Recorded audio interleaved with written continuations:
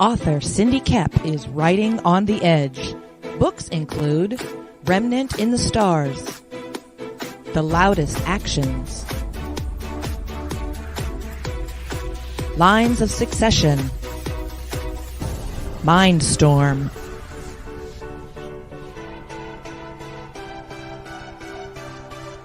Condemned Courier, the Yerushalayim series, and Animal Eye. Find author Cindy Kep at CKOEPP.com today.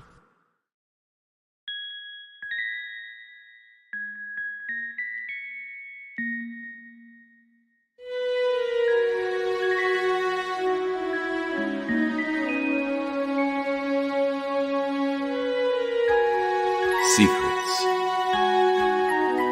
trust, worth. The bond between souls intertwined within otherworldly intrigue. Michaela Jade brings forth the Elite Warrior series, a collection of dark fantasy romance novels set in a twisted world where power lusts in the hearts of men and devotion seduces the souls of women.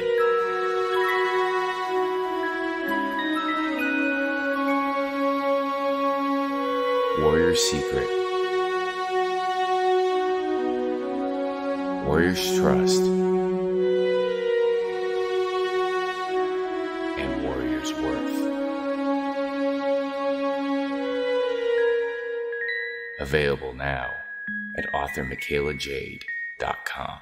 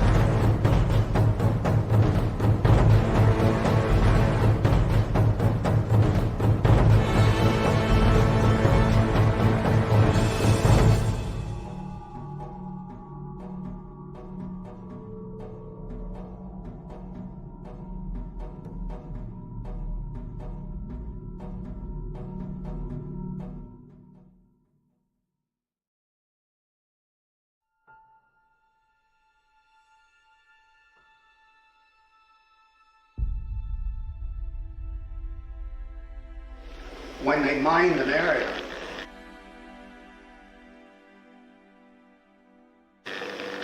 they put down yellow tape right across that line, say.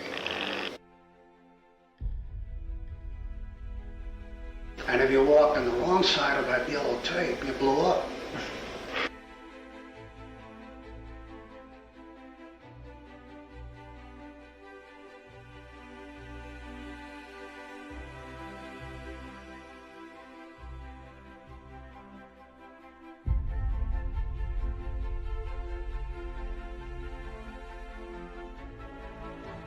Strange Tales 136, I remember it very clearly, and that was my first exposure to Kirby.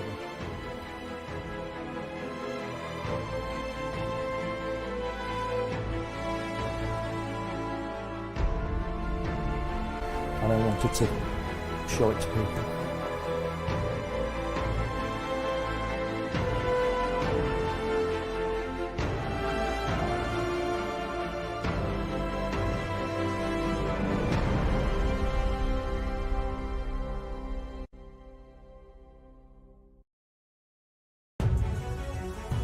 Sunsworn Wings of Vengeance is funding now on Indiegogo. Don't miss this action-packed space fantasy adventure sure to rekindle your love for the genre. Get it now on Indiegogo or just go to sunsworn.com.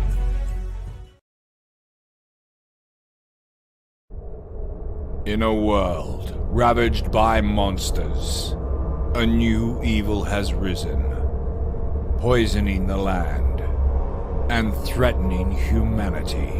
Now, the Monster Matador, along with the meanest and baddest kaiju killers, have joined forces to kick its ass.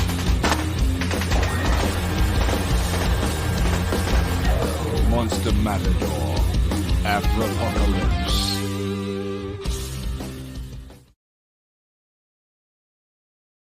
I say, hey, yo, yo, yo, welcome to CRoM Con Day 2, Part 2. I am here with the obviously illustrious Tank Barrett. And not sure where the doc is. His butt hurt, so he probably has to go stand for a little while and get rid of that numbness in his tail sickle. He literally got all butt hurt and left the show. We are here. What's happening, Thomas? How you doing? Hi. What's going on, guys? Hey. Apparently, someone got butt hurt. I missed something. Apparently, Yeah, he'd been sitting down for too many hours, so he literally got butt hurt and had to leave the show. His ass-sickle got numb. This is the complete opposite of when I normally go to a convention, whereas I stand for 8 hours straight at the show and I don't sit down.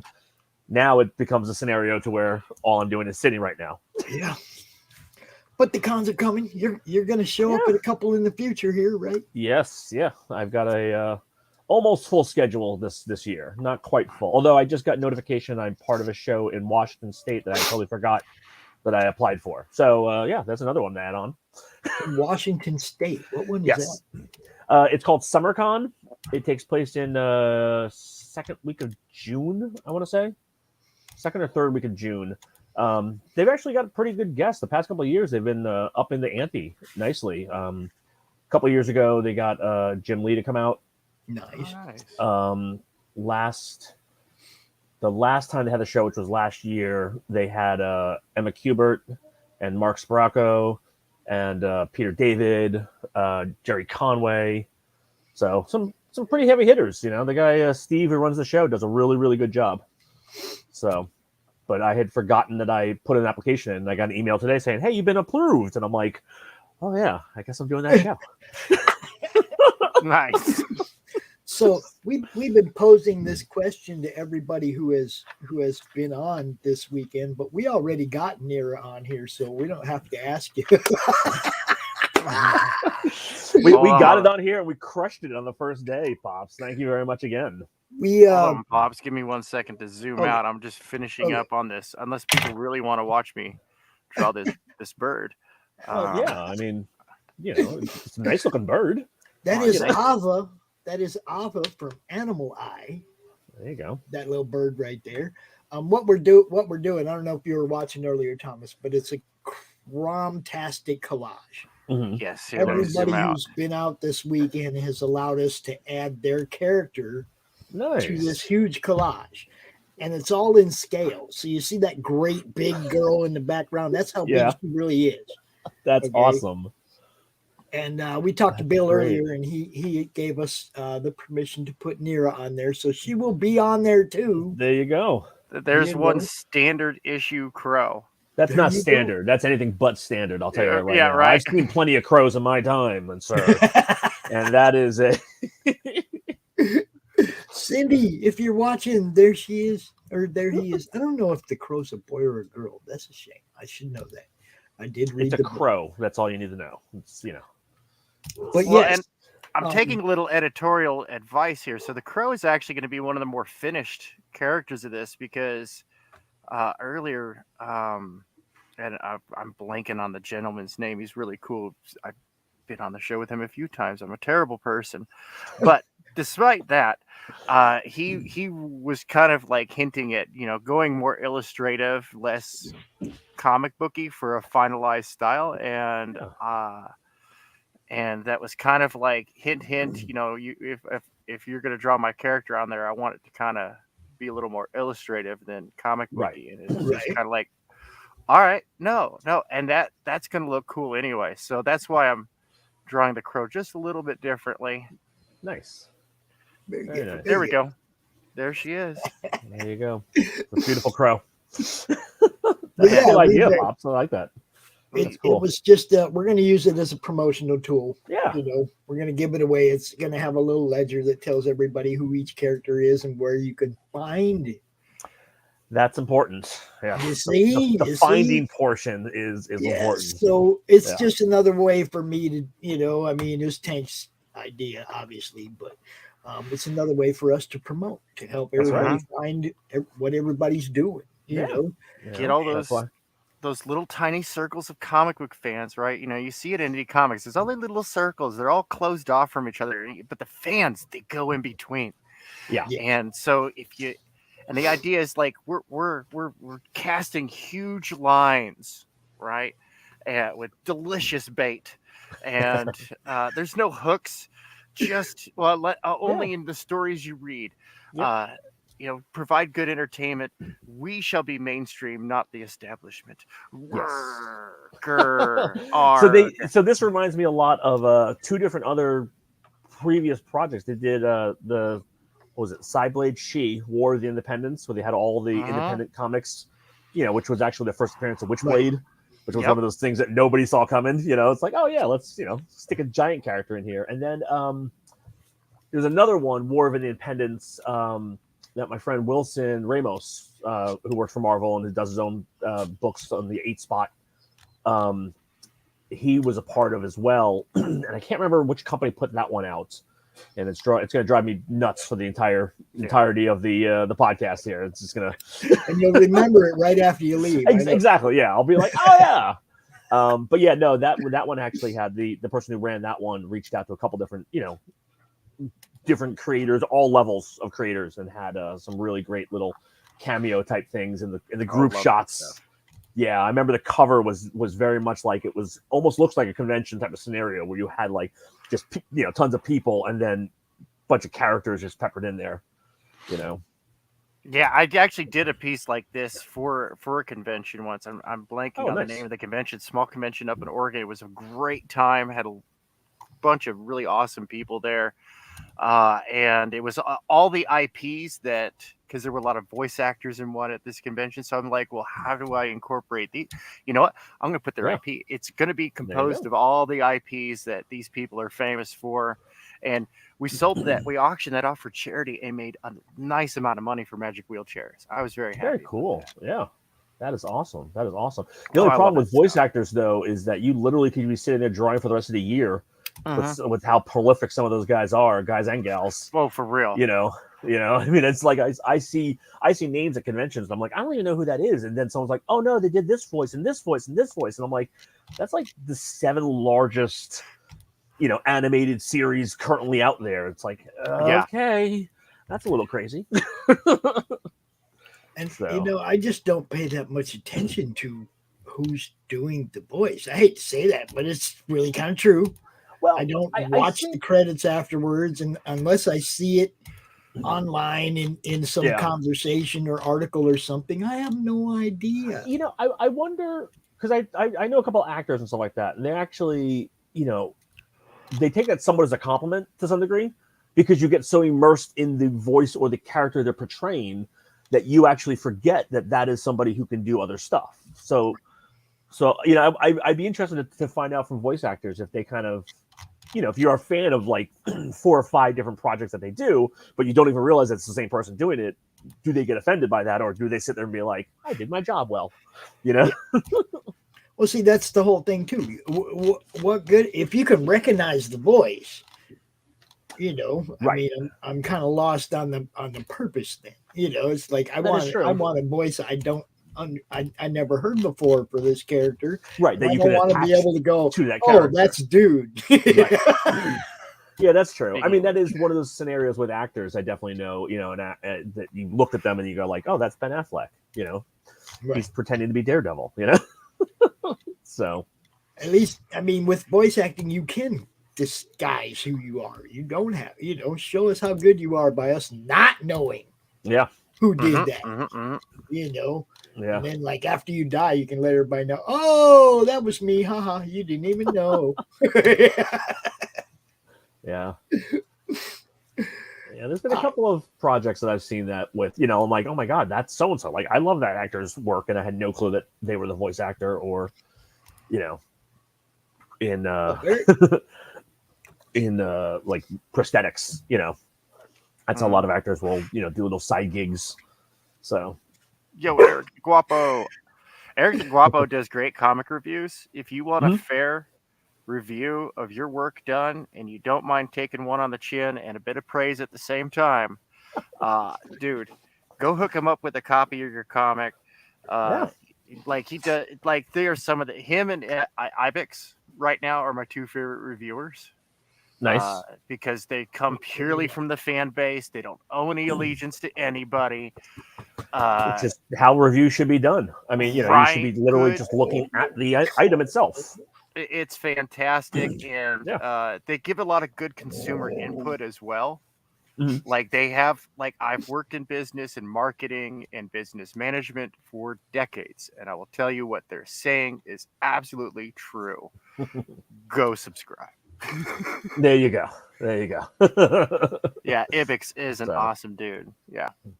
Ibex is awesome. Yes. Yeah. Nice.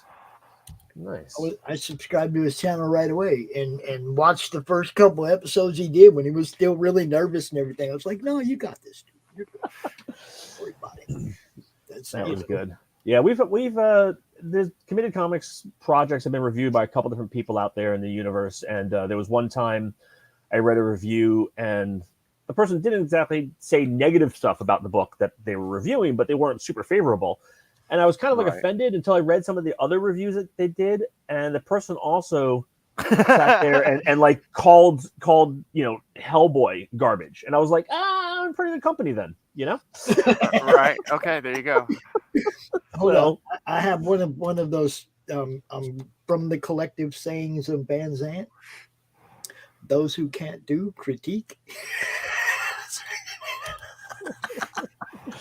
There you go. Picky customers are always appreciated. Yeah.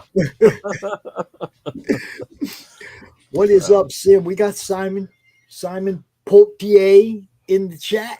What's happening, Simon? Voice acting is the way to go. So this book, Thomas. Yes. Thomas, this book, Thomas. We launched this book on the Madness. And it has over 5 times as many backers now as it did when that show was over. Oh yeah. I think we had like 58 or like 60 backers at that point in time. Yeah, and it was like you got 5 times as many since then. Yeah. That's beautiful. Yeah, beautiful.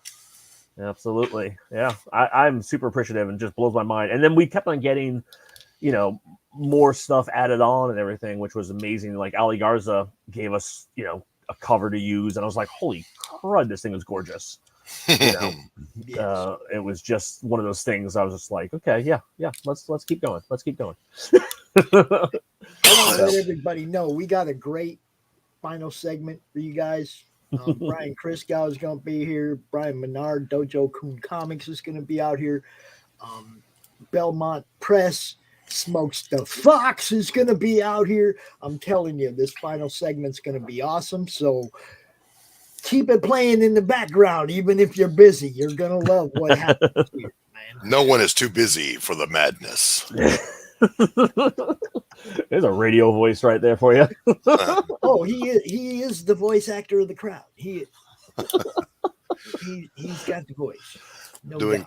Doing commercials at the local radio station actually paid a big way through college for me. So, yeah, there you go.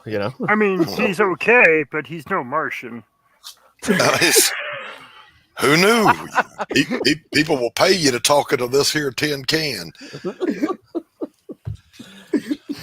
All right. So, earlier today, I don't know if you're aware, Thomas, but earlier today during the draw stream, Bill came out and drew. He did. He had messaged me because he's actually in the process of doing another live stream with somebody else right now. So I told him, I messaged him. I'm like, oh, like when I saw him announce that, I was like, oh yeah, we're both going to be at the same time, in 2 separate areas. And he was like, oh no, I already talked to Pops earlier today. And I'm like, oh, excuse me. Wait a minute. Who dares right? be live streaming against CRoM Con? Holy cow. Look, I even go out there and share those other streams that are playing during CRoM Con. I mean, if I get a notification that somebody I know went live, I still click the live button. There they go. They're playing, There you go. Yeah, when Pops gets quiet, he's actually watching other live streams and leaving this to us. I'm not going to lie.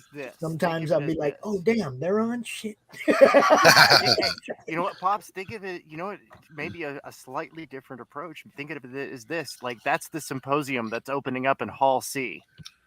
Yeah, right. Another live stream. That's what I mean. It's like, for me, it's always been about promote everybody. But we're Hall C, just so everybody knows. Right, exactly. Actually, actually, you want Hall H. We're Hall H. Yeah, Hall H. There you go. There you go. Yeah, 67,000. The Ninja, Mr. Pothier, Pale Rider, all the cool kids are here. Yeah, Pale Rider come in, and I ain't seen a red dress yet. You believe that? That's amazing. And I'm sorry I'm late. Well, we took our little break. My puppy that's the size of a horse decided that would be a good time to tear into the trash and go from the kitchen to the dining room to the living room and down the hall. Nice. Okay, that sounds about right. That sounds about right for a dog. That reminds me. Sorry, real quick. Pale Rider, hit me up on Twitter before I forget because I need to contact you about spending money to make money. All right. There it is. There you go. There's your red dresses. Yep. Yeah. Because you know how it goes. Can't get enough of that sugar, Chris. He's got the booty, don't quit. I don't know if that's the theme song. I don't. I'm pretty sure that's how it goes, isn't it? Is it? Are you sure? Yeah. Okay. Is that the new theme song for the Morning Rose? That's my sugar. All right. So Pops, every time Sugar Chris shows up, it started on my channel. Every time Sugar Chris showed up in the channel, all of a sudden one day I bust out into that song because every time I saw Sugar Chris, I thought Sugar Crisp. Yes. So Sugar Bear kept popping in the back of my head, singing the song, and then one day it just came out diarrhea of the mouth because I can't get enough of that Sugar Chris. He's got the booty, don't quit. I mean that last part, it doesn't even make sense. The booty, he's got the booty, don't quit. I'm sure it's appreciative, I'm sure their booty is very appreciative that you notice that they don't quit, Right? He does me too. Like, does he have the booty? You don't quit, or it doesn't quit? Like, I don't want it's open to interpretation. He it's can just fine keep art. his non-quitting booty over there. For me, just the booty, just keep it over there. I'm good. Right. Doc, back me up here. Fine art can be defined that it leaves something open to interpretation, whether emotional or literal. Right. Right. Fine art is executing with any medium in a manner that is largely subjective but founded on talent, skill, construction, all the elements of art, whereas what we do here in sequential art is very objective. We're telling you what to look at. We're showing you exactly what things are. Right. Sequential pages are illustrative. It covers, posters, that's commercial. And that existential, when that character has the existential crisis, that is fine art. Because then that's more. No, it is not. It is too, sir. Never mind. I understand what you're saying. Never mind. Yeah, I'm saying based on. My landscape painting is not an existential crisis. It's just purdy. All right. It's illustrative. Simon has a question for you, Tank. Mm-hmm. He wants to see Luani. Oh, you want to go see that Luani? All right. Well, let's. We got to get off ass. Oh, look at that right there, baby. Nice. Yeah, man. Very, very Sylvester-esque. Sugar Crisp. Oh, thank you. You did it to me. You did it. You did it. It's now stuck in your head. No, dude. The more people sing that, the better because it's beautiful. He does it to me too. When I come in, he goes, "What's up, Doc? What's cooking?" You son of a bitch. I got a question for the chat. How many of you people have not backed this book? I see it just went to ding to 270 right there. How many of you have not backed this book? I have not backed the. Oh wait, I can't. Sorry. You should definitely back your own book. Actually, I do have a second account, but I have never actually gone and done that yet. You know, it doesn't appear like you need to. Yeah, that's one of the kind of things. It's just you're looking good there. So I'm gonna go ahead and play this video real quick, guys. Yeah. Nice. All about the videos.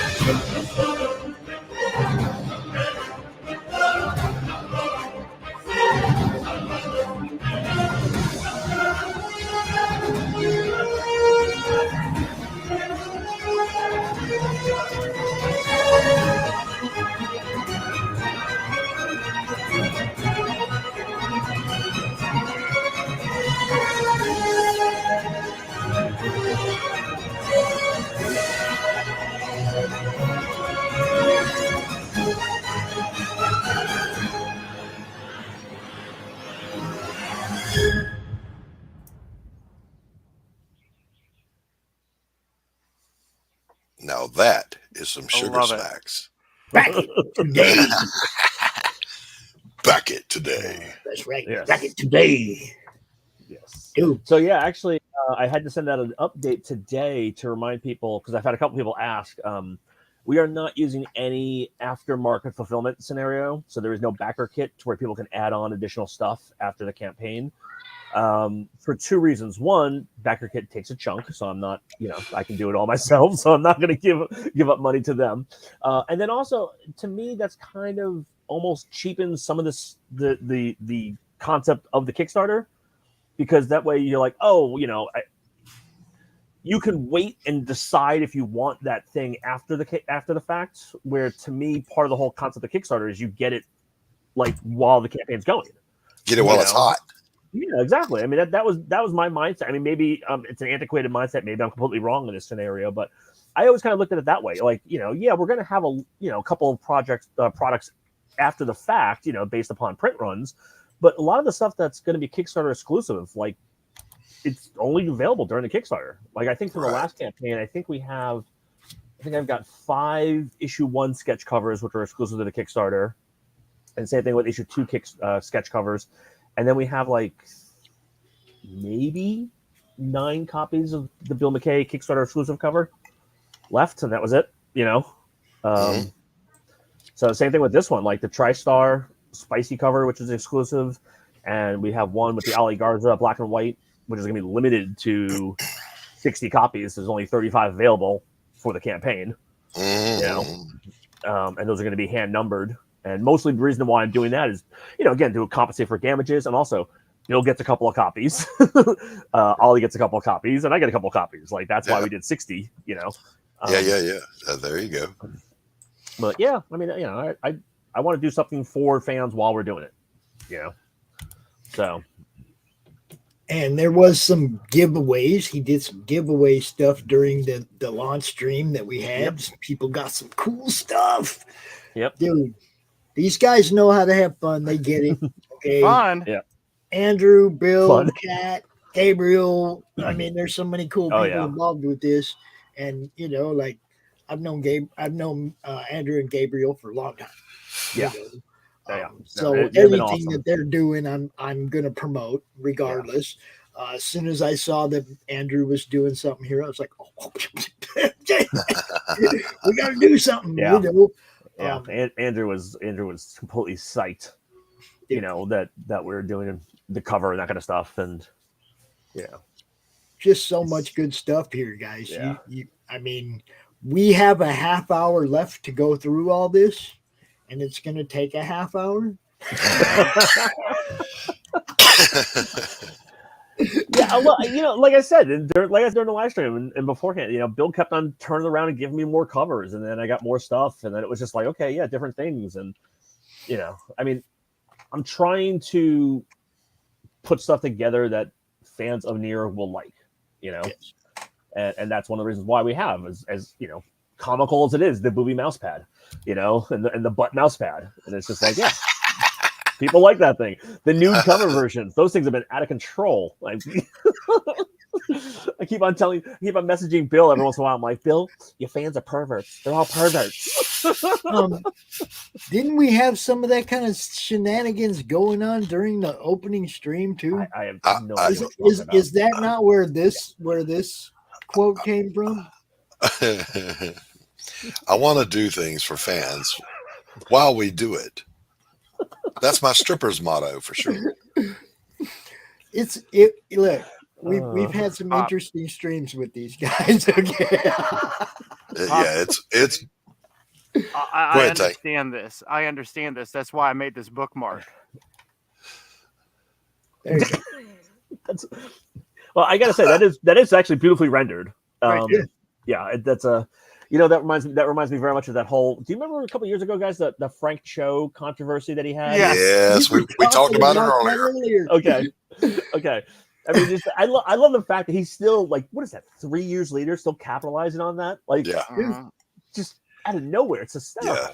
I happen to have Wonder Woman Rebirth #2 on the wall back there, signed by Frank, and I think.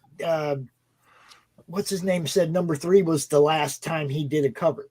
Yeah, for Wonder Woman cover, because that was the old Greg Rucka thing. Yeah, so I got #2 signed by Frank. Nice. Good old Rucka. Good thing he's looking out for us, huh? Yeah. Helping that man's a hell of a writer, though. Go up. I love it. He's a hell of a writer, that guy. He is very talented, but yeah. So right now, I'm pretty sure you know what's going on right here. There you go. Nice. Tank is adding some special to the CRoMtastic collage. There you go. We've been watching this happen for 2 days. This thing just keeps getting actually smaller but bigger. Right, yeah. And Tank keeps aging. Yeah. He has to keep shrinking it to fit more people in there. Yeah. Nice. I hate to tell you this, Tank, but Dojo Kun's anthology. You got about 10 characters to do there, buddy. That's painful when you stick an anthology on top of an anthology on top of another one. The anthology within the anthology. That's right. Oh, that's great. Man. I love it. That's funny. Tank pencils down. He's doing it digitally. He can't even get mad with doing that because that's like a $70 stylus, Yeah, right. You can't break your pencil in outrage. Nope. Damn it, Bobby. So you can get all the PDFs, 1, 2, and 3. Bing, bing, bing. $10, and then by getting that, you get all the stretch goals as well. Yep. So which is nice. Physical tier. Yep. Copy #3 for $10. That's right. Right, with nice all simple. The goodies. The physical. And again, with $10, you get the book. You get 2 buttons, a trading card. A metal bookmark, a print. 3. So you've unlocked some 5 stuff. Stickers. Yeah. We'll get to that when we get some other stuff. Yeah, it's a whole lot of stuff. We will get to that when we get down there. Now you have the physical reward sticker disc variant cover.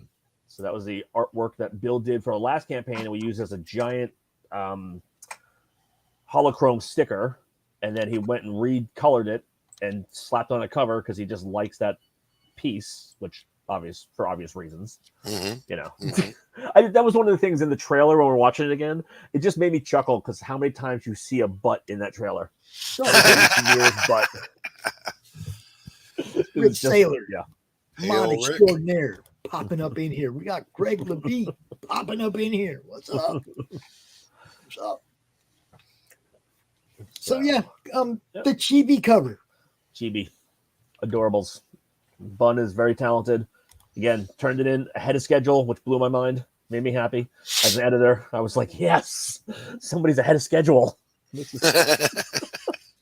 Actually, I gotta give a huge shout out and props to all the variant cover artists that worked with us. I mean, nobody was late. Some people were right on time, some people a couple of days early. But as a publisher, that's something I super appreciate. Them respecting the time that I have with their creative process.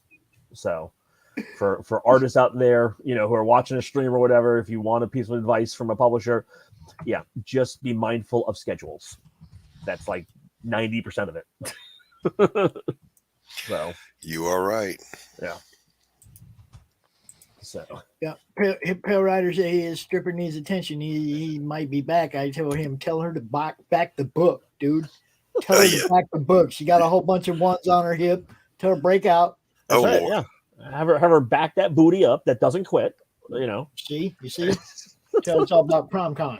Can't get enough of that sugar, Chris. Jesus, Tank, I'm going to kill you. So then we have the Andrew Mangum variant cover. Yep. With a giant sword. You guys know, friend of mine whose beautiful art is right in front of me. I look at it all the time. That is a very cool piece. Hold up. I got to get it. Get a big. It's Hatchet, yo. Nice. That's very cool. Yeah. And that is the first published piece of art I ever owned, right there. Nice. Mm-hmm. Thank you, Andrew. You rock, bro. Yo, what's up? I bought a signed book from him, and he took the book around, and he had a whole bunch of other people sign it whose heads are also on the cover of the book. That's funny. And then he sent it to me with that art, and it was like, no, dude, no, you can't just send me free art and stuff. It's like you're supposed to be trying to make money. So I sent him some money, so he sent me some more freaking autographed comic book. It's like, dude, it's the bad Mobius. It's the bad Mobius strip of friendship. He let me get ahead, or even much less ahead. You know what I mean? It's like, come on, man. He's good. He's good. People's like that.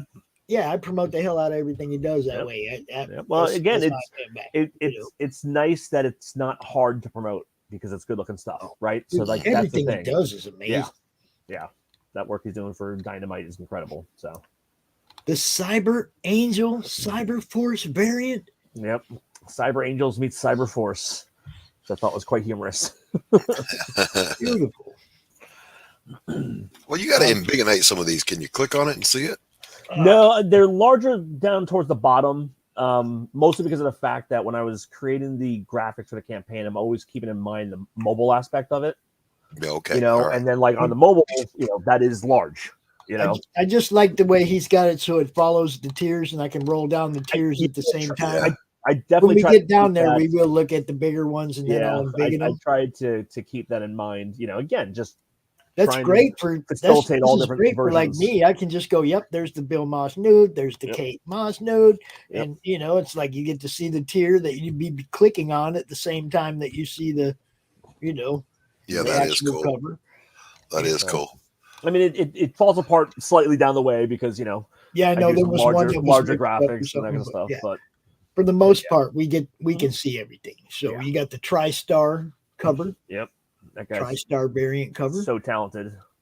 And Joe Madeira. Yes. Tribute by Bill. That's right. Yes. Again, near a butt. Yes. And the Lena Dye variant. Yep. And a TriStar Spicy limited edition. That's right. It's the booty. And then the Nira X butt pad. Yeah. It's a mouse pad. Thank you very much, sir. It's the butt pad. Look, carpal tunnel's a real thing, all right? Exactly. This is ergonomically designed for your ergonomically designed, right? Yes, for your health. Yes. And then Bill Moss did a tribute to Joe on a red foil. We're gonna have that printed with foil. It's actually got more of Nira on there to compensate for the no trade dress. The negative space on top. So it's going to be printed, and that's super limited. Like that, nothing wrong with negative space. Yeah, you can't get that as an add-on. That was only tier. It's one of the few only tier ones we had. And then there's a bunch of sketch covers. Bunch that of you can sketch get covers. different people doing sketch covers. You got Andrew and Gabriel and Greg Paulson and my friend Todd Oh, Rayner on there. I missed one. Oh yeah, Todd Rayner. There you go. Yep.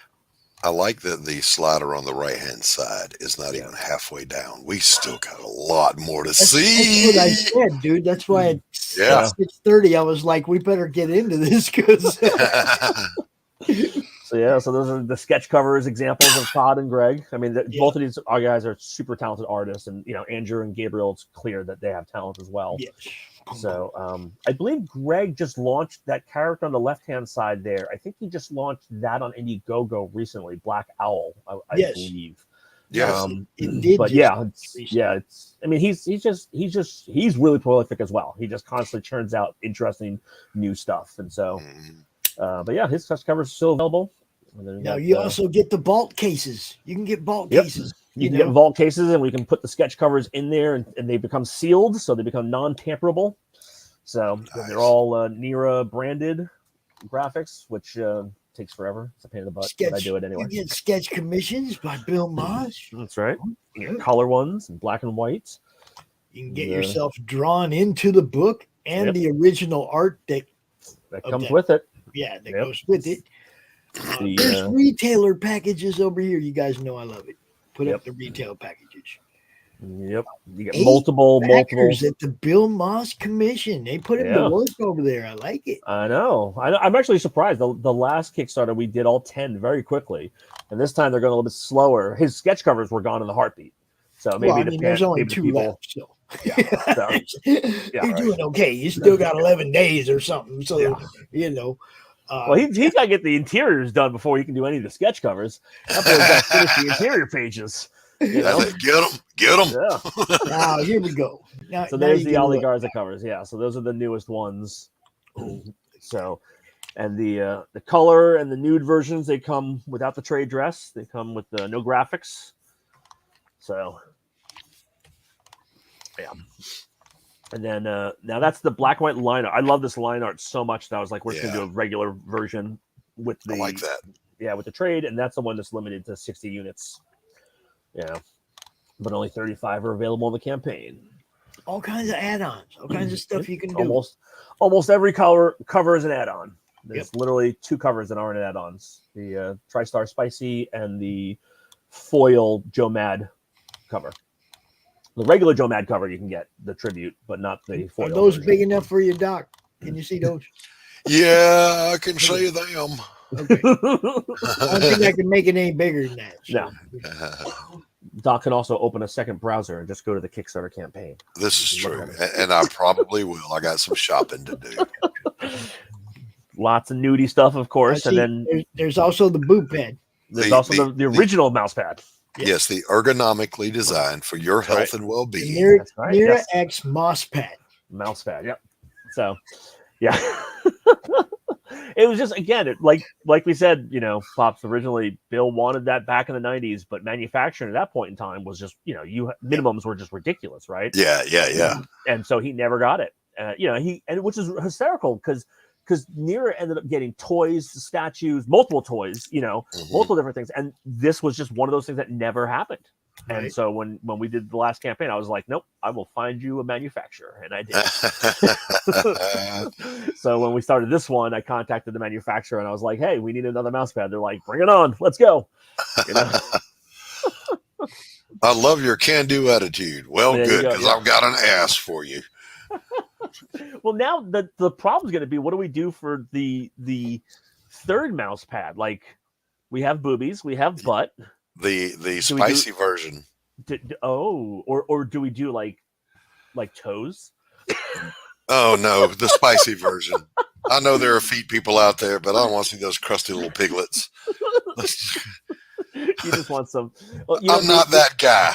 They do actually make the mouse pads with the nipples, believe it or not. I have. Oh my god! Oh my god! So maybe that's the way we go. Maybe that's therapeutic. Therapeutic also. It's ergonomics, folks. That's all ergonomics. That's all we care about here. Mm-hmm. So, we have so many issues. Okay.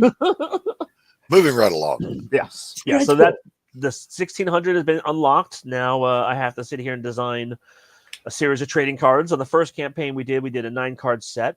Potentially, I will also be doing a 9-card set on this one. The problem, though, is that we have, I think, 13 different cover images. So now I've got to narrow down. So. Okay. Yeah. So that'll be difficult. And the next one's at 20, so we got a little bit of work to get there. A little bit of work to get there. I hope you bust open every stretch goal you have just so you can have to work harder. Well, that's what Bill wanted me to do. Yeah. Bill was quite happy about that idea. He was like, yeah, let's make Tom work some more. And I don't mind doing it. I've got 3 different spreadsheets all set up right now, which each one's cross-referencing another one to do this one, to do that one. So, and I don't, so there's all the extra stuff literally for $10. That's, you get all that stuff there. Now I want you to look at this. This says funded print with art by Rich Parada and Wilson Ramos. Nice. Yep. Y'all know Rich. Who's Rich? Rich. Our illustrious co-host. Who is Rich? He's that guy, who does that thing with that stuff with the other that guy. crumpet-eating American. He's that dude, yeah. That redneck. That not redneck. That red coat. Yes, Redneck, red coat. He's both. The draw stream today with Rich on there and all of us, it was just hysterical. I couldn't quit laughing. I couldn't keep up with it. It was horrible. It was amazingly horrible or horribly amazing. That's the best way to do it. Or horribly amazing. I mean, whatever you want to go with. Yes. So. Yeah. It was horrible, but it was fun. But it was horrible. Yep. So you get that print. So you get 2 buttons. You get a bookmark. You get a magnet. You get a sticker. You get a sticker sheet. You get. Now you get a trading card set. You also get, if you are over $100, you also get a metal trading card with art by Adam Hughes. Oh, yes, it's he did a pinup for Nero many years ago. With Hello, Betty. Yep. So, and that's again, that's going to be one of those kind of things that's only going to be manufactured. For the campaign. That's it. Once it's done, it's done. Adam Hughes is one of my all-time favorite hot chick artists. Yeah. I mean, it's hard to top him. Yeah, and this was back when it's got to be mid-90s, so Adam was just getting into it, Hell yeah. He was doing Ghost. Yeah, probably during that time frame. Yep.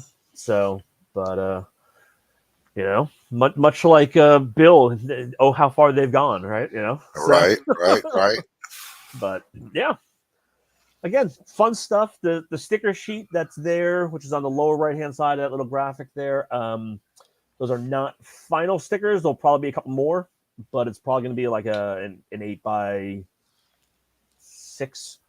sheet with a bunch of different stickers on there that you can peel off and stick onto your fill in the blank. And so, but yeah, I mean, as Bill's just noodling away with different artwork. Are you doing any of the stickers as magnets?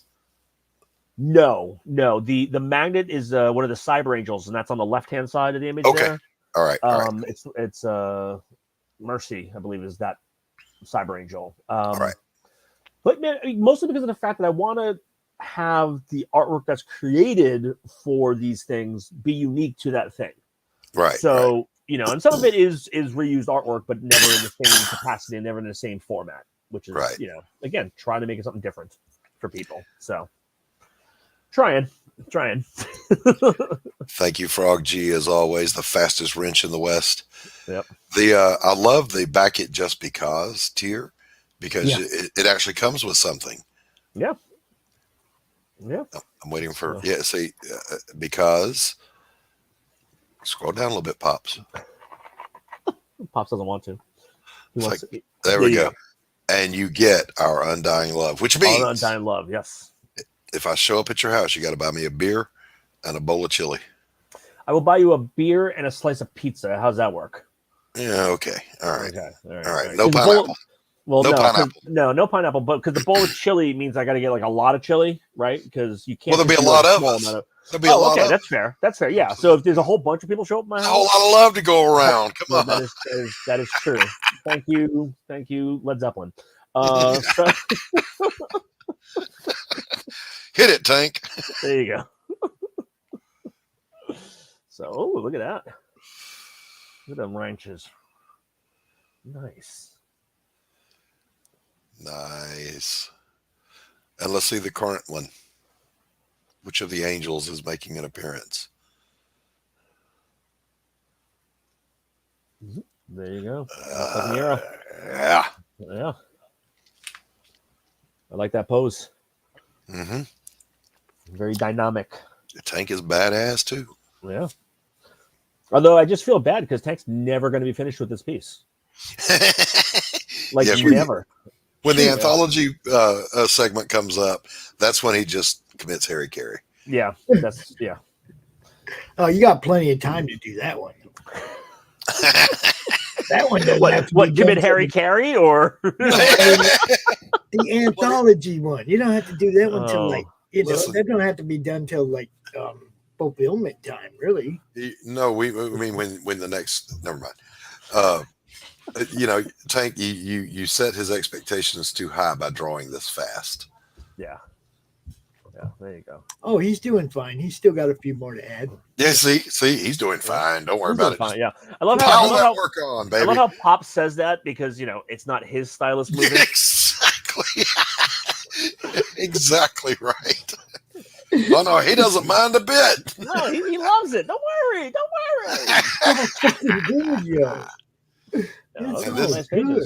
This is Scalpel Zero pages. Nice, very nice. Which just looks amazing, and I can't wait for it.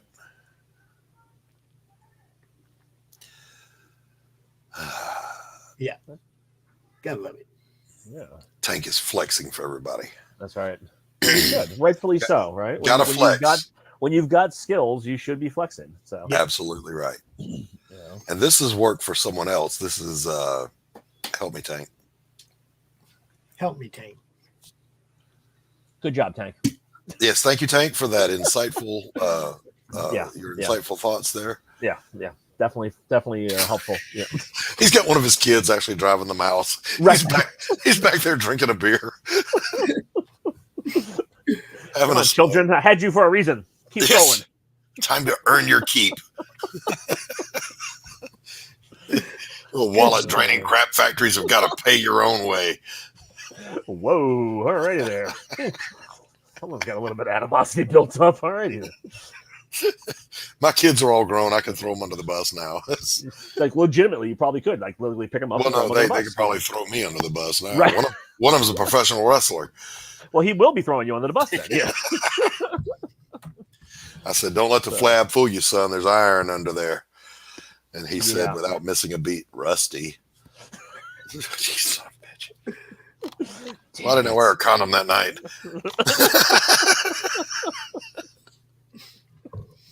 Oh my goodness.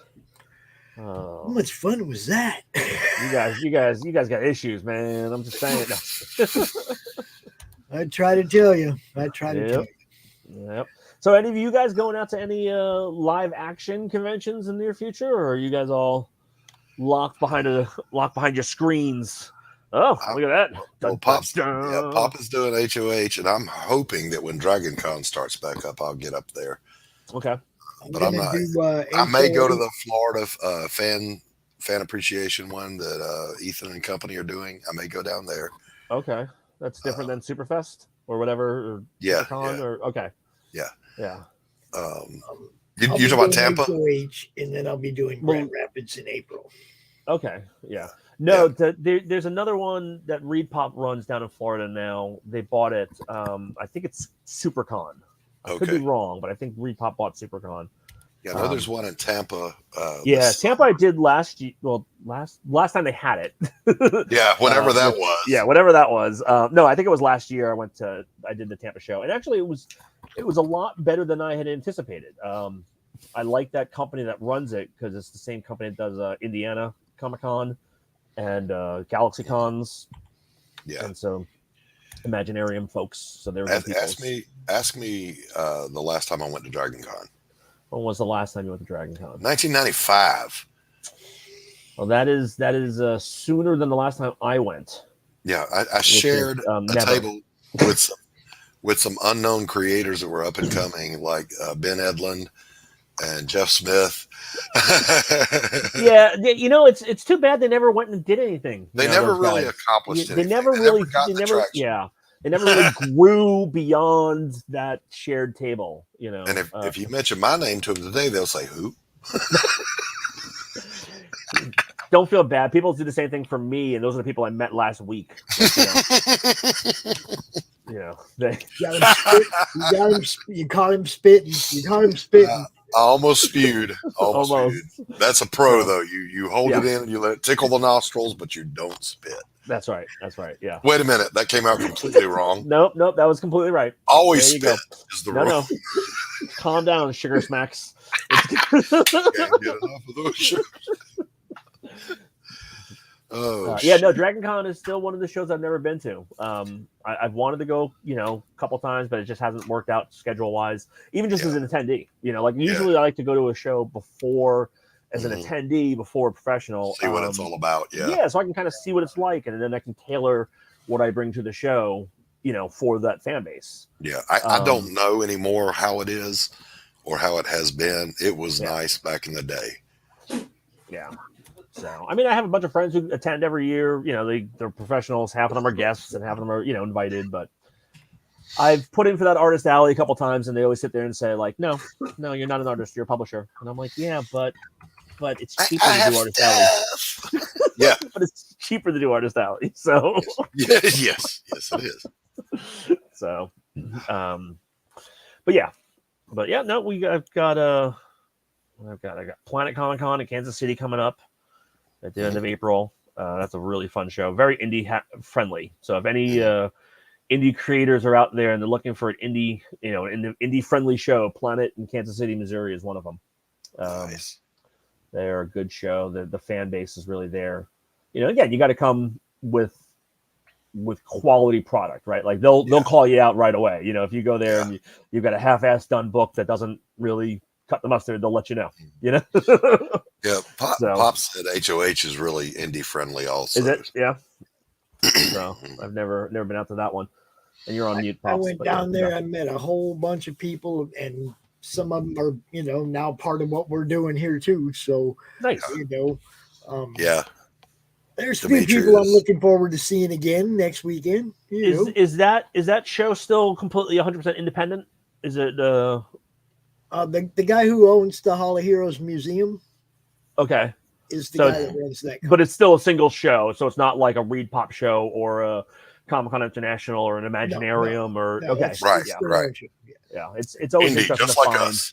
Yeah, so it's interesting to find those shows, because there's so many are just being bought up, because that's the nature of the convention circuit now. Right. So if you're enjoying this content, be sure you subscribe. All kinds of different food trucks out in the parking lot, so you could get whatever ribs, pizza, whatever. They had it all out there. I was like, Pops. You want people to stay and spend money? You feed them inside. Spend money inside.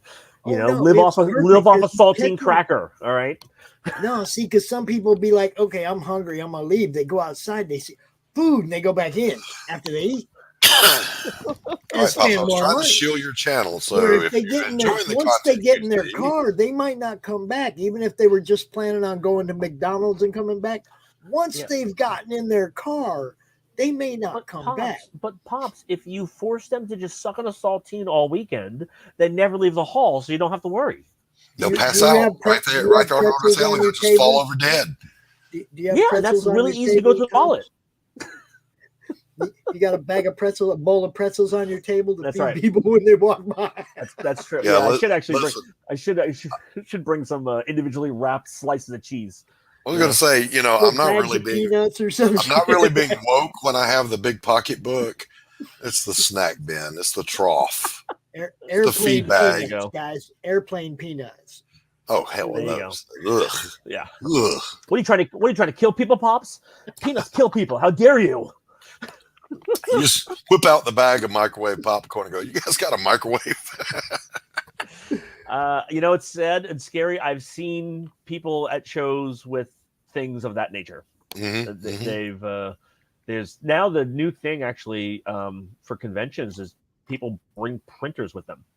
Oh my because God! Printers have gotten so compact and high I guess quality. so, yeah. You know that there's a couple people that just bring printers, and there's one guy I can't remember what his name was or what his company name was, but he had like fan art on this like scroll artwork, like long, like 20-inch wide pieces of paper, but it was like long, and he was printing stuff on that. Wow. And I was just like, are you kidding me? And he had like 4 tables because it was at Salt Lake and there was a bunch of empty tables, so he literally just took up an entire row. Yeah, I bring it a was stone crazy. and a chisel so I can make my cave paintings. Yeah, exactly, man. It's nutty. Take this. If I didn't have to fly to shows, I might consider doing that kind of stuff too.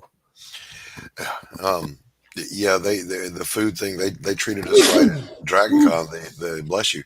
The big names had this luxurious suite that was catered and everything. Yep. Artist alley people or small press people, they had a little room with one lunch table on there and a bunch of Coca-Colas and Tom's potato chips. Oh, thank you so much. I'm eating all of these, just so you know. Right. Yeah, everything. Yeah, well, at least they give the independents something.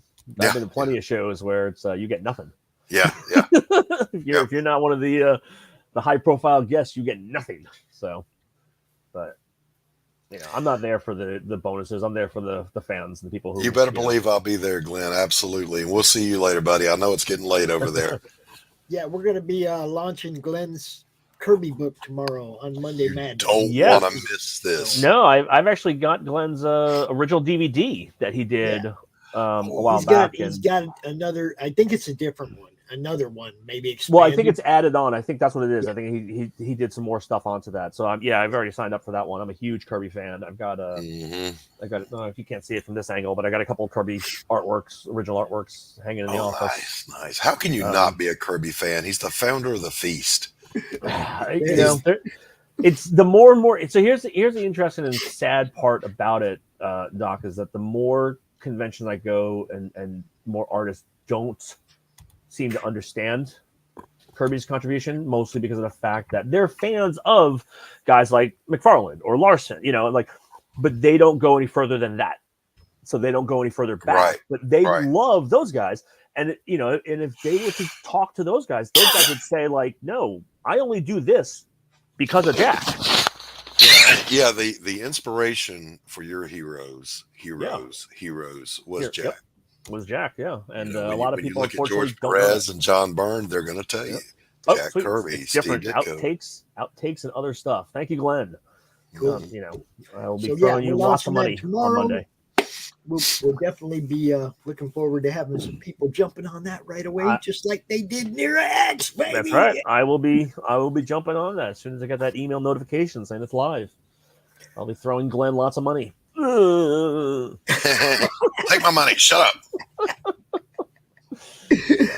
Glenn is good people too. I'm really hoping that somehow the Postal Service drops that on my porch before the show tomorrow, so that I can actually show it to everybody live. Excuse me. Actual thing, I know it's trying to get here. I just don't know if it's going to get here in time. But we're hoping.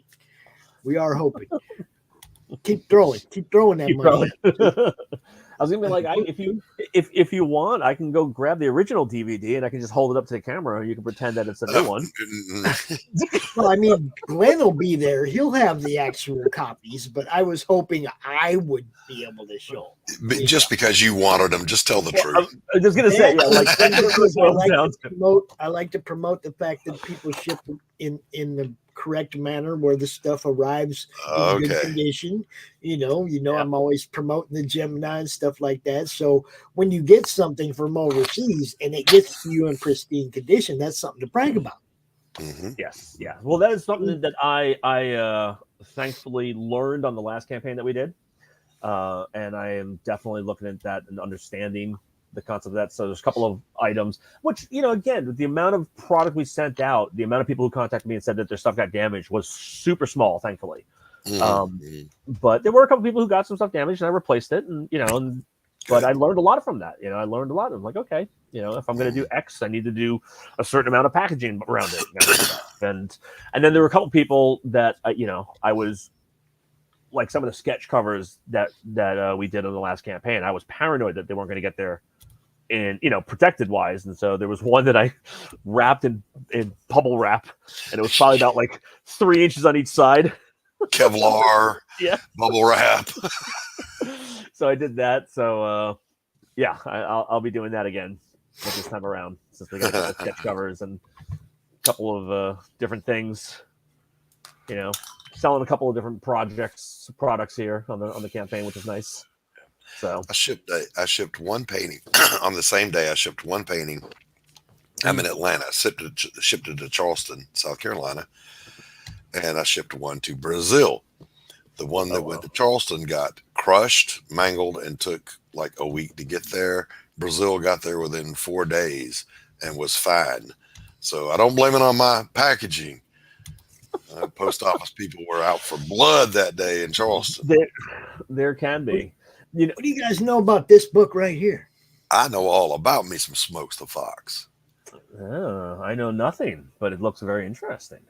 This is written by Mike Barron. Oh, okay. Mm-hmm. It's a pot-smoking mutant fox being chased by a crazy weaponized werewolf. It's 2 books, 1 campaign. This one, like everything Mike Barron does, it gets crap from Twitter, from Reddit. It gets shit on. Nobody likes it because Mike Barron, everybody needs to share the fuck out of this. And in spite of Reddit, get anything Mike Barron does funded. Absolutely. Well, Mike is a very, very talented and outspoken individual, which is great. And, and it's just.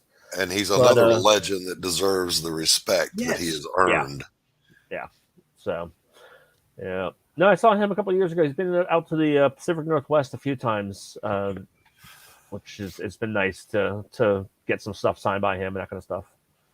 So yeah, we had his buddy Gabe El-Taib on yesterday, which was amazing. Yeah, that was the second time I got to talk to Gabe, and as usual, it's never long enough. It's never long enough. He's like, so busy. I could talk to that guy for 3 hours. Yeah, I mean, just good people. Just good people. And amazing talent. Well, Justin said this book has been trashed by Mark Brooks' Little Whisper Network, and he hasn't picked up any new backers in a few days because every time he looks online, he's getting hammered. Well, let's change that. That's what I'm talking about, man. Let's change that. I believe I was the number 3 backer on this campaign. I was doing a stream of my own and got the notification and bam, backed it right away. I was on my own in the chat. And here's the man himself, Mr. Justin Belmont. How are you doing, bro? What's up, Justin? What's up, Doc? Pops? Yeah, see, there you go. Frog said, if it's been trashed by Mark Brooks, it must be good. Hell yeah. You go, Frog. Exactly right.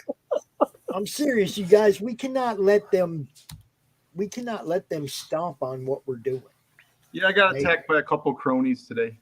It's horrible. It's horrible. Screw them guys. Why are they all upset? What's the basis for their complaint? Post a copy of one of his nasty posts that he did on Facebook, on Twitter. I just reposted it. Yeah. Called him delusional, I guess. So since I called him delusional, I'm racist. Yes. And I hate poor people. He told me, one of his friends said, I hate poor people and I'm racist because I called him delusional. Yes. You're automatically an ist or a phobe. You hate me? Ist or a phobe. Can I be a phobe of the ist? I actually trademarked the word istophobe. I am the world's leading istophobe. So I have to ask you a question, Justin. I don't know if you've been paying attention to the weekend's festivities. Go ahead and pan out a little bit on this, Tank. Oh, what's up, if Tank? you don't mind. He's not listening. He's not listening at all. He hasn't been listening to you for like a week. No, there we go. What this is, Justin, this is the CRoMtastic collage. Oh, nice. And everybody who's been on the show this weekend has allowed us to put their character, one of their characters, on this collage. I'm asking you first, is it cool? Second, which one would you want on there? Smokes or the werewolf? I'm gonna have to think about that. Who's drawing it? Tank is. Tank Ferret. He's drawn this whole thing all weekend long. He's been The doing whole thing? I thought he was just drawing like his part or whatever. No, he's doing everybody's. He's done the whole thing this weekend. No one's ever drawn my character before besides my artist. Oh, there you go. There's always a first time. Give me a second to think about it. Glenn Fleming even allowed him Hatch. So Where's he going to be? In the back, in the front, in the side? It'll be to scale. So if you use, whichever one you use, all these characters are to scale. Even that great big chick, she's actually 8 feet, 18 foot tall, right? So all these characters are actually to scale. If you look down there at the bottom, you'll see Mr. Mooney, the cat from Beowulf 3, from Grant Lankard's book. Okay, all these characters are to scale. So if you use the werewolf, he's going to be kind of big. He'll probably be up in the corner, or something. And if you use the smokes, I mean, we can fit him in anywhere. It looks like you got the alien in the toilet, dude. Yep. Even Duty, the alien from Uranus is there. Yeah, I'll get in on this. I'm just trying to think about which character I'm on. You figure it out and then send me a couple of pieces of reference art. I'll forward them to Tank. And I think Smoke should be sitting on Crom's shoulders smoking one. Yeah, we'll probably use Smokes, man. CRoM and Smokes are about the same size. Huh? CRoM and Smokes are about the same size. So yeah, that's true. F Danny. Yeah, F Danny. F Danny. But yeah, we've been doing that all weekend, and we're going to use it as a promotional tool. Okay, it's going to be a digital that we can give out to people, but it's also going to have like a ledger that tells you what each character is, where you can find them, who created them, all that. So we're going to use it like a promo tool as well. Nice. So by all means, man, decide which one you want. He will handle it, And yes, thank you, Frog. F Danny. Thank you, Frog. We always need to remind everybody. We always need to remind everybody. Well, Justin, it's good to see you, man. I'm sorry that the woke commandos have been trying to kick a hole in you, but we got you back. A couple of them wasn't that bad, but it kind of made me mad a little bit. But it's the internet, you can't take it that badly. You know what I mean? Well, see, now it infuriates me because every time they go after Mike, I got to go out here and be an asshole and call him out for messing with my friend. Yeah. I mean, because I've dude, from the day I met Mike Barron, every time they come at him, I go right out there and promote the hell out of him. Like right now, he's still banned by Facebook, right? Yep. Yep, he's still banned. Okay, so what do? We promote the hell out of what he's doing. Mm-hmm. You hit that little Facebook thing, you hit that little Twitter thing right there on that screen. Okay, on this page, you go to this page right here. You just click on that link in the chat right there. You go over there, you hit that Facebook thing, and if everybody shares this on their page, it kind of beats the whole ban thing. Yep. Okay, it defeats what they're trying to do, and that's what we need to do when they do this to one of us. We need to all stand up and say, I don't think so, Scooter Poop. And not only that, if we all stand up together doing this all the time, just on the regular, nobody has to pay Facebook for ads. None of that crap, because we're all taking care of each other. We all have our own fan bases. If we're sharing everybody's stuff to our fan bases, we're going to increase their fan bases too. And their doing it is going to increase ours. Yep. It's that simple.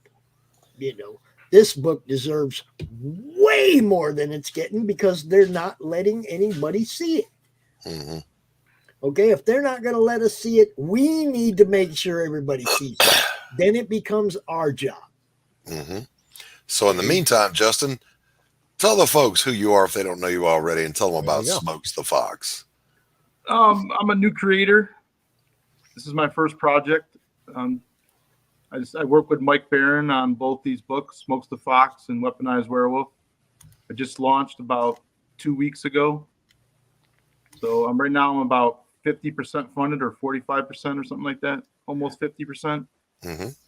So I just need a couple more backers to hit the 50% mark. Just trying to get funded so I can get everything printed up, and then see where I'm going to go from there. I want to make maybe a mini series with Smokes. Mm-hmm. And the werewolf, Weaponized Werewolf. I was hoping to make another series with him. I'm just seeing how everything goes right now. Right. So tell folks a little bit about Smokes, and then we'll watch the video. Yeah, Smokes is a product of the military.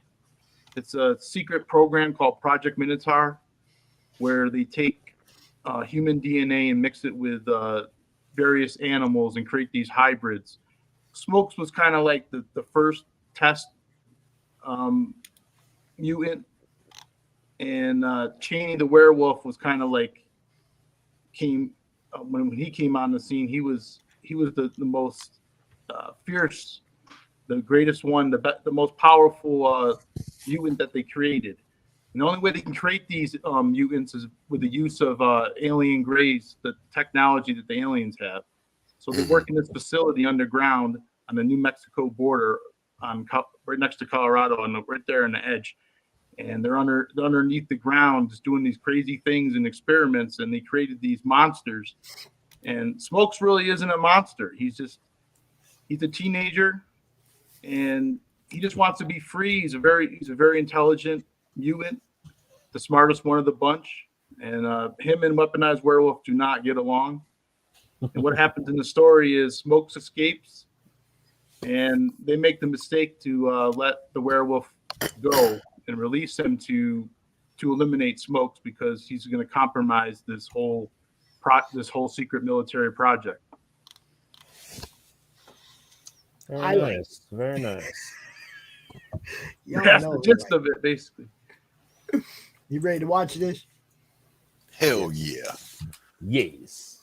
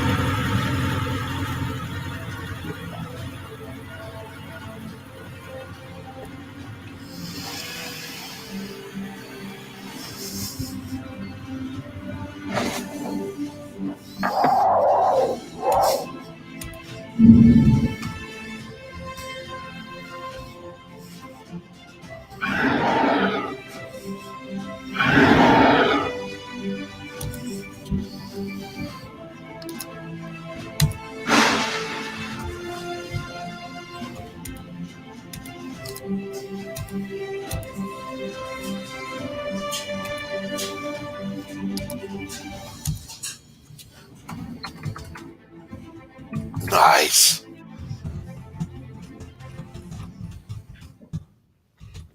I kind of wish I got a narrator now for that video, but I'm still happy with it.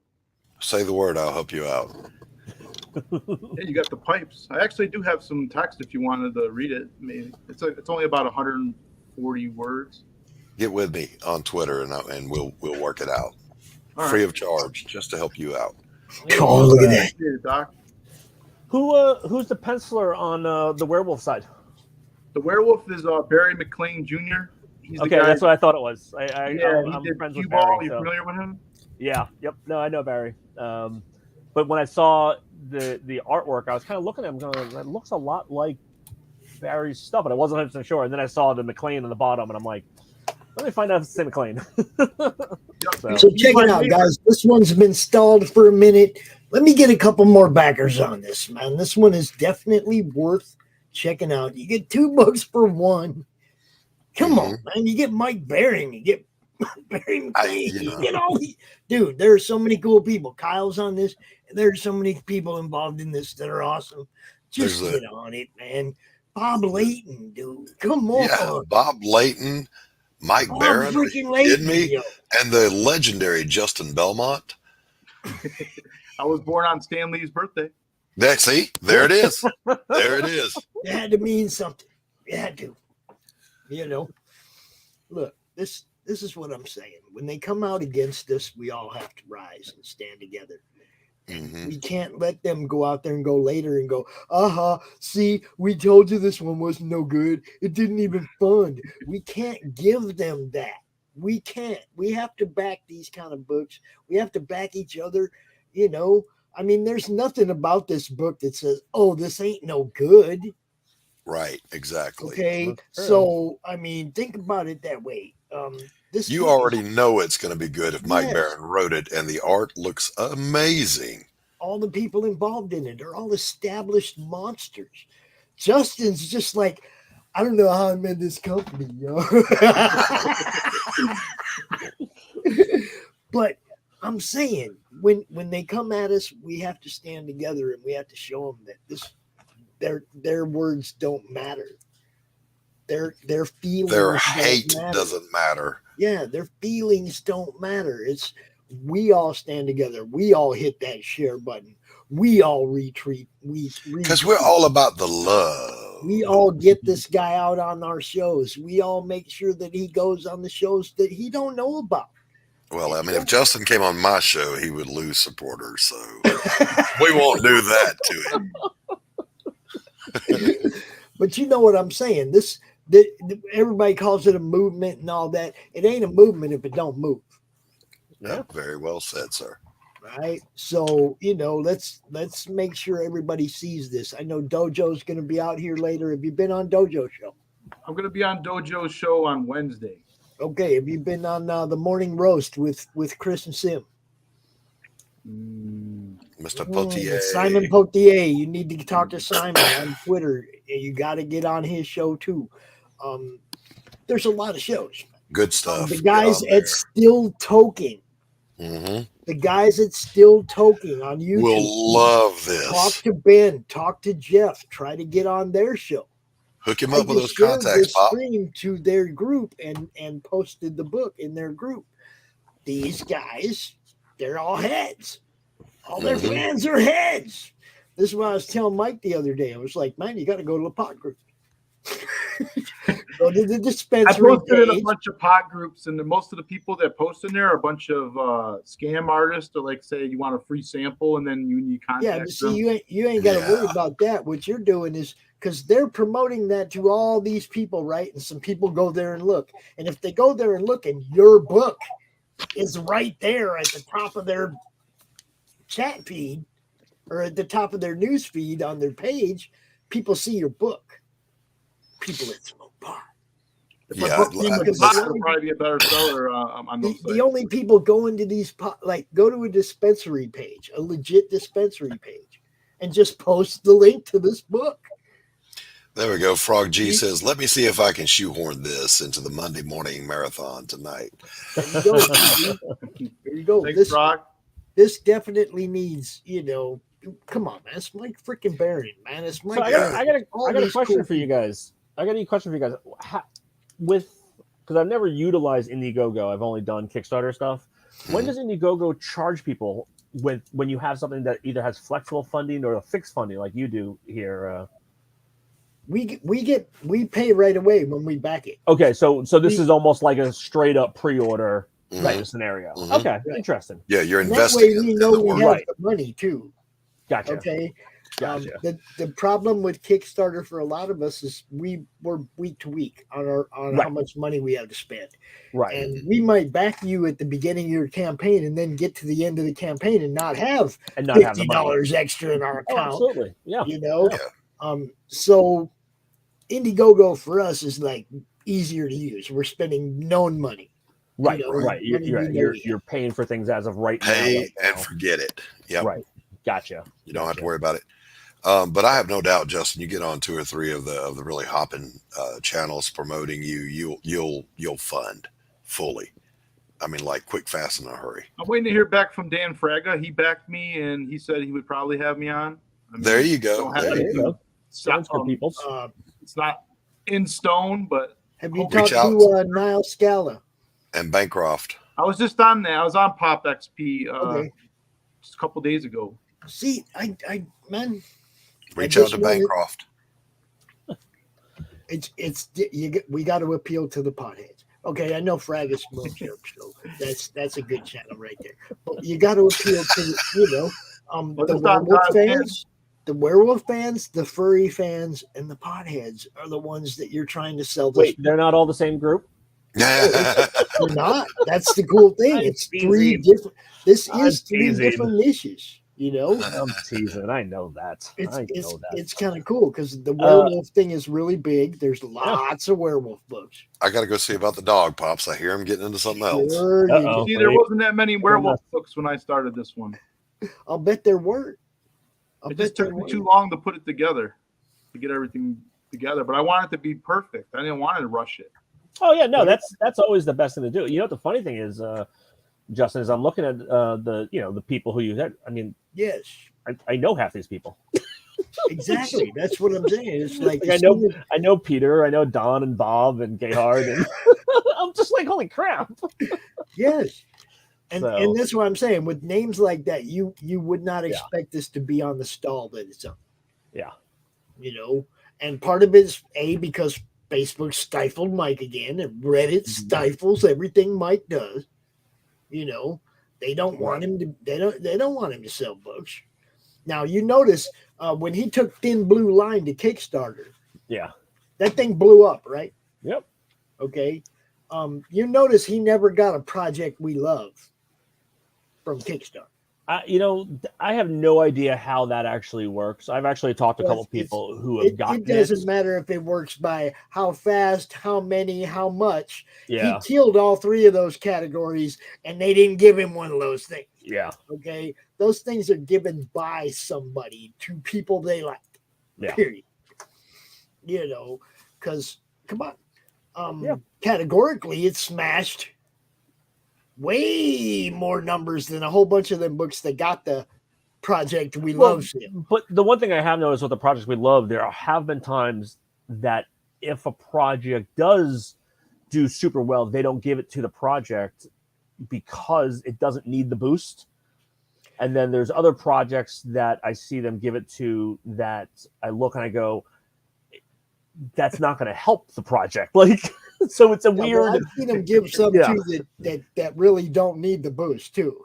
No, absolutely. I've seen that too. Right. But at the same time, it's a weird. You're right. There's a very strange algorithm, and that's of course all of it, right? Like, there's no rhyme or reason to half the algorithms out there. They're written how they're written. You know. Rick Joe was on here earlier. He ended the first segment of the day's stuff. We had Joe out here and. Joe and Sean's Art and Stuff show, and of course Dojo show. You know, a whole bunch of good shows that this book needs to fund. It needs to be funded a week ago or more. Right. Okay. There's no reason that this stall should be on here, and we can't let them do it. We cannot let them, squash something like this. This is great stuff. You got aliens. You got werewolves. You got furry little pot-smoking foxes. I mean. Well, it wasn't the dog that got in the trash. It was this little fox with a pipe. How the hell that happened? Folks in your yard there, dude? I've I've got the no muzzle on her right now, so we're okay. Oh, the no muzzle. I know that one. Yeah. I do know that one. We actually call it her don't bite because we just wanted to make it clear to her that putting her mouth on things, the trash, people, so don't do that. So we call it her don't bite. And I can tell her, I say, go get your don't bite, and she'll get it and she'll bring it to me, stick her little nose out because it's comfortable and our dogs Hey, hide. Pops, blow Our me up. dogs hide when we come out with the muzzles. Under the bed.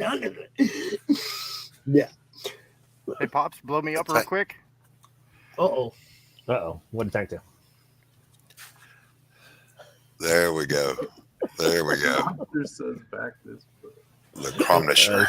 Now you see the CRoMnisher's belt, Justin. If you look at his belt. Oh, he's got bongs or.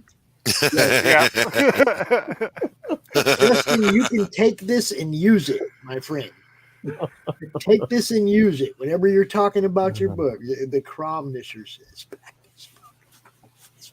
I like the CRoMnisher's symbol better than the new one they did for him. Hell yeah. Right. Oh, yeah. Just the Punisher skull with chrome hair. Yeah. Most definitely. Which is held in Frank, if you would place send by that to snot. Justin, please. If you would send that to Justin, please, so he can use that whenever he wants, that'd be awesome. I will. Tank said you're gonna slide me a little cheddar on that one, baby. No, I'm kidding. Oh, I'll probably use it. He legit needs cheddar. He wants some white cheddar, and he would like some mild cheddar. He wants some wheels. Just roll it over to him. I love that top right panel. Look at that. That's a city chilling outside the biker bar. Nice. That's a trading card waiting to happen right there. It could be a trading card. I never thought of that. I like the I gotta wonder what's going on with your artist Lee. He's doing this project. He's got Thunder Monkey. Did he just like scared of humans? He just needs to draw animals. Maybe that's why Mike recommended him to me. Yeah, probably. So you're familiar with Lee too? Oh yeah. I know a lot of people in this business. But yeah, no, I'm familiar with Lee's work as well. Yeah, so I just met him for the first time at Denver Con a few months ago. Oh, okay, yeah, I saw him. Where was it? Was it Denver that I saw him? It might have been Denver. You were out there, weren't you? Yeah. I was out there. Yeah. It's just I don't know where I am anymore half the time. Don't know what you're doing? I don't know what I'm doing anymore. I've given up on trying to figure things out. No, I was actually at that show. One of the reasons why it's slipped in my brain is because I wasn't set up as committed there. I was helping my friend who's a supply vendor find collectibles. They're actually the ones providing the vault cases for me. So I was out there helping him out. So I didn't have to actually think, so I didn't have to worry about anything. I was just like, oh look, I'm just here selling top loaders. Buy top loaders and buy portfolio books. It was easy. So, yep. I wonder. I should reach out to Rodney and find out what Rodney thought about working on Barry's pencils. That is a Tales to Astonish cover right there, baby. I love that. This is Tim Vigil. Mm-hmm. That's too much detail for Mark Brooks. Yeah, that's too much color for Mark Brooks too. This is Tim Vigil work, and that would fit right in a classic lineup that would make Texas Dave drool. For those of you who were wondering what the weaponized werewolf was about, that's that. That's the cover for the weaponized werewolf. And this book comes with this too. You get both books. That's two. Count them, two for the price of one. And a metal trading card by Phoenix Animation. Absolutely. Look at that. Oh, hell yeah. Trading card from Phoenix Animation. Right. Nice. So there you Very have cool. it. You guys got to get behind this. I'm just saying. There's no reason this shouldn't be like ding, ding, ding, ding, Oh, ding. this Where thing are my should be. numbers? That's This what should I'm be. saying. This should be 5 digits like now. Yeah, I'm just where are my Mm-hmm. numbers at for this? There should be numbers. You know, y'all gonna get sick of hearing me talk about it if you don't start backing it. I'm telling you that right now. 'Cause I also added a digital tier for people, you know, out of the There you country, Australia, you know, Canada, whoever wants to back. There you go. Yeah. If you Digital if tiers you are don't back helpful. this book, Pops will come and sit on your front porch. No one wants that. So everyone needs to just back the book. Yeah, you don't want that. You He'll don't want blaze Pop. up. He'll drive the neighbors Yeah. crazy. look, when have you He'll ever start seen a scratching his cover with a crack. fox peeing on a tree? Come on. Right? I love it. And look at the owls looking down like, really, dude? Look at the bear. And you know the little touch of the glowing headlight is just Yeah. you know that's just the cherry on top of a great illustration. Look, you got aliens, werewolves, dope smoking foxes, like, you know, the Area 51 type clowns. You got it all, man. You got it all in this. I mean, how can you not love a dope smoking fox? I mean, come on. Big old fight. Justin, you were telling us last time you were out here, didn't you dream him up in high school or college when you were bored or something? It was shortly after I smoked my first joint. Right. What a surprise. What a surprise. Cerebus had a big influence on me. That's why I hired Gerhard to help me do the model sheet when I was remaking them for this project. Right. Okay, nice. So we designed them. Yeah, yeah. And we worked together for a few days on it. And this is what we came up with. And it's amazing. And I see the influence. Yeah. So it's for Cerebus fans of horror, fans of pot smoking, fans of Valiant, the classic Valiant days. I got a lot of people involved in the project that used to work, you know, for Valiant when it was good. I don't really care for the new stuff they put out nowadays, but they're the new stuff on the first wave of new stuff was really good. This current wave, I don't know what they did. To me, they're just releasing too much stuff all at once, so it's just very difficult to kind of keep up with everything. But yeah, no, I saw you got Don Perling pencils on there on the Fox cover. Mike Barron, Rodney Ramos, who worked for Valiant for a long time. Yep. And Peter Palmiotti is going to do a pin-up, and he worked for Valiant. Nice. Very cool. Yeah, there's no reason this book shouldn't be at 5 digits already. Do you agree with me? Come on, chat. Let me know. 100%. For real. Well, there's a lot of good books out right now. I know that. Yeah, and yours is one of them. Because I was going to say, there's plenty to go around. So there's plenty to go around for sure. Yep. So. I love that you hung on to the idea all those years and then made it happen. I love it. Just eating at me. You got to do something with that. You got to do something with that. And I just said, all right. And I just All right. I'll voice in the back of my head. You just got to shut the voices in your head up sometimes. I'm telling you. Telepathic Punny says, totally agree. Smokes is awesome sauce. And yes, it is. What's up, Telepathic Bunny? Good to see you.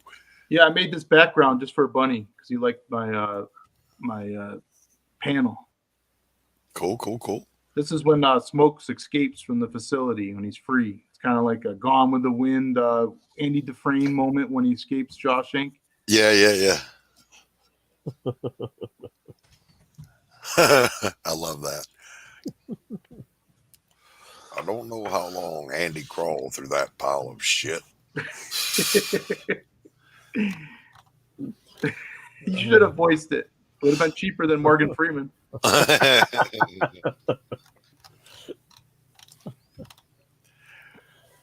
So what's this part down? This is in Weaponized Werewolf. Why don't you? Yeah, this is the facility. They got a woman against her will, and that's Colonel Mayberry. You see here that guy right there looking, there. Yeah. He's kind of like the head of the project. Oh man, why you the got project manager. Why you got to do Mayberry that way, man? There goes my childhood. Mike came up with that name, so blame him. I'll have words with Mike about dissing Mayberry. Damn it, Andy was my neighbor.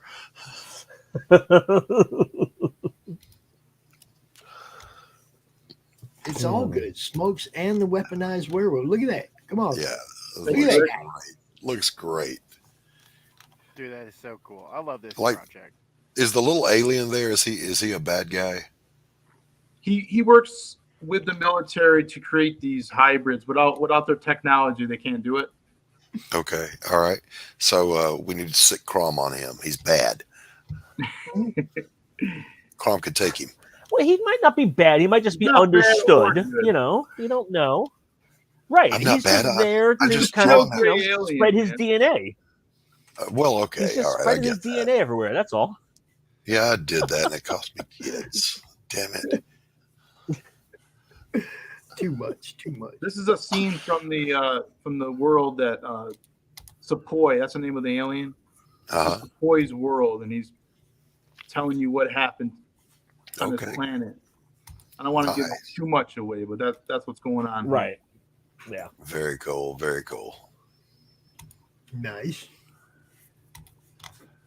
DC Alonso did the colors for me. Nice. He Nice. did, Replicator. And some Star Trek stuff for IDW. And he did Expendables Go to Hell. Or some of it, not all of it, but some pages in there. He's a good dude. He's in Spain. I was trying to get him on a stream sometime, but his English isn't good enough to get on one. But he would want to if he could.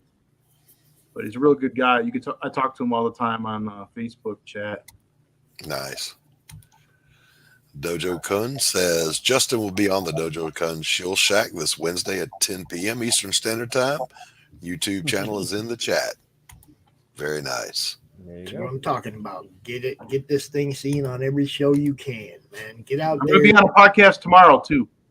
Yeah, get out there. Do everything you can to make sure that as many people as possible see this project, because Reddit ain't helping, Facebook ain't helping. Nobody's gonna help when it comes to they want to squash Mike. Everybody knows it. They're not gonna help us. So we gotta shoulder the load, man. Do it. Yeah. Look, we got the easy work. The lion's share has already been done. This book has got quality and work written all over it, and fun. The F word pops, fun. I spent 3 years developing everything from the character designs to the coloring. Everything's done except for the credits page. I just figured I'd do that once it gets funded. It's not going to take long, Right. A couple hours.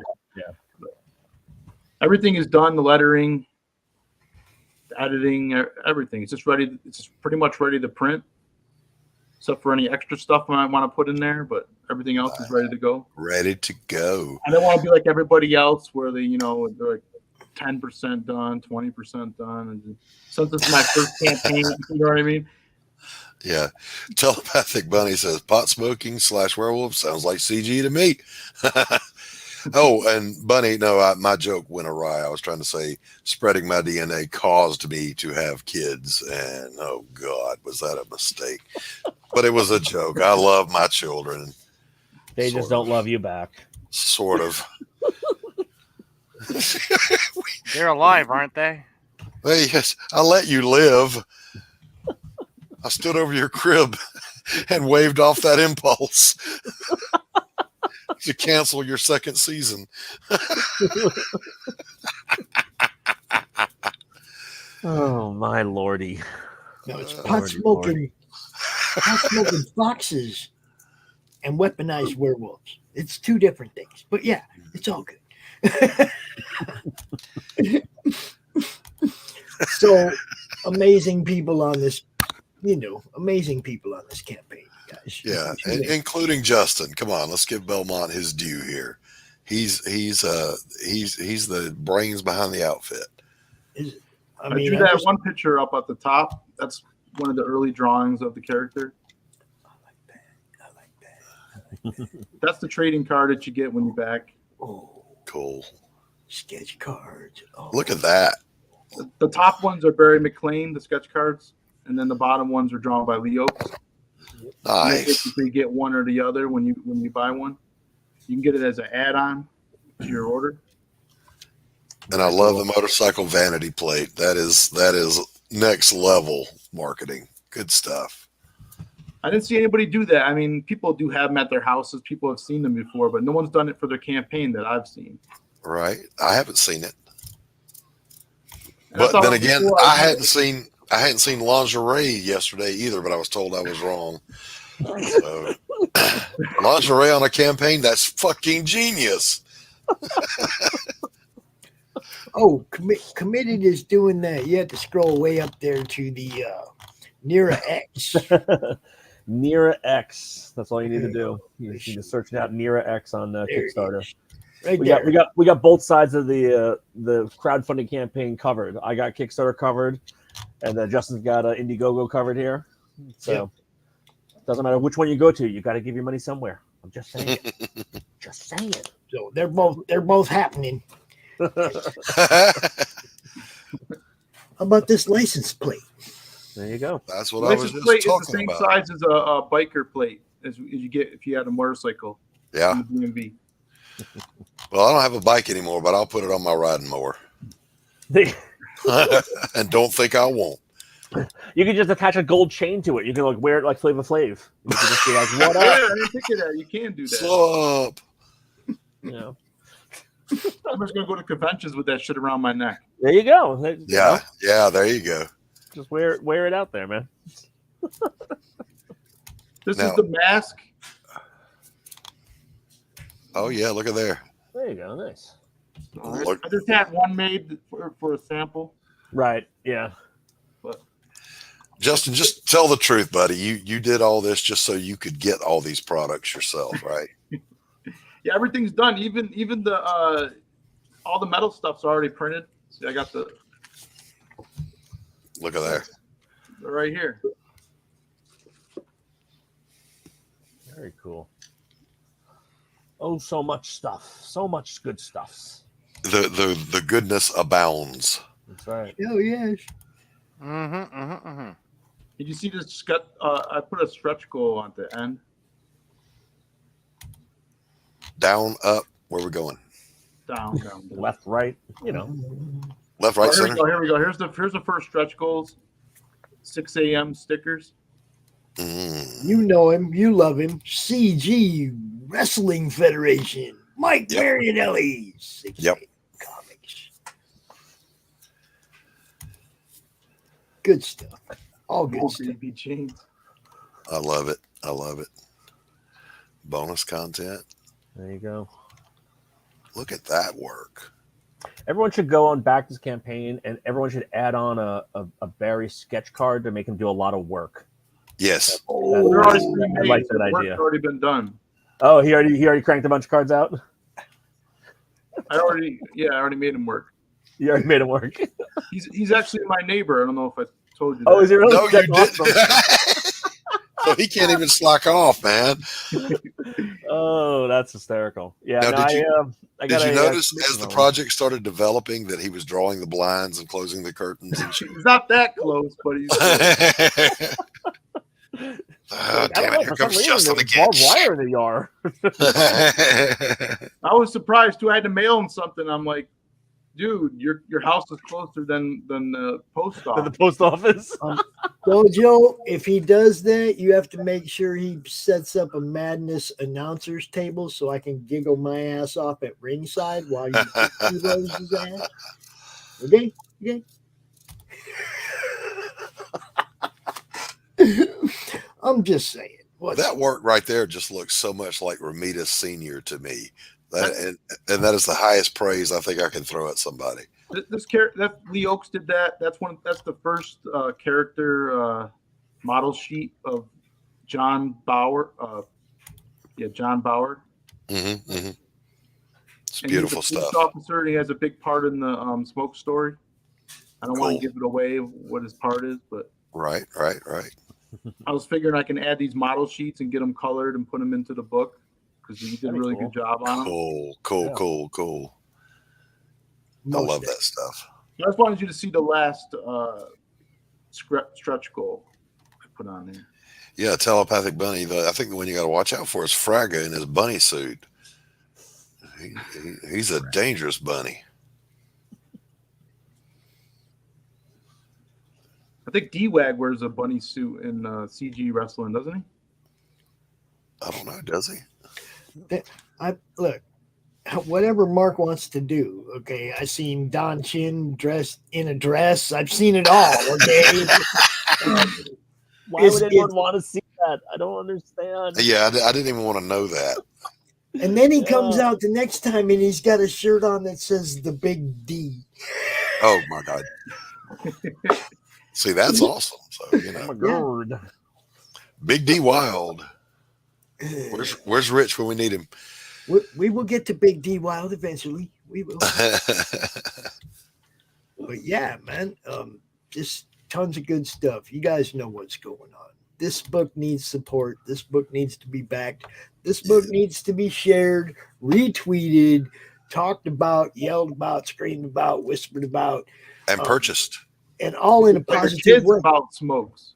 And all in a positive way, man. It's like yeah. For every one person out there trying to hold this down, we need 10 people pushing it up. Yo, that's true. I already shared it on my Twitter. Mm-hmm. I mean, that's and all. By God, listen, I will let all 3 of my subscribers know all about it.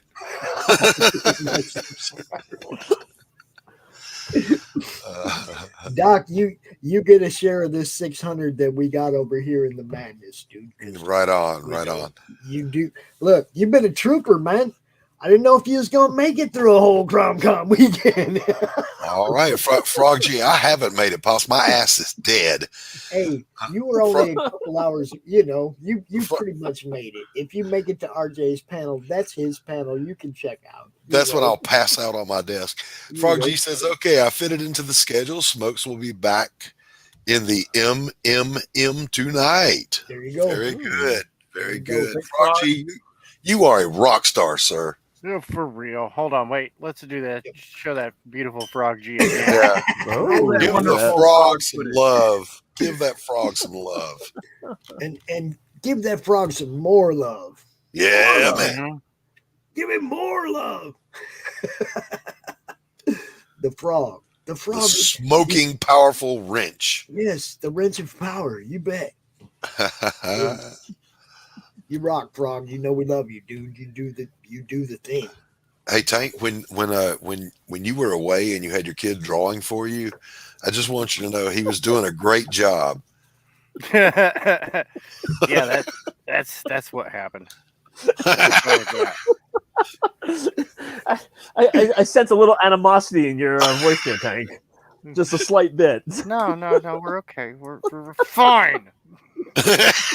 We're fine. Don't worry about it.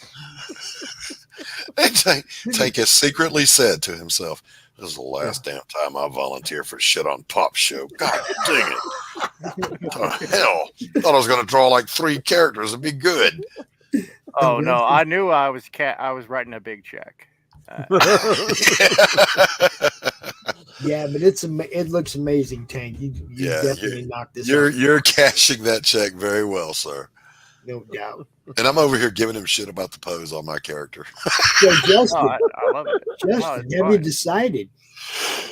It's gonna have to be Smokes.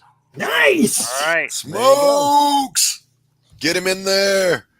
He's got to hang with either CRoM or Frog G. Dude, that's excellent.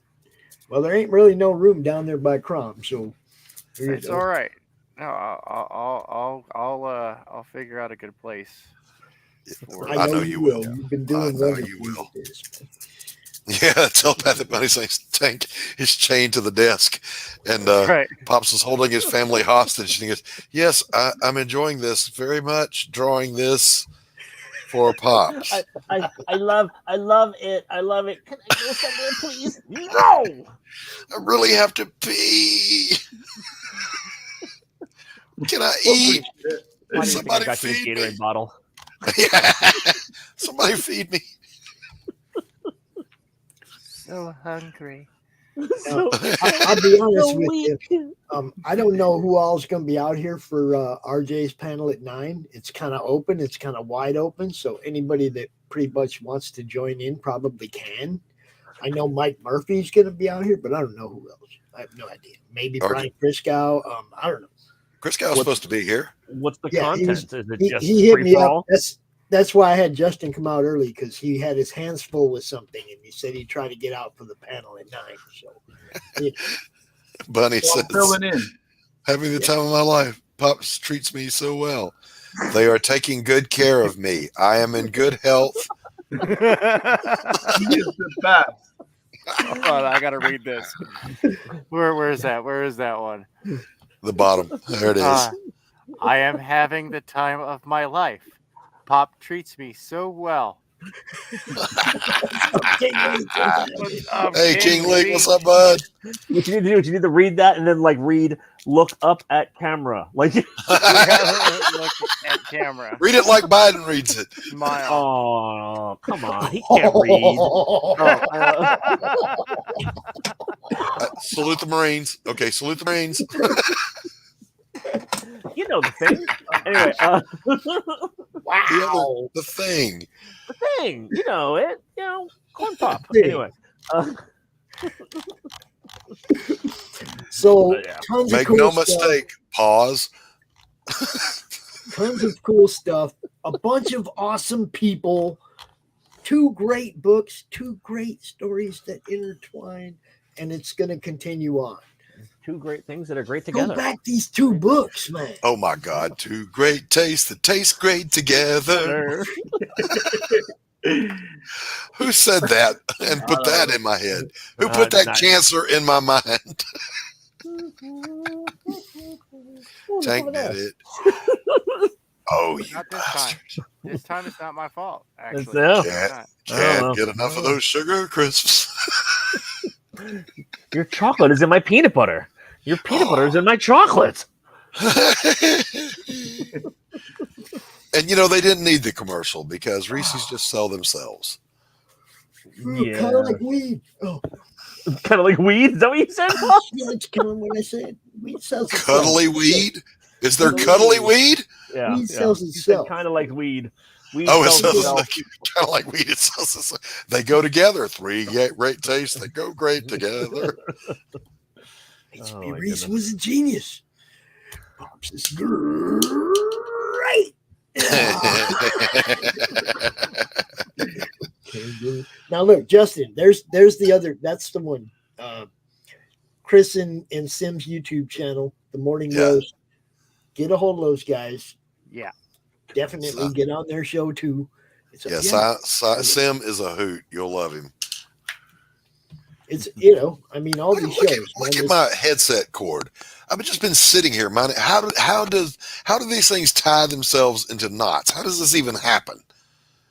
Do you move?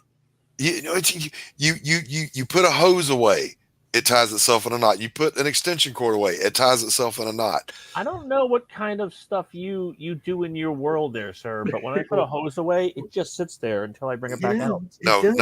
They tie themselves in knots in violation of Newton's law, and I want to know how it happens. I'll tell you how it happens. Infested with nut ones. Have you ever seen that show, The Littles? We all know Saturday morning cartoon, The Littles.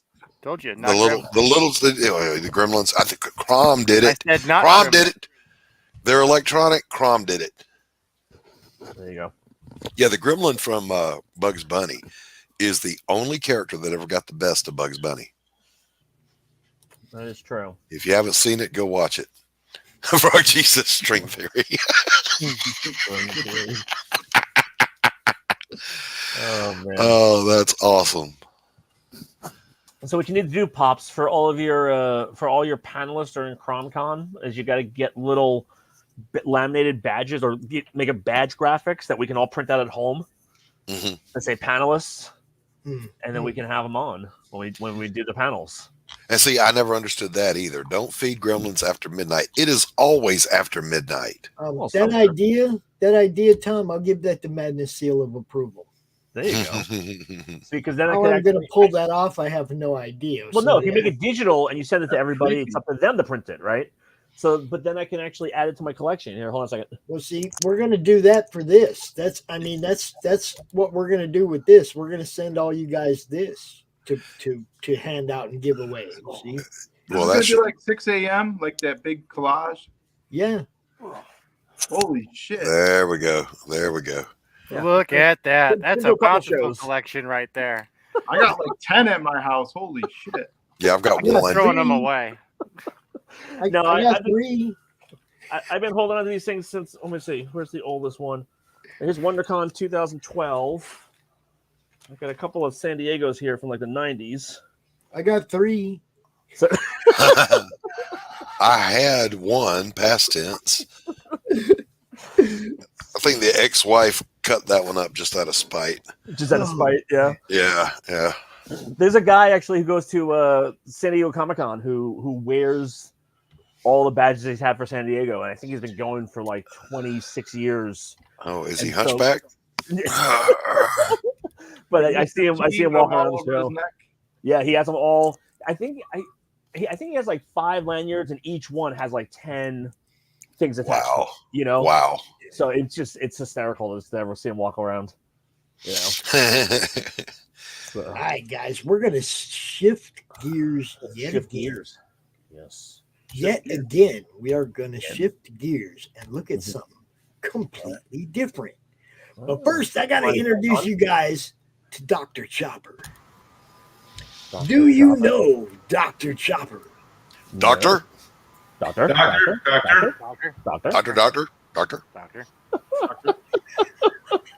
I thought when I first heard Doc talking, I thought it was Phil Harris. I don't know whether to be insulted or flattered. Well, you know, Phil Harris is not the deadliest catch guy, but the voice of Baloo from the Jungle Book. You got that great baritone. Oh, yeah. Oh, Baloo, look for those bare necessities. Yeah, there you go, right there. That's it. All right, so look, this is what Dr. Chopper does. Mm-hmm. Tell him what you do, Chopper. Tell him how you end up with something that looks like this and what it exactly is. So I scour the bins of the world for long lost, forgotten comics, and I take those comics and I create 3D collages with the books.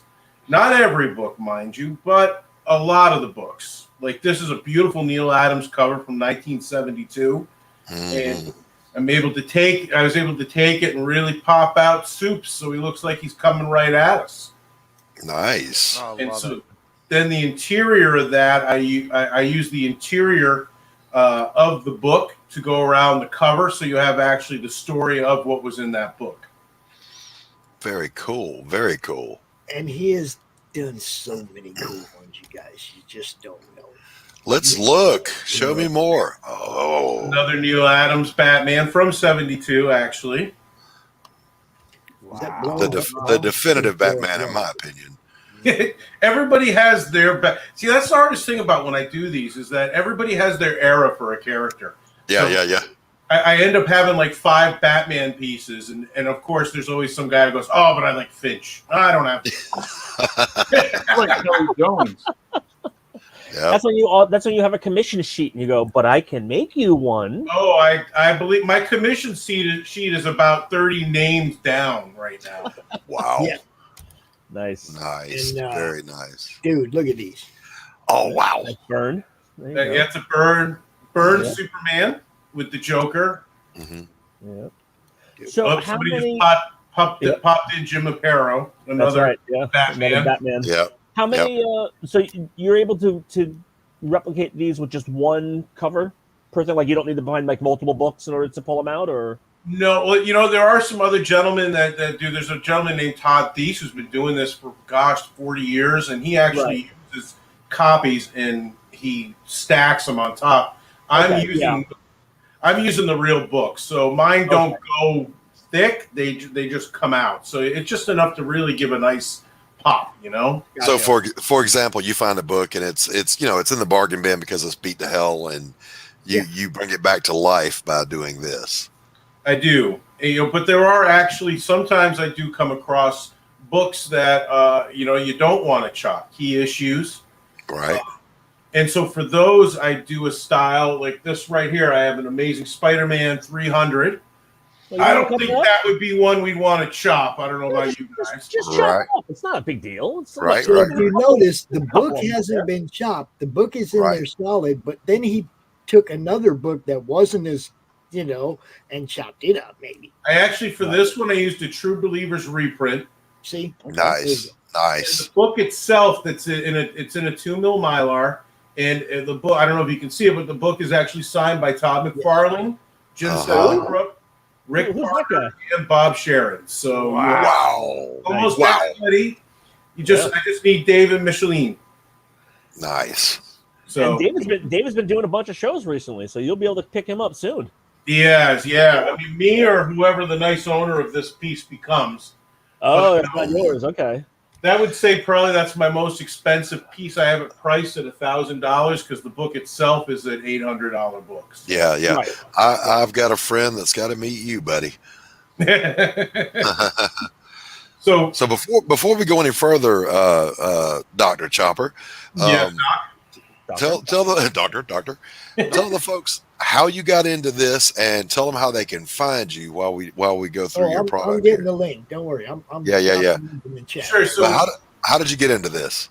Well, it all started. My wife told me I had to decorate my office, and I could not find in 2016. I couldn't find anything Ghost Rider. It was before Marvel was really merchandised by Disney. So I kind of got this idea, and I did what I call my original style, which is I take one cover, I mount it, and then I did a collage around it. Over time, I've kind of realized that, I've kind of changed my style. I've had really great friends that really kind of I get a lot of folks that give me some great ideas, some great, hey, maybe you should try this or that. I started adding colors around things, which has really helped out as well, to really make things pop. And but this was my, like the Superman that's on the screen, that was my original size I started doing. And after about the fifth friend came over and said, can you make me one of those, but with, Iron Man or Superman, or that's when I really started doing these much more. I actually I did my first show was a show called the Little Giant Comics Old School Comic Show up in Concord, New Hampshire. It's an amazing one-day show run by a guy who just has a huge heart for comics, and a huge bankroll. I went when I went there. I went there with a couple bins of these, and I left with like a couple pieces left. And I realized at that point, I think I got something here. And I also realized at that point I had to kind of raise my prices probably. This piece here that Pop's just put up, I did this special piece for Jim Shooter. Jim Shooter was at a show I was at, and I found this old Marble Age with the cover is actually by Mike Zack and John Beatty. And it was kind of like letters praising the Secret Wars and people liking it. And I just thought it was kind of fun. I showed it to Jim. Jim loves my stuff. He signed it. He said this is amazing. So his signature's in the bottom left-hand corner. How much is that one? That one is I actually have that for $160. Okay, I don't have to eat next month. Well, a lot of, for my pricing, my pricing is relatively modest. I like things, that Mary Machine Gun, that's one I did for a creator, Max Devil. That's our boy Max. Look, check it out. That was his book, and he sent it to me, and I popped out the cover. That was a great book. One of the other things that I love about doing this is I get to read books. So it's like books that I may not have picked up myself off the rack, I get to read and really enjoy as well. So Yeah. Man, you did a great job with that. I mean, I know what that book is. I know how it looks on the inside. That's good. I love what you did with that. And you know, it's just a great thing for creators because I've done a few independent creator pieces, and they take them, they put them on their tables, and they're able to show interiors and cover, and you know, and really kind of showcase their book. Yeah, exactly. Right. Showcase their book. We're shows. We're talking. I'm actually on your Etsy store right now, so you know, I'm looking. Oh, thank you, Rick. Rick says he saw these in Canton. I'm definitely going to be coming back to Canton, by the way, Rick. So if you have any ideas or anything you want to see, please let me know. Now, how long have I known you, Tobias? Oh gosh, how many years has it been? I think I was the fourth. I think I was the fourth person to join the madness. There you go. That's what I'm talking about, yo. It ain't like I just found out about this guy yesterday. No, I Pops, you've been an amazing supporter of my work. You've been an amazing supporter of my killing spree for comics. And, you know, you may be an accomplice. You better watch out. But no, I mean, you've been very supportive, and I always love coming on here on another CRoM Con and showing the newest pieces I make. I mean, I churn out, I've realized I've done probably over 3,000 pieces already. Wow. Oh, yeah. Easily. Yeah, easily. And that's all different sizes. Like on the top, we got some 8x10s, some 9x9s. I mean, I really, I've kind of grown in what I do. And then, of course, I have piles and piles of comics that I have more comics than I could probably ever make pieces with. That is truly impressive. That's your friend Chris Johnson the right size there that you work on. What's up, Chris? I'm sorry, what was that question?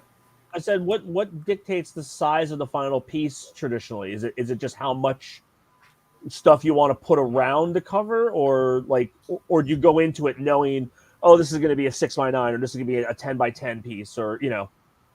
It's interesting. So I definitely judge a book by its cover. So that's my first thing. Right. Then, secondly, when I sit down, I open up the book and I see what is the story, what's going on. I will tell you that Web of Spider-Man, for instance, has some amazing covers and has some very thin stories. So those usually end up becoming cover fodder. So I usually use that for the cover, and the book gets tossed. The book gets. You know, I'm surprised because it's like, you know, I have like a pile here of stuff. So like these are books. So like Jurassic Park, you know, a nice George Perez cover. And, you know, this one I can pop out, and the interior is awesome. And this is the movie adaptation. So Jurassic Park fans eat this up all day long. Right. You know? Oh, yeah. You know, I got somebody gave me some old 12-cent DCs that are beat up.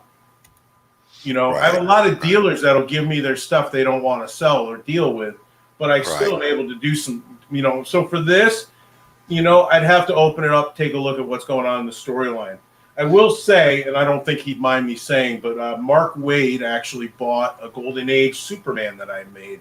Nice. Superman fan, and then he actually commissioned me to make a piece as well for another Superman fan. That's another a deciding factor on size is, of course, if you're doing a commission, somebody can say, I want a 16x20 or, you know, whatever, right? Exactly. You know, I mean, like, for instance, up top there, I have a nice Jean Grey Virgin cover that was put up by the comic mix, Shannon Meir. He's the gentleman that did the cover. And he actually has one of my pieces of one of his own comic books. His girlfriend bought it to hang in their house, their apartment. Nice. But it's like, this is also this is the link to Tobias' group. He has a Facebook group called Comic Book Collection. Why the hell did I get booted? So, a funny story about that one. That one started because there's this general comic book collecting group that's probably got 10 million people in it, and people are just left and right. I mean, it's almost just like, you know, a carnival. People are just getting hit. And so me and another buddy, we got hit at the same day within the same hour. And I had made a post back in the day of when they put that Captain America statue up in Brooklyn.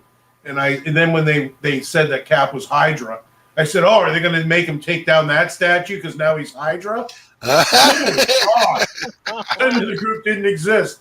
So I said, so I'm like, I'm going to start a group. Why the hell did I get booted? And we have like 400 people. Nice. And you don't have to be booted to be but I will tell you this. It is one group that people do not play nice. There's a reason why a lot of them got it booted to begin with. So don't go in there if you're expecting people to play nice. That is such a classic story. You're gonna tear this statue down too? Tobias and I have both been booted from the same groups. Yeah, yeah, exactly.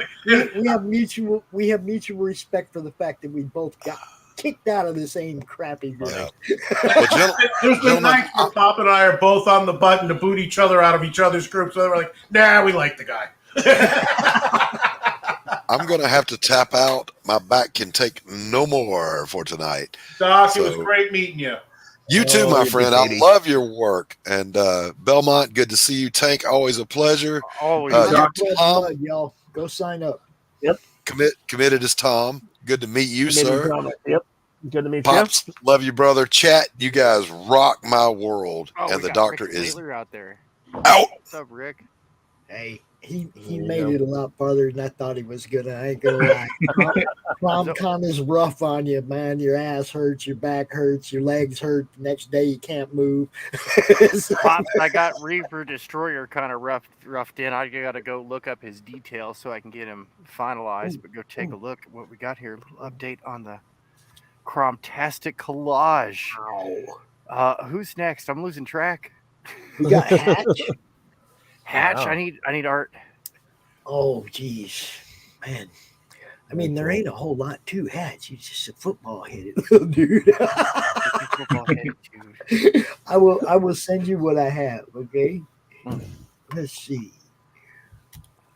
Oh. Pops, I definitely want to show you a couple new things I've been working on that haven't really been seen by too many people. Okay. So, I've been doing the CodKchrome kaleidoscopes, which I'll bring this one closer. So basically what I do is I do a mashup of multiple covers, and I kind of mash them up together.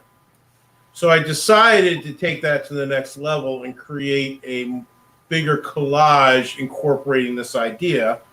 So I started making CodKchrome kaleidoscope collages. Ooh. So look at that. Oh, very cool. So now you guys know that marble shirt that's got like 7 different pieces of an Avengers cover. Mm-hmm. But it all fits together like one cover. That's what this is. That's what this reminds me of, represents. That's definitely the influence of why I started doing these kaleidoscopes and putting this together. And I've actually, believe it or not, collected all the comics from that shirt, and I'm going to recreate that as a piece. Nice. Very cool. So, I have let me show you another one. I was gonna ask you if you had a way to do a series run, like, you know how like now, like the way stories are being told, they're all in little arcs of multiple issues, and so this is a perfect way to kind of do that. For sure. Like I actually have like there's some mini series where there's multiple covers, and I'm going to kind of do a kaleidoscope of those multiple covers, like Vision and Scarlet Witch or Justice Society of America, and and then put some of the interior around it as well. Around it, yeah, nice, very cool, so, beautiful. It's a fun way to kind of also do some stuff, and then I'll show you this. So, not really comic book based, but old sheet music from the 20s. Oh, get out of here. Very nice. And so you can't really, it's kind of hard to see, but she's popping out, and then I have the rest of the cover there, and then the bottom is the actual sheet music that was inside. So how do you get if you're using all the original artwork, of the cover, all the original pieces of the cover, how do you get them to pop that much? Are you literally just doing it with depth perception? Is that how you're doing that? Depth perception. I'm kind of going. I'm kind of highlighting and going around the piece. You know, I don't want to give away too much because I don't want Dr. Choppers to be popping up everywhere. But no, but it's a very cool, because again, like you said, you've mentioned one of the other guys who do this kind of stuff, and I've seen their work, and you know, you're right. Like, you know, they take, you know, photocopies and enlarge it, and you know, and then stack it to make it thicker. So, you know, but it's very interesting to see it done the way you do it. Here's a bigger piece, a little Galactus piece. Yeah, a little Galactus action there. Marvel Saga, good. See, I actually found a hydrofoil paper that I use on this to get for that cosmic look. That's right. So yeah, I'm on your portfolio section on your webpage, and I'm loving that header, the Swamp Thing 9 header. Oh yes, piece, yeah, good old Bernie Wrightson. You know what? My Bernie pieces are gone. As soon as I make them, they're gone. Oh, of course, yeah. I actually have Pacific Comics put out an anthology series of some of his stuff. And man, some of his stories were twisted. Oh, is that the Master of the Macabre? Yes. Yeah, I just actually got a CGC 9/8 of #1. Wow. Keep that one away from me. Yeah, no. That's not leaving my house. But this is gorgeous stuff. And that's the thing, like with the, you know, so here's another bigger piece I did. This one is awesome. This one actually has a signed Shannon Muir cover in it. And then it has the full Black Widow Skyline variant put out by Little Giant Comics. With a peach cover. Nice. With peach Momoko, yeah. And that this cover actually won an award last year or 2 years ago. Oh, did it? Nice. But for this piece, it was a little bit different because I actually took various panels of the Black Widow through the years. So you have 60s Daredevil stuff all the way straight through Champions and Avengers into the 80s too up until recent. So very nice. So many Black Widow fans look at this and salivate. But yeah. Do you have a She-Hulk? Do I have a She-Hulk? You know, I do have some She-Hulks I can make for sure. Oh, I see that there, Dojo Con. I can definitely do plenty. I have plenty of She-Hulk around. Sensational She-Hulk, the original She-Hulk. I made 2 in the last 3 months, and both of them have sold within 2 hours of me making them. Beautiful. Dude, you're just amazing, my friend. Yeah, good work. This is incredible. Thank you.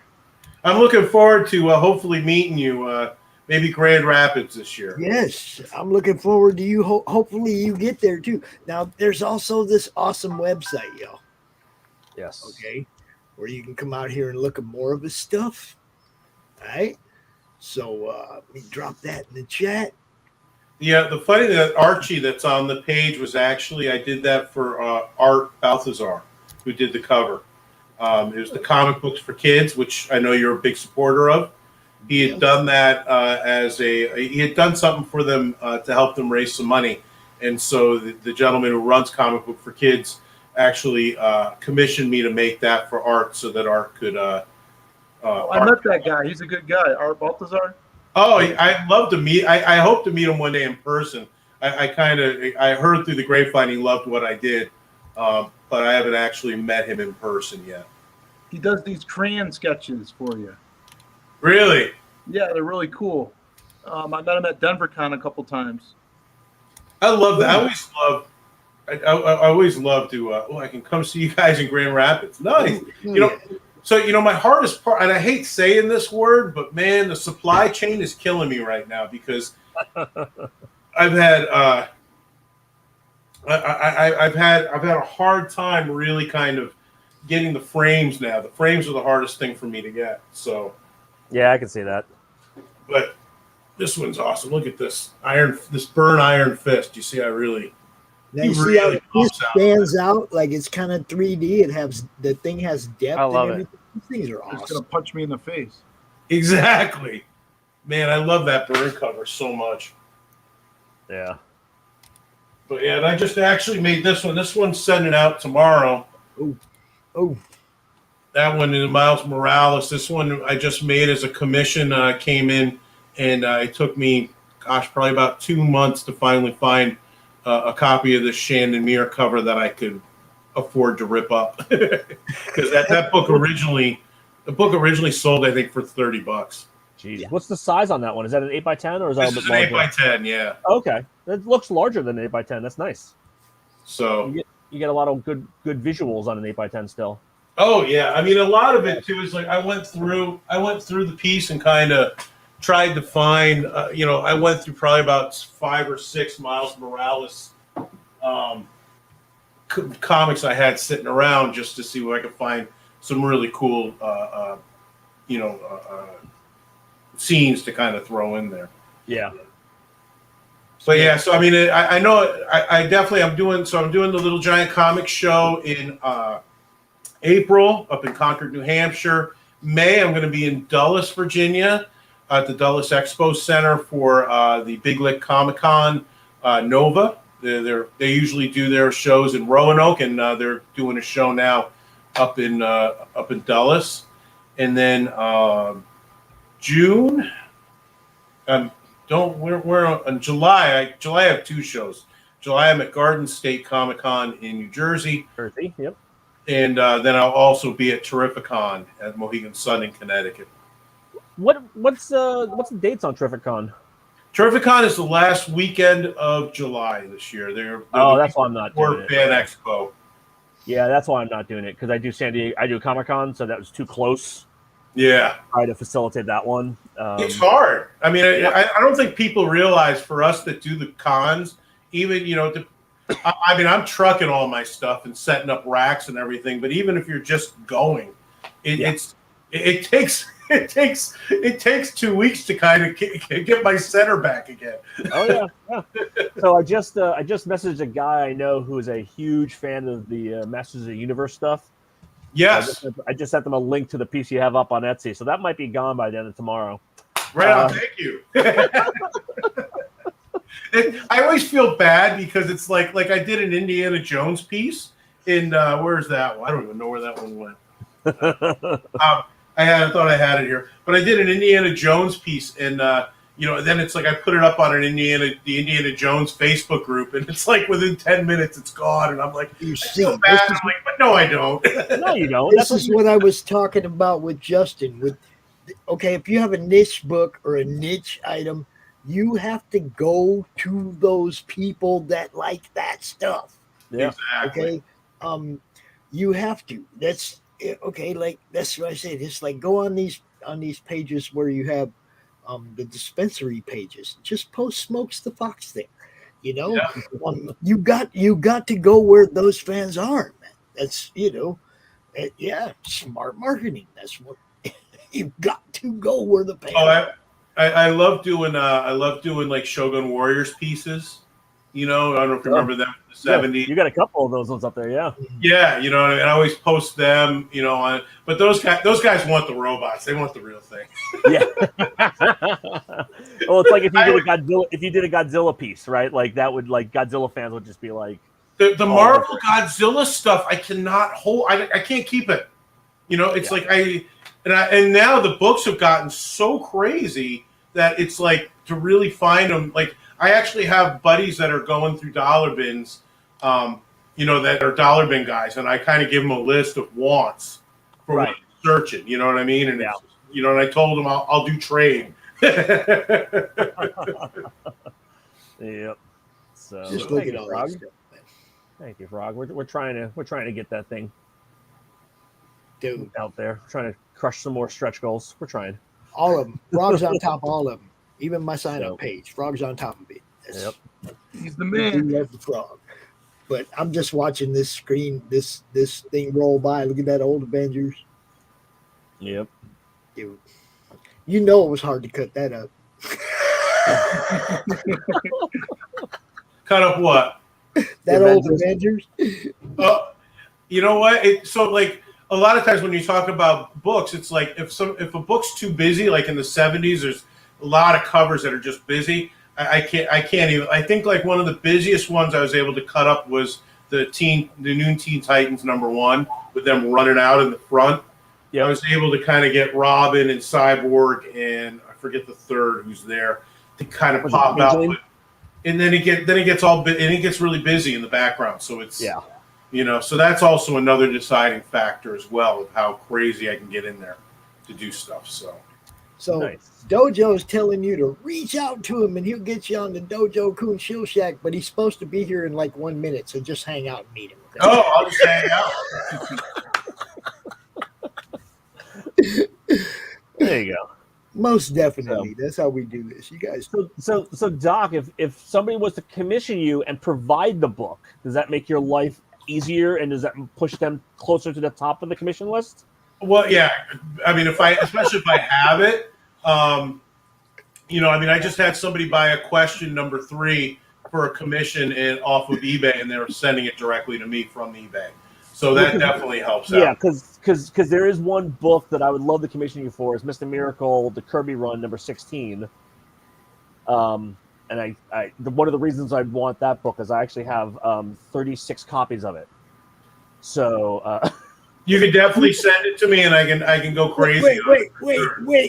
Wait a minute. You got 36 copies? Yeah, so basically before the Bronze Age exploded within the past 5 years, you used to be able to buy all that Bronze Age stuff in lots. You would just buy it in lots, and it would be like 50 books for $10, right? Because nobody wanted Bronze Age. Everyone wanted Silver Age or Golden Age.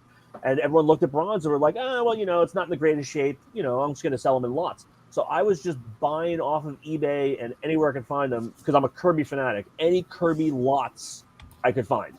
So I've got like 27 copies of Teen Agents #1, and the same thing with like the Bombast, the old Tops Comics ones. And then one of the ones consistently was Mr. Miracle number 16 that I just kept on buying and buying every time I would see it. And mostly that started because I actually own one of the pages from the book. So I was like, okay, this is my go-to book now because I own the actual page. So so I have like 20, or I think I have over 32 copies now. I'd have to double check my list, but yeah. It's interesting too because when I started doing this, 6-7 years ago, dollar bin, what makes up dollar bins has changed dramatically in the last couple of years. Yeah, so, definitely. I mean, I have probably about 10 copies of Spider-Man #1 McFarlane cover that I got out of dollar bins. Yep. You can't. Yeah. Now, even with no cover, they want $500 for it. For God's sake. Exactly. So, I mean, it's crazy. And then also, I found regionally your dollar bin changes too. Yes. In certain areas, which I'm not going to say, just to protect me and my bins. There are certain areas that I drive to that I always stop at certain stores because there's some stores that have 25-cent bins. Oh yeah, that I found. And Doc, connect with me because I travel the country for shows, and even when I'm not doing shows, if I'm just traveling, what I do is I do small little promotional tours for Committed Comics. So I'll bring samples of Committed Comics books, and I bring them and I drop them off for free to the different retailers around the country, and then I ransack their stores for stuff. Because I'm already going to the comic store, right? Like that's already a given, right? I'm already going in and dropping, anywhere between $70 to $100 on a decent store. So I drop off $8 worth of merchandise to them, and then I just go through. So if you're looking for particular things, definitely let's send me a message. I'll send you what my list is. Yeah, and we can work out some trade for that Kirby. There you go. There you go. That works. So I get to introduce our next guest, Mr. Brian Menard, Dojo Kun Comics. Hello, guys. Nice to meet you. Brian, nice to meet you. We're going to make him the center of attention now. And how you doing, Brian? It's good to see you. I'm doing well. Yeah, I'm starting to hit the campaign trail. Now, I know you got Toro Tales, and that one's, how much time is left on that? I just extended it to its second 30. So there should be like 29 days left on it. Yep. All right, let's pull that one up real quick. Unless you want to share your screen if you feel. I can do that. Yep. if you feel safe. Well, I mean, it's close like that with me, tab. who knows? I can Close kick that extra myself tab. out trying to share it. You know? All right, so I've actually done pretty good. I think I only kicked myself out once this weekend so far. I'm serious. You know, it's usually No, like we at know least you're once a serious. That's the segment. sad part there, Pops. That's the sad part. We're aware.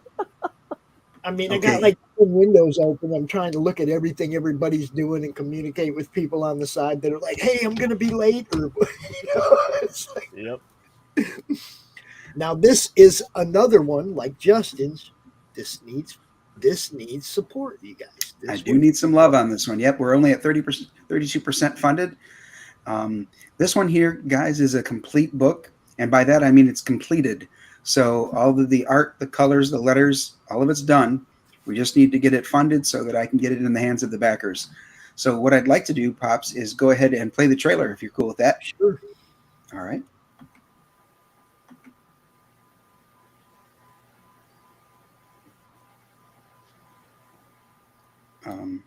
Volume.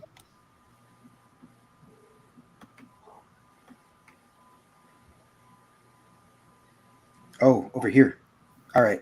Bot 42. Let me Sovereign. let me grab it. Start it. Sorry. It's not a dojo stream if there's no booming. The Toro Tales trade paperback brings together the inaugural chapters of some of Dojo Kun Comics' greatest characters. Characters like Sakura, Bot 42, Sovereign, Lone Shark, Sparrow, Night Mist, the Scarlet Archer, the Canadian Shield, and Halia and Anvi, aka H2O. Featuring art by 5 different writers, 9 artists, 7 colorists, and 5 letterers, this graphic novel will be 88 pages of superhero excitement. We've been publishing comics for 6 years now and successfully crowdfunded and fulfilled Siamese. The first 100 backers receive a free BD Buddy of Canadian Shield. Back with confidence and back us. Only on Indiegogo. That little guy is hysterical. Confidence. Adorable. So yeah, those BD buddies. I was at a craft show with my wife, and she was looking at quilts and things, and I saw this guy had a bunch of these that were available. You know, he had them out there for the mainstream characters, if you will. Mm-hmm. And so I walked over to him and I said, "Hey, would you be willing to make these?" Now you see what that is, right? Well, that really is, whoops. right? You can get it this way, or you can get it without it, depending on your, if you Justin, partake. are you paying attention? Yeah, Justin would be interested. If you partake, you may want something like that. Right. But Smokes can enjoy that. Can you see little fox ones like that? Oh, there you go. That'd be cool. Oh, see, Pop's always thinking. That is so cool. So yeah, the guy said, "Yeah, I could do your own characters. Let's talk." So we met him at a restaurant a couple of times and showed him the character. He brought some prototypes like the one I just showed you, and so he makes them all by hand. So the first 100 people who back a physical tier will get one of those from BD Buddies. Very cool. So let me now go back to Toro Tales, and I can take you through it. We're looking at the left side of the screen now. So this cover here. Okay. LA says he figured out which fan art he wants to do. Who's the blue guy? That is Lone Shark. There you go. Looks pretty cool. LA. So yeah, in fact, if you just Lone Shark. right here, Lone Shark, right there. I love it. Don't Is he bother a me. duck collector? Collective of justice. He's accounts receivable all the way. So I have to. Accounts I have to- receivable. Justice I Department. forgot to warn you, Dojo. It's been a long weekend, bro. yeah, right.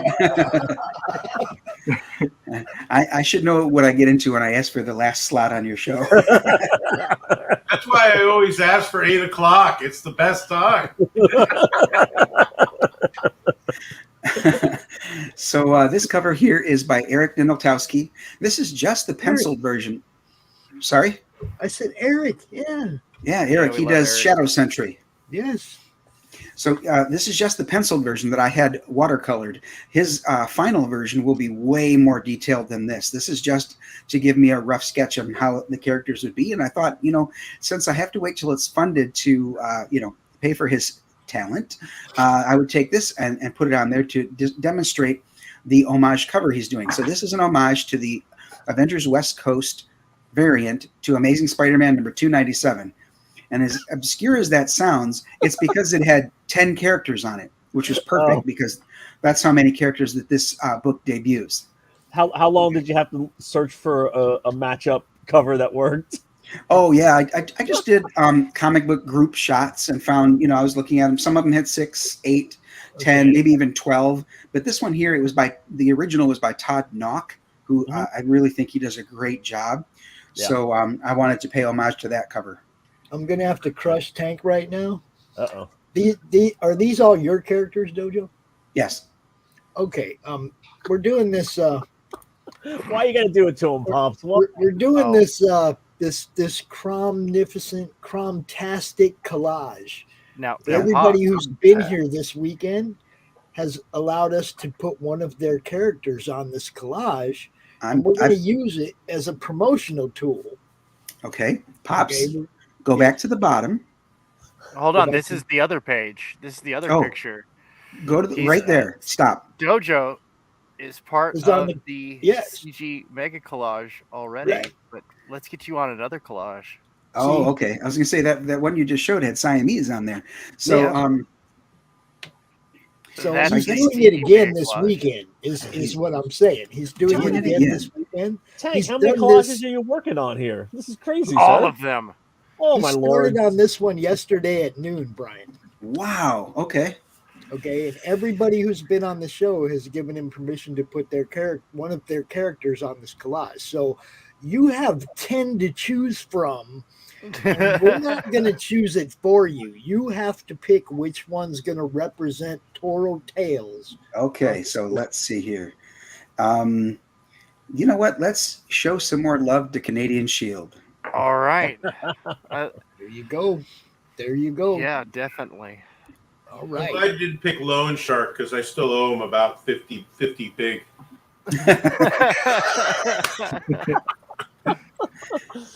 I know. So you'll be in the next story. so this cover that you're showing right now, this is just a preliminary. It's the final is going to be more detailed and going to be digitally colored, or it's going to be much more detailed. It will be digitally covered. There'll be a background in here which shows them like as if they were in the Avengers compound. Gotcha. So yeah, this is just preliminary, like you said. No, I'm just a guy. I'm just a guy who cuts up comics, but that's very impressive for just being a preliminary. I think it looks. Yeah, that almost. I mean, again, it's a unique look and a unique visualization to it. So it's like you might want to make that into a print or a trading card, and just as it is. I was thinking about putting it as one of the pages near the back of the book or something like that, just to another piece of interest in art. Yeah, a variation on the cover. That's definitely So beautiful. Yeah, Eric does a great job. So this here is some interior art. This is Bot 42. That's biometric organ transplant. So I love it. But something goes awry. As you can see, he's pummeling someone with his metal fists right up here. So you mean that's not how he removes the organs? No, it's definitely not. He's removing the heart, Mola Ram style. Yeah, that's fine. That's exactly the way you're supposed to do it. Kalima. And then this one here is the sample art for Sakura. And Sakura is Japanese for cherry blossom, but she's not delicate like a cherry blossom. She's more delicate like a bomb. There you go. Like a cherry bomb. Boom. Yeah. Ooh. You and the Runaways. There. You and the Runaways. And then here, of course, we talked about Lone Shark for a while there. So where's my money? That's right. Right. And then Sovereign. Whose art does this remind you of, Tom? It looks like God. Maybe the color palette might be another clue too. Well, the color palette kind of looks like almost like a like a Mobius style. Thank you. That's what we're going for. Yep. When the artist did his art and it reminded me of Mobius, I then reached out to my colorist. She's from Russia. She's Irene Krieger. Okay. And I said, "Do you think you could emulate Mobius' style?" And she said, "Hold my vodka." I was going to say the line work also looks like a little bit like a Gary Frank, like an early Gary Frank stuff. Oh, okay. Yeah, I can see that. Yeah, so I wasn't sure if you were leaning towards that or you're leaning towards the Mobius color palette. So that's why I was like, I don't know. Yeah, that looks good.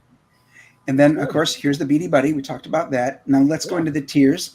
There's a tier to pay my wife homage because she supports me so much in this crazy thing called comics and coming up here to the guest room to do these streams all the time. We've got a digital version, which we jokingly call the Australian variant because, shipping to Australia went from $25 a book to like $75 a book. So my add-on prices for my campaign, I had to literally do it's almost like $15 for an add-on book. Yeah. For Australia. It's crazy ridiculous at this point. Here's the physical cover again, which will be a square bound but soft cover. Okay. And the reason I specify that is there are 50 copies of a hardcover available, and this one here features the art of Puro. It's a married couple from Italy. Andreas does the line art, and his wife Monica does the coloring. Nice. Some of those have already been snapped up. Let's see how many. There's the physical copy. Where's the? Oh, it's the feature tier, right? So 10 of them have already been claimed. You're like, where is it? It better be on here. Did I do something with it? And then, okay, so after the hardcover, then we've got a couple add-ons. We've got the set of chibi stickers. There's 9 stickers featuring the 10 characters, and that's because Halia and Andine, H2O, share a sticker because they're twins. Oh, those are great. That's cute. And then there's a supplemental ash can that's an add-on. It features the story of Bog, and Bog is like a sort of the Dojo universe version of maybe Man-Thing or Swamp Thing. And but that's where the similarity ends. He's from another planet, and aliens are involved in all this. So it's definitely I make it my own. Just like on a regular Tuesday. Aliens are involved. Right. No big deal.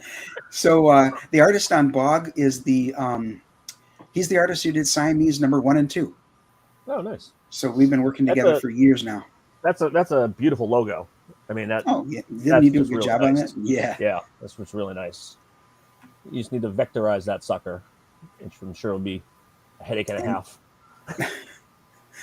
And then if you missed Siamese, there's a catch-up tier available. This is the entire trade paperback with a new cover by Cy Lim, and Cy is from New Zealand, and he works for a company that would be New Zealand and Australia's version of Amazon. Really, it's a company called Mighty Ape. Oh, nice. My cat's not in that good shape. Right. Now, the goal for this campaign is 5,000. So at 7,000, the first stretch goal we reach is a print of the splash page on which Bot 42 makes his first appearance. Then at 9, we'll have an acrylic keychain of Bot 42. And by the way, he's co-created by Cy Lim, the one who did that Siamese cover just there above. Nice. And then at 11, there'll be a bloodied Bot 42 fridge magnet. But don't worry, folks, that's not his blood. That's the other guy's. And once we reach 11,000, I do have 3 more stretch goals already selected, but I didn't put them on here yet because I don't want to seem overly confident. Let's just put a few on there to let people know it's been considered. And then, when we get there, I'll add the other 3. There's one more tier to talk about, and that's right here. It's the retailer tier. Now, the cover that's shown right here, you'll get 10 copies of this book, but the cover shown is the original Toro Tales number 1. And by the way, guys, just so you know, we're saying Toro because it's a lot easier, but Toro is actually Spanish for bull. But this is To'uro'u, which is the stone lantern that my company uses as part of a logo. So that's Japanese. I've been a long-time karateka, so the whole company, Dojo Kun, is named after the 5 rules of the Karate Dojo. So I like the idea of using another Japanese word in the title of this anthology that I do, the To'uro'u Tales. So they'll get the Eric Minoltowski cover, and they'll get 10 copies of it. And what this does is, if they order the 10, they get one of them for free. It's a $25 discount. Oh, nice. So this is an 88-page book for, if you get the soft cover, it's $25. The hardcover is a $40 tier. The digital is $15. And then there's only one other, and that's the retailer tier. I kept it simple because I kind of learned my lesson when I did Siamese. I had 6 variant covers and a whole bunch of add-ons. And although I managed to do the fulfillment, it was too complex. You know, people were like, I don't know which one to get. And the various covers pretty much sold about equally. So, you know, I guess that's good, but I kept this one simple. There you go. Nice. Nice. The hardcover's a nice little touch. People have been bugging me for my campaign to do a hardcover add-on. Okay. And I'm kind of like, guys, do you realize the time and effort that goes into doing a hardcover? Like, well, you know, I did a hardcover for Siamese, and what I'm going to do, let me, Pops, if you could solo me out, I want to show the folks something. So this is the hardcover for Siamese, and on the spine, you can see that it's got my company logo and the number 1. So the hardcover, well, and the softcover too, for To'ura'u Tales will have the logo and the number 2. And what I'm planning to do with all the hardcovers for my campaigns will be that they'll be numbered in reading order. So when we do some more Siamese, it might be number 4 or 5, depending on where we are in the reading order of the Dojo-kun universe. The next miniseries I'm going to do is called Deanna Hemmer of the Angels, and that one will be number 3. Very cool. This is so exciting. Very cool. And then let me see if I can do this. Do we have time, Pops, to talk about Shifter? Pops? Pops is going to sleep. He's sleeping. He's sleeping. He's drinking. He's I was drunk going to again. say, you can hang out for as long as you want. Bleed over into RJ's panel. I don't think he has anybody except like maybe Mike Murphy coming out. Okay. That I know of. So anybody that wants to hang out for the next segment from 9 o'clock on is welcome. But yeah, you got plenty of time, man. Okay. Do your thing, Dojo. So what I'll do then is I'll go back to, hold on a second. I'm going to stop sharing so I can go over to the other window then. While you're doing that, I'm going to check out Pops. I got to put the little ones to bed. Thank you so much. Brian, nice to meet you. I love that. It was nice to meet you. That book's awesome. The art looks amazing. Y'all go And check out Dr. Let's definitely talk about your dollar bin. Yes, sir. travels, all right? Yeah. Oh, absolutely, Doc. We'll definitely be in touch with each other. All right, guys. Thank you so much. He is stuff. in the madness, guys. His name is Tobias CodKchrome in the madness. Not Dr. Chopper, but you can find him in the madness. Just look him up, Tobias. He's the. I've already saved his Etsy store. What are you talking about, sir? I'm already going to give him money. You shut your hole. I just want to make sure y'all can find him. You know. Thank you guys so much. Have a great night, everybody. Okay, take care, Doc. Hey, bud. Love that dude. That dude's awesome, man. Yeah, he's got some beautiful work. Just I've been following him for a long time too. You know, I think I would find it hard to do all that cutting up of the comic books, even the reader copies. But on the other hand, those look so cool when he's done. I wouldn't be able to do it. I could not cut a value stamp out of a freaking book. And here comes Peter Cimetti with this. Hey, we got this cutout stuff, and I'm like, nope, not cutting the books, Pete. Not cutting the books, Pete. Nope. Wait, you found them through Alterna, or? Huh? You found them through Peter from Alterna, or? Actually, I have an ad coming out in one of his books on the next campaign. Nice. Oh, cool. I did that on the fall campaign. Right. Yep. I mean, you know, I love that he gives everybody opportunity to do that. You know, stuff like that is what it's all about, man. Yeah. Helping each other be seen, you know. Now, here's another one that I need to be seen. This one here needs some love. We're at 9%. The goal is pretty lofty, but here's why. This is a license that I got from an award-winning novelist who did a trilogy called The Healing Wars. My wife read the book, the trilogy, said, Brian, I think you'd like this. And I really, really did. I was talking to my friend Steve about it, and Steve said, oh, yeah, I've read that. Do you want to talk to the author?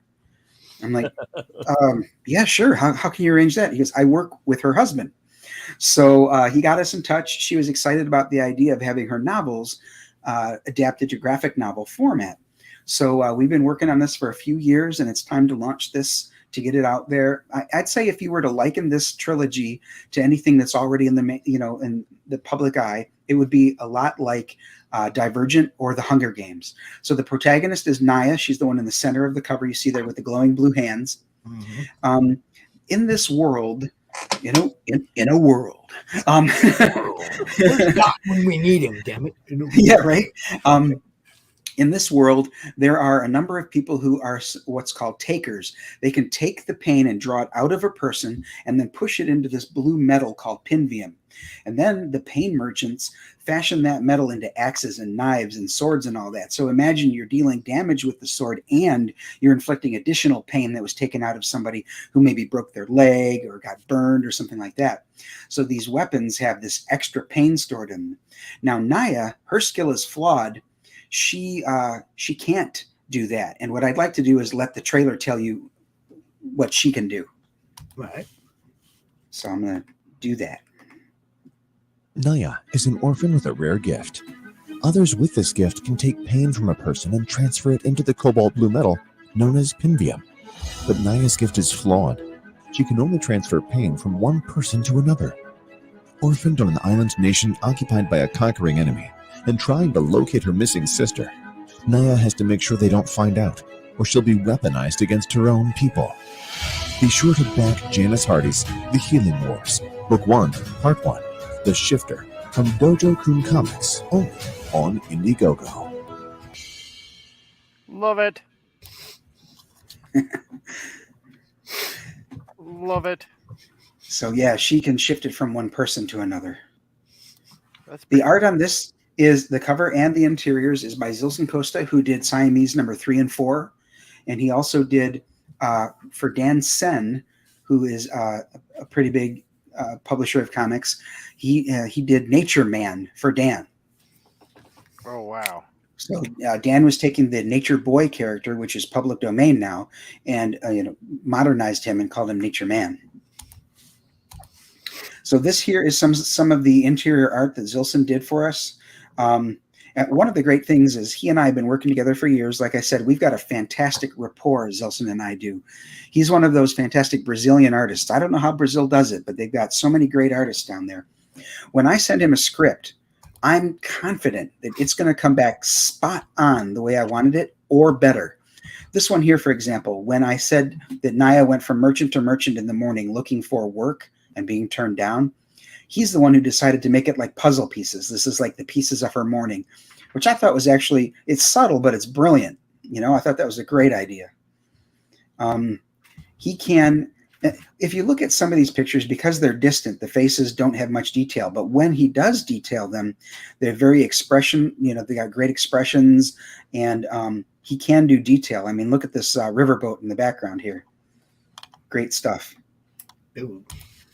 And then here's a page that features the collision between two riverboats, and she has to jump in the water and start saving people and removing their pain and everything. So now, one great thing about this campaign is I launched it in collaboration with Jake Adams, who did Cobalt, Death Stalks Us. Now, I don't know if you know about Cobalt, but this character right here, Cobalt is... Isn't he from Atlanta? Right. So he and I launched at the same time on Bancroft Show, and we have a collaboration. If you back both of our books, The Shifter and his book, Cobalt Death Stalks Us, at a physical tier, you get this free homage print. And this print has Cobalt and Naya on the cover in the place of Wolverine and Kate Pryde, because this is an homage to X-Men number 141, the first of the 2-issue arc called Days of Future Past. Now, on that cover, there was a bunch of X-Men on the wanted poster, but these characters are all CG characters. We've got Ella from the Lucent, Reaper Destroyer, Streez from Type 1, the Boss from Company Men Dead, White, and Blue, The Embrace, Ragetality, Perfect 10, Monstro from Downcast, Mandog, Kurito from Mavericks, Black Flag, Aerith from Aerith Saga, Ghost from The Replicator. This is Naya. We've got the Saint from Cerebrum. This is Canadian Shield and Siamese from my books. Here's Cobalt. Tailless from The Adventures of Tailless in Outer Space, Arya Black's book. A couple more of my characters in the background here that are obscured. We've got Krishna Kid from Kami Mark from CG UK, and then Dr. Primordial. So it was great to get all of these CG creators to agree to have their characters on this poster. Once this poster is complete, it will have their names underneath their faces, and then on the back there will be a key basically explaining what I just outlined for you, what the characters' names are, what book they're from, and who the creator was. Kind of like that. Who's Oh, that guy? And if I didn't, who's that guy, Dojo? What's up? Yeah, who is that? Which guy? Oh, You didn't see him? That guy right there. Who's Sorry, I that guy don't. with the shield? Oh, the Canadian Shield? Yeah, you might know the character, because he's yours. He's yours. Oh, look at that already! Wow. Okay, so yeah, I wasn't seeing your screen. I was still looking. I'm like, RJ, man, am I that off-brand? Oh, really? Like I was trying to say, I couldn't see the screen. I was still looking at my campaign up. I had my campaign on my screen. I didn't know who he was pointing to. So if I didn't mention it, this homage print is by Shelby Robertson. Oh, so that's Shelby art's so good. Oh, yeah, Shelby's American been Discord. popping up in a bunch of different places recently. Oh, he's been prolific. He's been popping up on a bunch of different campaigns. It's actually funny. He actually did a piece of fan art for Nira back in the 90s before he was professional. Wow. Okay. That we reprinted in the Ground Zero graphic novel that we did, the trade. Yeah, and I was thinking about having him do a cover for this time around because I thought it would be kind of funny to have it like bookend. You know, but he was just so busy. It was just like, now I know why he was so freaking busy, guys. Thanks. Thanks, everybody. Okay, before I go too far into RJ's time, let's look, we're doing an open panel from here on out. Yeah. Talk about your book. RJ looks like he's packaging books right now anyway. He could be, He's working. Cool. Just keep talking, Brian. Don't worry about it. So just like on my To'Uro Tales book, I've got the tier that's, get Deanna a fancy coffee. This one I kept pretty simple too, mostly because it's not my IP, so I didn't want to go crazy with other tchotchkes and all that. So we've got a print copy of the book, which is $25. The one-of-a-kind Dave Ryan sketch card tier was the first backer on the entire campaign. Grab this up. So he got this one. So this one's gone, unfortunately. But, I mean, isn't it beautiful? That is cool. The Grand Duke of Basir tier is 2 copies of the book, the chibi sticker set, 2 copies of the coloring book, and then you get drawn onto a print with Naya, and you'll be drawn there as a shifter. So you'll get a comic book sized print of you and Naya as shifters. That's cool. There's also a drawn in tier. You can become a soldier, which, by the way, the soldiers are the bad guys. Those are the conquering army. And some people love being the bad guy, so I'm pointing that out. You can be a citizen, like these merchants here, or you can be one of the healers. Not Naya, of course, but one of the other healers that are in the Healers League, which is sort of like a college for the healers. On this one, too, I also have a retailer tier. I haven't yet on my campaigns, I haven't sold a retailer tier yet. However, I have been advised that there are some retailers out there that if they see this, they'll snap it up because I'm giving them a $25 discount. That means one of the 10 are free. This guy calling us weirdos. Look at the. All right, Matt, just for that, I'm sending you the link. So here's a better look at the chibi stickers. Person.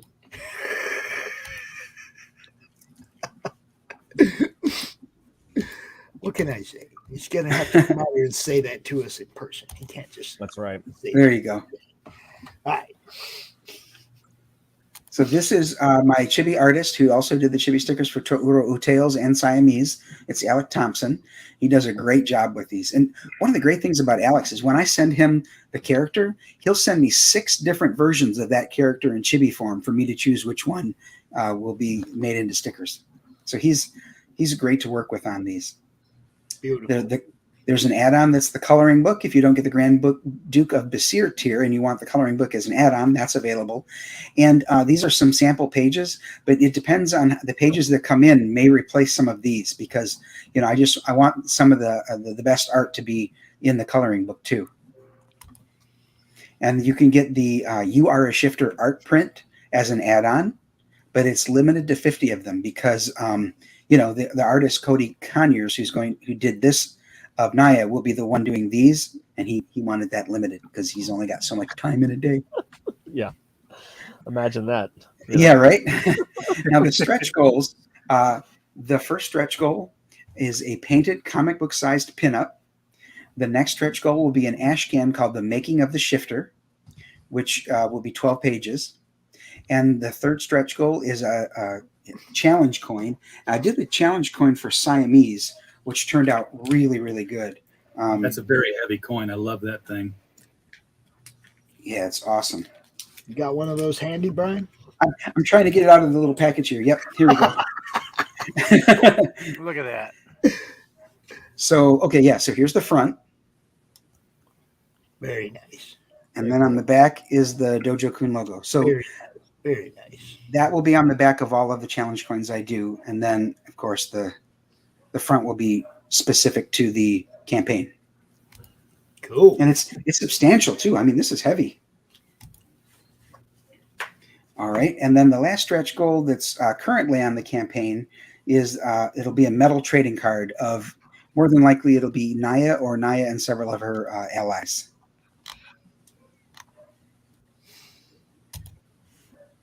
And that is that campaign. And this one, like I said, award-winning novelist with a great idea for what she considers like it's the magic of this world. It's set in a Renaissance era, but it's not actually on Earth. So and this is separate from the Dojo Kun Comics connected superhero universe, obviously because it's Janice's IP. Beautiful. Yeah, I'm excited that the one-of-a-kind sketch card tier sold, and it was the first backer. Lord Ravener grabbed it up.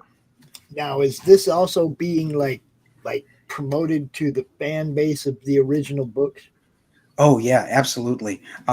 She is going to have copies of this with her when she does her own book signings. She'll have copies of this that she can also sign if people wanted to get both the book and the comic book, or just one or the other. Oh, well, that wasn't where I meant to put that, but there's the link. I was trying to send that to George. I don't know why I put it there, but okay. All hell's about the link, Liz. All right, look, the link is there, but no weirdos. Wait a minute. See, now what am I doing here then? Yeah, I was going to say, does that mean I need to go now? We got enough of those here already. See? Oh, okay. I mean, we were labeled that by one of the weirdest of the weird right there. All right. So I still got to finish out all the detail, but I got Canadian Shield quickly sketched in there. Yeah. Zoom in on that, Pops. Let me Tank. zoom in. Okay. I got to finish out the details, though. Awesome. It's good framework. George. What's up, George? Mr. Gatsis. Yeah, look at that, man. So many characters. We had 14 by end of yesterday. Frog, Reaper Destroyer, 6-gun Gorilla, Canadian Shield. It's just near a boom, boom, boom, boom, boom. So you're only going to do the one, not all 10 from Toro Tales? No, just one. I know I'm fast, but geez. We had Doc doing that too. Doc's like, hey, but mine are a team. They got to be together. Well, hey, thanks. Before we move on, Pops, I just want to say thanks so much for having me on CRoM Con once more. Oh, dude, you're always welcome, bro. Thank you. You know what's up. Now, this is a very loose. The final panel is always sleep deprivation and shit. You know, that's why I asked RJ to do it, because you don't want to be responsible. I'm at the point where I want to do a couple shots, hit fun a bit, not really care, and just kick back and watch RJ package books, and That's what I'm doing. Yeah, RJ, what book is that you're packaging right now? Wow, it depends on which stack I grab. Are you allowed to tell us? Yeah, I'm allowed to tell you. If you ordered Exilium, you're going to be getting that very soon here, whether it's Season 1, 1A, Season 1, 1B, Season 1, 2A, Season 1, 2B, Vanguard Season 1, 1A, 2A, 1B, 2B, Holy shit. Ashcan, Mechanics, and posters. Yeah, there's a lot of books here in all kinds of configurations. That is a great problem to have, isn't it, RJ? I like it. I'm packing up books, which of course, that's because I've got a pause in the packaging of this little number. Which, what do you know about that, Dojo? Like this. Why is there a pause? Because I am waiting on some signed material that has to go into the rest of these. But 5 boxes of Embrace have gone out, so they are in the mail, labeled. And if yours was in them, then you've already got an email saying, "Hey, here's your tracking number." Oh, really? Probably didn't say for the Embrace. It'll just say from Critical Blast, your shipment's on the way. I found out how to fix that because here's what I didn't want to do. I didn't want to go into the email before every time I printed a label and say, your shipment of the Embrace is on its way, and then print a bunch of labels. Because I will then send somebody something else later on, and it's going to use that same email. And I'm like, I didn't send the Embrace. But I figured out that, okay, there's 2 things when you upload labels to Pirate Ship that are invaluable. One of them is rubber stamp. So what I do when I do my shipping is I concatenate all my items into one string per person. So I have 1 row per address, whether you back 1 time, 5 times, or 1 time with 15 add-ons, you get down to 1 row and everything you got. Then I collate the everything you got so that everybody else who bought all the same things you did, no matter how they went around doing it, are all together. I'm like, guess what? You're group A. Guess what? You're group B. Next one's you're group C, all the same. And I just say, I need to make 15 of those. I need to make 10 of those. And I just write that on the envelope, A, B, C. And when I print the labels out now, I have the group going in the rubber stamp. So the rubber stamp's that little bottom area on the label that says whatever you want to say in the rubber stamp. And you can have 2 rubber stamps, 3 rubber stamps. So I just say like the Embrace, group A. And now I just say, this is an A envelope, slap an A label on it. I don't have to know their backer number. I don't have to know their name and address. I just look at the bottom part of the label. Damn, that is super efficient. We got some people popping in here. George, tell everybody who you are. Who's George? George. Oh, me. Yeah.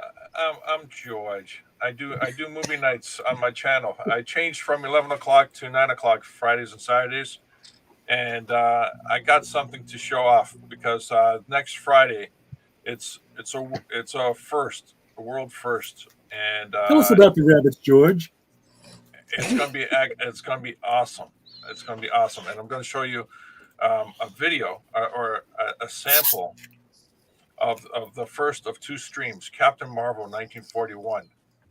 And I not only did I go in there and clean it up and make it friendly for today's HD audience, but I also added visual effects and sound effects into the film, which actually makes this a modern day classic instead of a 1941 classic. Now, here's what the film looks like. But what I'm going to show you is that the old camera tricks back then was that they would actually just throw smoke in front of the camera and then swap out the character of Billy Batson to Captain Marvel. Well, what I did was I actually went a lot further than that. I'm going to show you the first 2 transformations, the first transformation and the second transformation from Billy to Captain Marvel and Captain Marvel back to Billy. There's no sound because I want to keep the sound effects special for the film, for the movie night. So the old guy's saying, "Hey, just call my name, would you? And go save your buddies." Well, oh gee, golly, will, sure. And then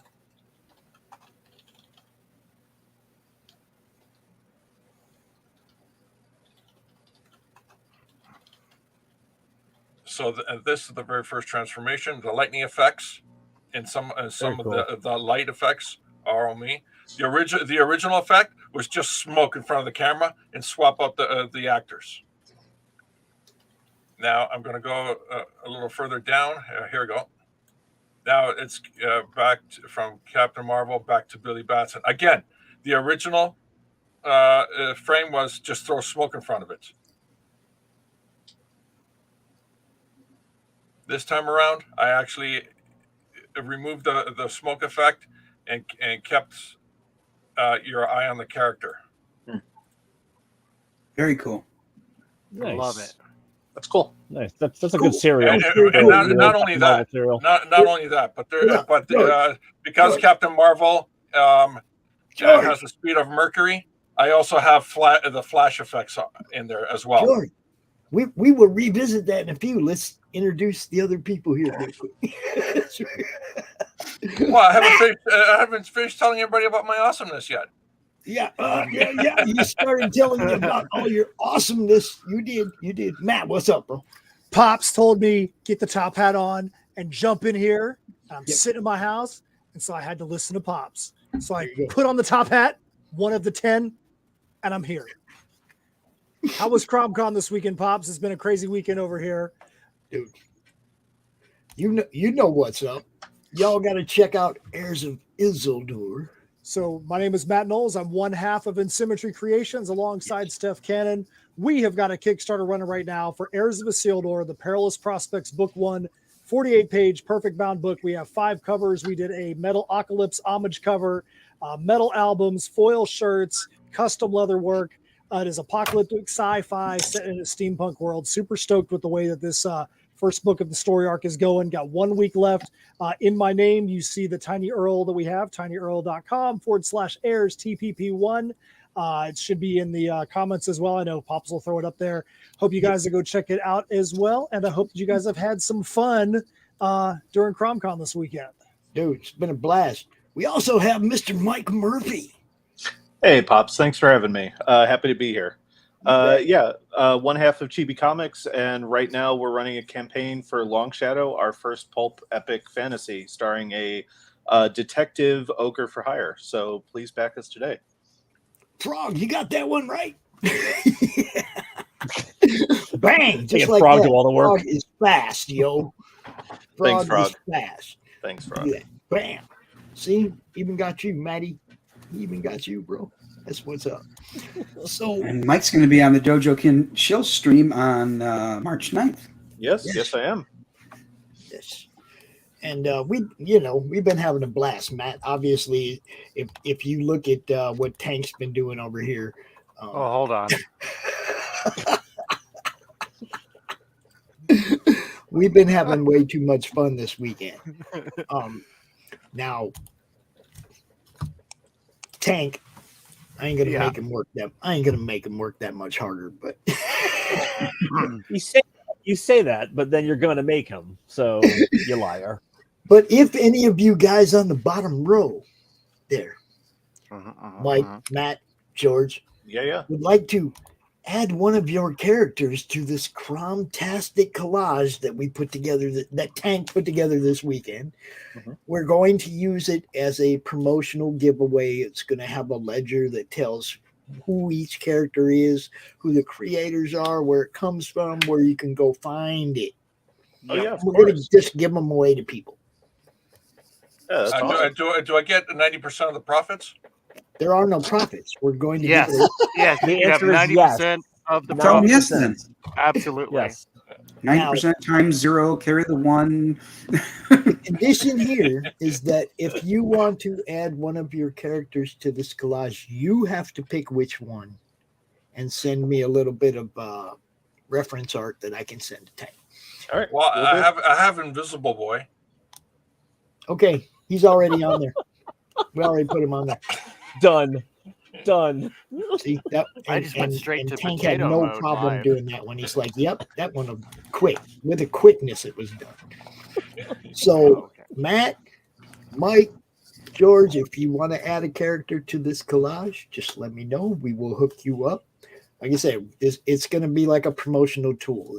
We're going to use it in the proper way where everybody's character be is fun. represented, where you can find that character will be represented, so that when we give these out, they hopefully explode. Done and done. I just sent you some info on the Long Shadow. Oh, there you go, Tank. Sorry, bud. Sweet. Yes. I've been showing that book around and singing its praises, man. I love that book. I appreciate it. Thanks so much, man. Amazing stuff Tank's been doing. He started this yesterday at noon, you guys. Jeez. Gosh.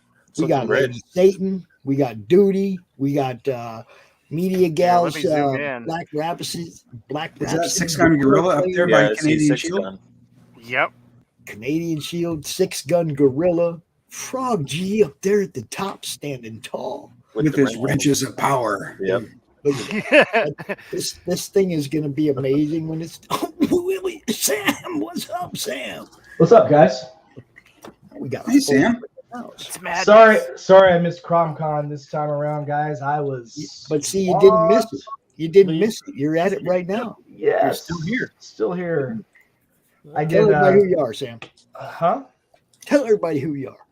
I am WSAK Sam Quinton, owner of Snowfall Publishing in Frankfort, Kentucky, creator of role-playing game books, 47 Furious Tales, Reign of Ages, and soon to be 3 other comic titles this year, and 4 more coming next year. So, Sam be working, yo. Nice. Sam be sorry, I shipped 700 books this week, so it's been a busy week. Damn. Nice. That's a great problem to have. Yep. Fulfillment was done like that. Books came in Friday, everything shipped on Tuesday. So, beautiful. And then we had one of our shops ordered 30 more. So, Frog, what's up, man? It's been busy. I got to tell you now the same thing we just told those guys. What was it? Get out? Pick one of your characters. Yeah, we didn't listen. Yeah. Pick one of your characters. Pop. If you'd like to add one of your characters to this CRoMtastic collage, pick one. Let me know which one. We'll send a little bit of reference art over there to Tank and have him add your character to this beautiful piece. And those are all in scale. I want you guys to know that too. Those are all in scale. That great big girl really is 18 feet tall. Okay. This is like, if you look way down at the bottom, I don't know, some of you might know Grant Lankert, his book Beowulf #3. If you look down there at the bottom, you will see Mr. Mooney, the cat from the book. There you go. Look, there's Hatch. And I'm telling you guys something right now. This is the first time Glenn has ever allowed anybody to draw his character. Cool. I am honored. I really am. So, this is. I really wanted to capture the essence where he's just kind of looking up, just going, "Oh bother!" What the fuck? Oh bother! He's like, "What did I get myself into?" With that much enthusiasm too, just "Oh bother!" He's never opened his hatch and seen people before, so What's this now? That is perfect. Of course, Demon Bitch has already got the party started. Yep. Well, it's not a party without Christy, that's for sure. Right. Yes. Got Doc Blaylock's Elizabeth. We've got Stones. What is Stones Girl Shadow? Got Duty, Ember. And what's really cool is I'm finding out about all these cool comics while I'm doing this too. Yes. Geez, I'm gonna have to use my pen because this is so big that it's very sensitive when I move it. Starting to get in Smokes the Fox right there. Beautiful. Where is it? Down in the corner. He's gonna be down here, running around the other side of the boot. He's like 5'6", 5'7". He's not a small. 5'6". All right, I'll make him big. I'll make it. You go right up to her calf. Yeah. Of course, we have CRoM wearing his F Danny T-shirt. So when I finish this up, I'll clean that up, and he'll have a nice F Danny T-shirt. We got Lawani from Natverse. Mm-hmm. And Media Gals, Miss Rena's Black Rhapsody guitar player right there. We got her. Mm-hmm. I don't know what her name is though. I forget her name as well. That's okay. I'll get familiar with it because I got to make a ledger for all this. from Make Pop take Specs pleasure. Thompson's book. The hooded dude, I forget his name too. Man, there's so many. Damn. The Crow is from Animal Eye by Cindy Kep. Got that there Canadian Shield. Got 6-gun Gorilla. Let's see here. I still got to find the detail page for that so I can finish in Reaper Destroyer. Yeah, dude, this is good. Near X. Near's right there. Tacona. Yep. Got Elise from Amazonia. That's the great big girl back there. Dude, too cool. Yeah. So, Sam, you have to pick one of your characters, one of your IPs to add to this. There you go. Same with you, Matt. Yep. Oh, hold up. What do you got? Ooh. You want that guy? Sigval the Necromancer. Yep. Okay, you got to send me some reference art so I can send it to Tank, or send it to Tank yourself if you're already connected. You know. Yeah, I gotta find where I have that. So. Okay. Let me see Yeah, what I gotta do. check my messages too because things. Matt, I love the hat, man. Hey, thanks a lot, man. Like I said, we dress in steampunk for all the stuff that we do. Steph and I do, and we partially do it because we want people to not be able to tell us apart. And if you've ever seen a picture of Steph and I, you know that's an incredibly tongue-in-cheek statement. Because my goal used to be to weigh no more than twice what her weight is, and that is absolutely not the case now. And I'm not a bulbous large individual. I'm just a tall individual, and yeah, there's not a chance. Yeah. She's tiny. Tiny. She is a tiny human being. She is a tiny human being with a gigantic heart. Pops, you're getting a package tomorrow. Wunderbar. We will be opening it then. Let's see. I have 3 o'clock. I have Matt and Steph. At 4 o'clock, we have Monday Madness, where we launch the Kirby book with Glenn B. Fleming. Sweet. Oh, that's going to be fun. Yes, RJ, you can join us. No problem if you want. We're distributing that book. Beautiful. Beautiful. And you guys know what's up. It's like, it's a party. So obviously there's going to be an unboxing in there somewhere as well. I'll have to watch the replay. I actually have a meeting at 3 that I won't be out of until about 5. Oh, no, Matt's at 3. Monday Madness starts at 4. Okay. The unboxing would probably be toward the end of the Madness show. Cool. Don't get to see it then. And you're more than welcome to join for that too. Like I said, you guys are all friends of Glenn, and he'd love to have you guys pop in during his launch party. So, that's just how it is. Matt. Yeah, man. Matt. What up? Unload on me, bro. I'm going to pull up your campaign here real quick. All right, let's do it. Like I said, if you want to play the video, man, for the first time in 7 campaigns, we made sure we actually talked in our video because we were like, guys, you got to talk in the video. We can't just have metal music. We actually got to have you talk it in the video. So, Pops, I hope you've been happy with this. I did say that. I did. What can I say? It was like some of the people that were paying attention weren't always like. Sometimes you're driving, you're just listening, right? You're not watching, and you're just listening to these wonderful YouTube shows about awesome comic books. And here you go. You want to know what's going on when they play that video, because you can't take your eyes off the road and look. So. Well, you can. It's just not advised. Right. You gotta talk. Just, so you gotta talk. Yeah. But Pops, I'm gonna pop out of here real quick. I got some more work to do on the campaign. Got a day job tomorrow. I had somebody knocking at my door, just wailing on my door. I had to run downstairs. Holy crap! The cops are there. No, I was wondering what's going on, and then it was some guy trying to deliver a DoorDash. Oh shit! Did you take how many it? times? About every 2 or 3 weeks, I'll get somebody else's DoorDash. So I eat pretty well over here now. There you go. Yeah, I canceled my DoorDash after two wrong deliveries. Committed Comics, Thomas. Tell everybody where they can find you, bro. You can go to committedcomics.com. 2 M's, 2 T's. If you search Nira X on Kickstarter, you will find our current campaign. We've got 11 days left or something like that. What did you say the campaign's called? N-I-R-A. N-I-R-A-X. Man, that's way up the chat. Nira X. So if you search that on the kicker of starters, you will find it there. And I need to do some updates to that because we passed another stretch goal, thank God. So making me do more work. How long has your campaign been running for, man? How long has it been running for? 30 days. It's got 11 days left. We just crossed the 16K marker.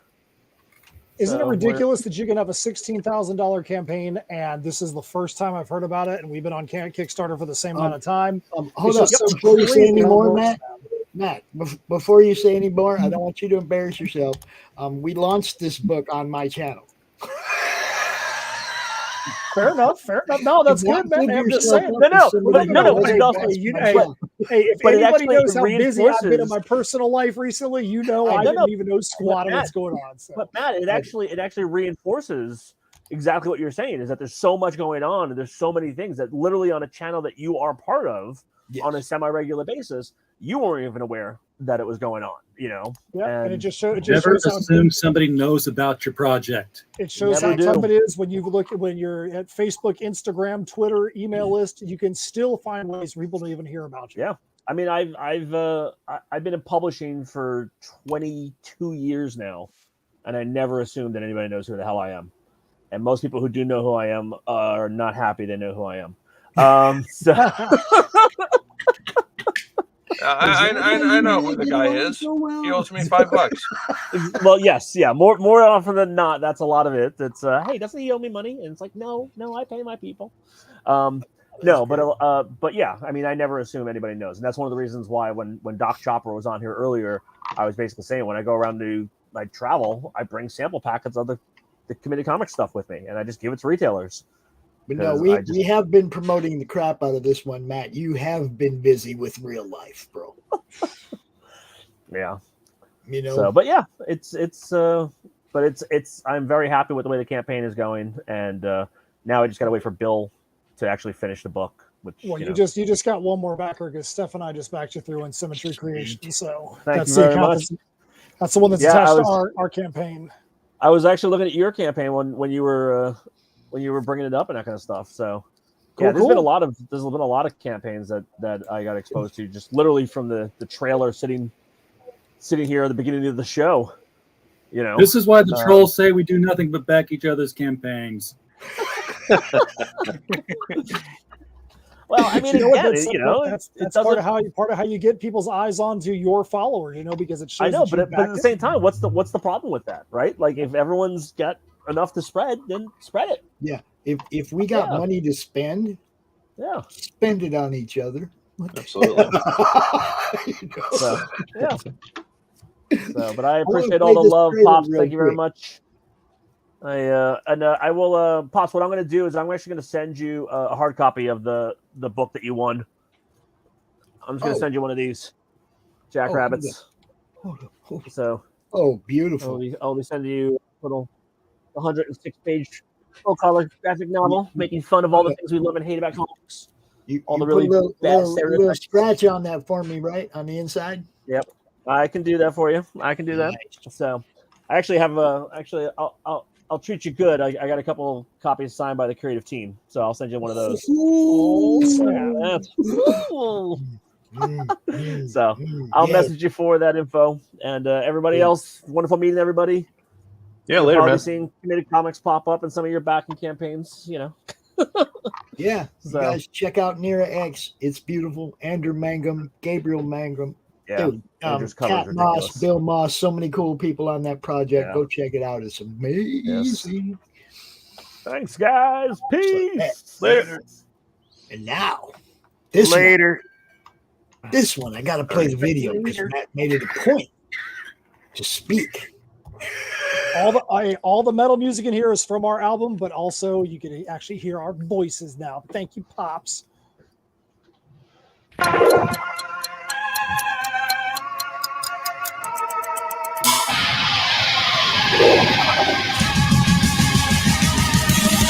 Hey everyone, this is Matt Knowles and Steph Cannon from Symmetry Creations. There's not much time. We've got some important information for you. we've got to tell you about our brand new Kickstarter campaign for Heirs of Isildur, The Perilous Prospects. This 48-page Perfect Bound book is the first part of an apocalyptic sci-fi story arc set in a steampunk world.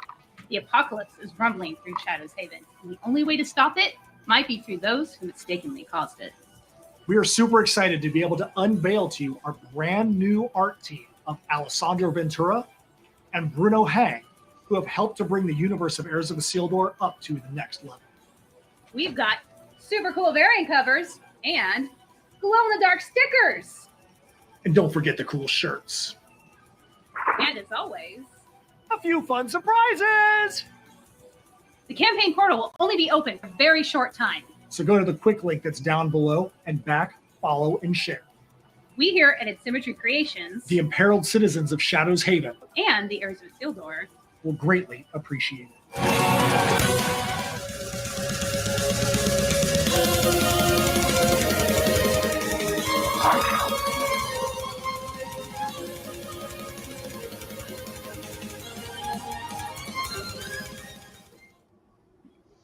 That's beautiful. I hope it brought a tear to your eye, Pops. That's beautiful. It did. A little bit. Like they're talking. Now, hold up. I got to ask though, Matt, in all seriousness, how tall was the box that Steph was standing on? In all seriousness, Steph was not standing on a box. She was standing on a footstool. Okay. But yes, not only that, I will add a double to that. Not only is she standing on a footstool, I'm also, my legs are spread kind of squatting down too, so that way we could be in the same frame. It is what it is. She's, there's a foot difference in between our heights. So yeah, I was looking at that and I'm like, come on, man. Either he's on his knees or she's standing on a stool. Hey, we got to be in the same frame. It's a video, man. We didn't want it to be where like you see my top hat and then all you see is like her eyebrows. Nobody wants that. That's not what we need. You did very good though. That was wonderful. I also want to tell everybody, go back, Smokes, The Fox, and The Weaponized Werewolf. 2 books in one. You guys know what's up. Justin's here. We talked about it earlier, but I see we got a whole bunch more people watching than we had earlier. So I want to talk about all this stuff again. So run through it, Matt. Real quick, so the video, we worked in coordination with a company called Palma Productions.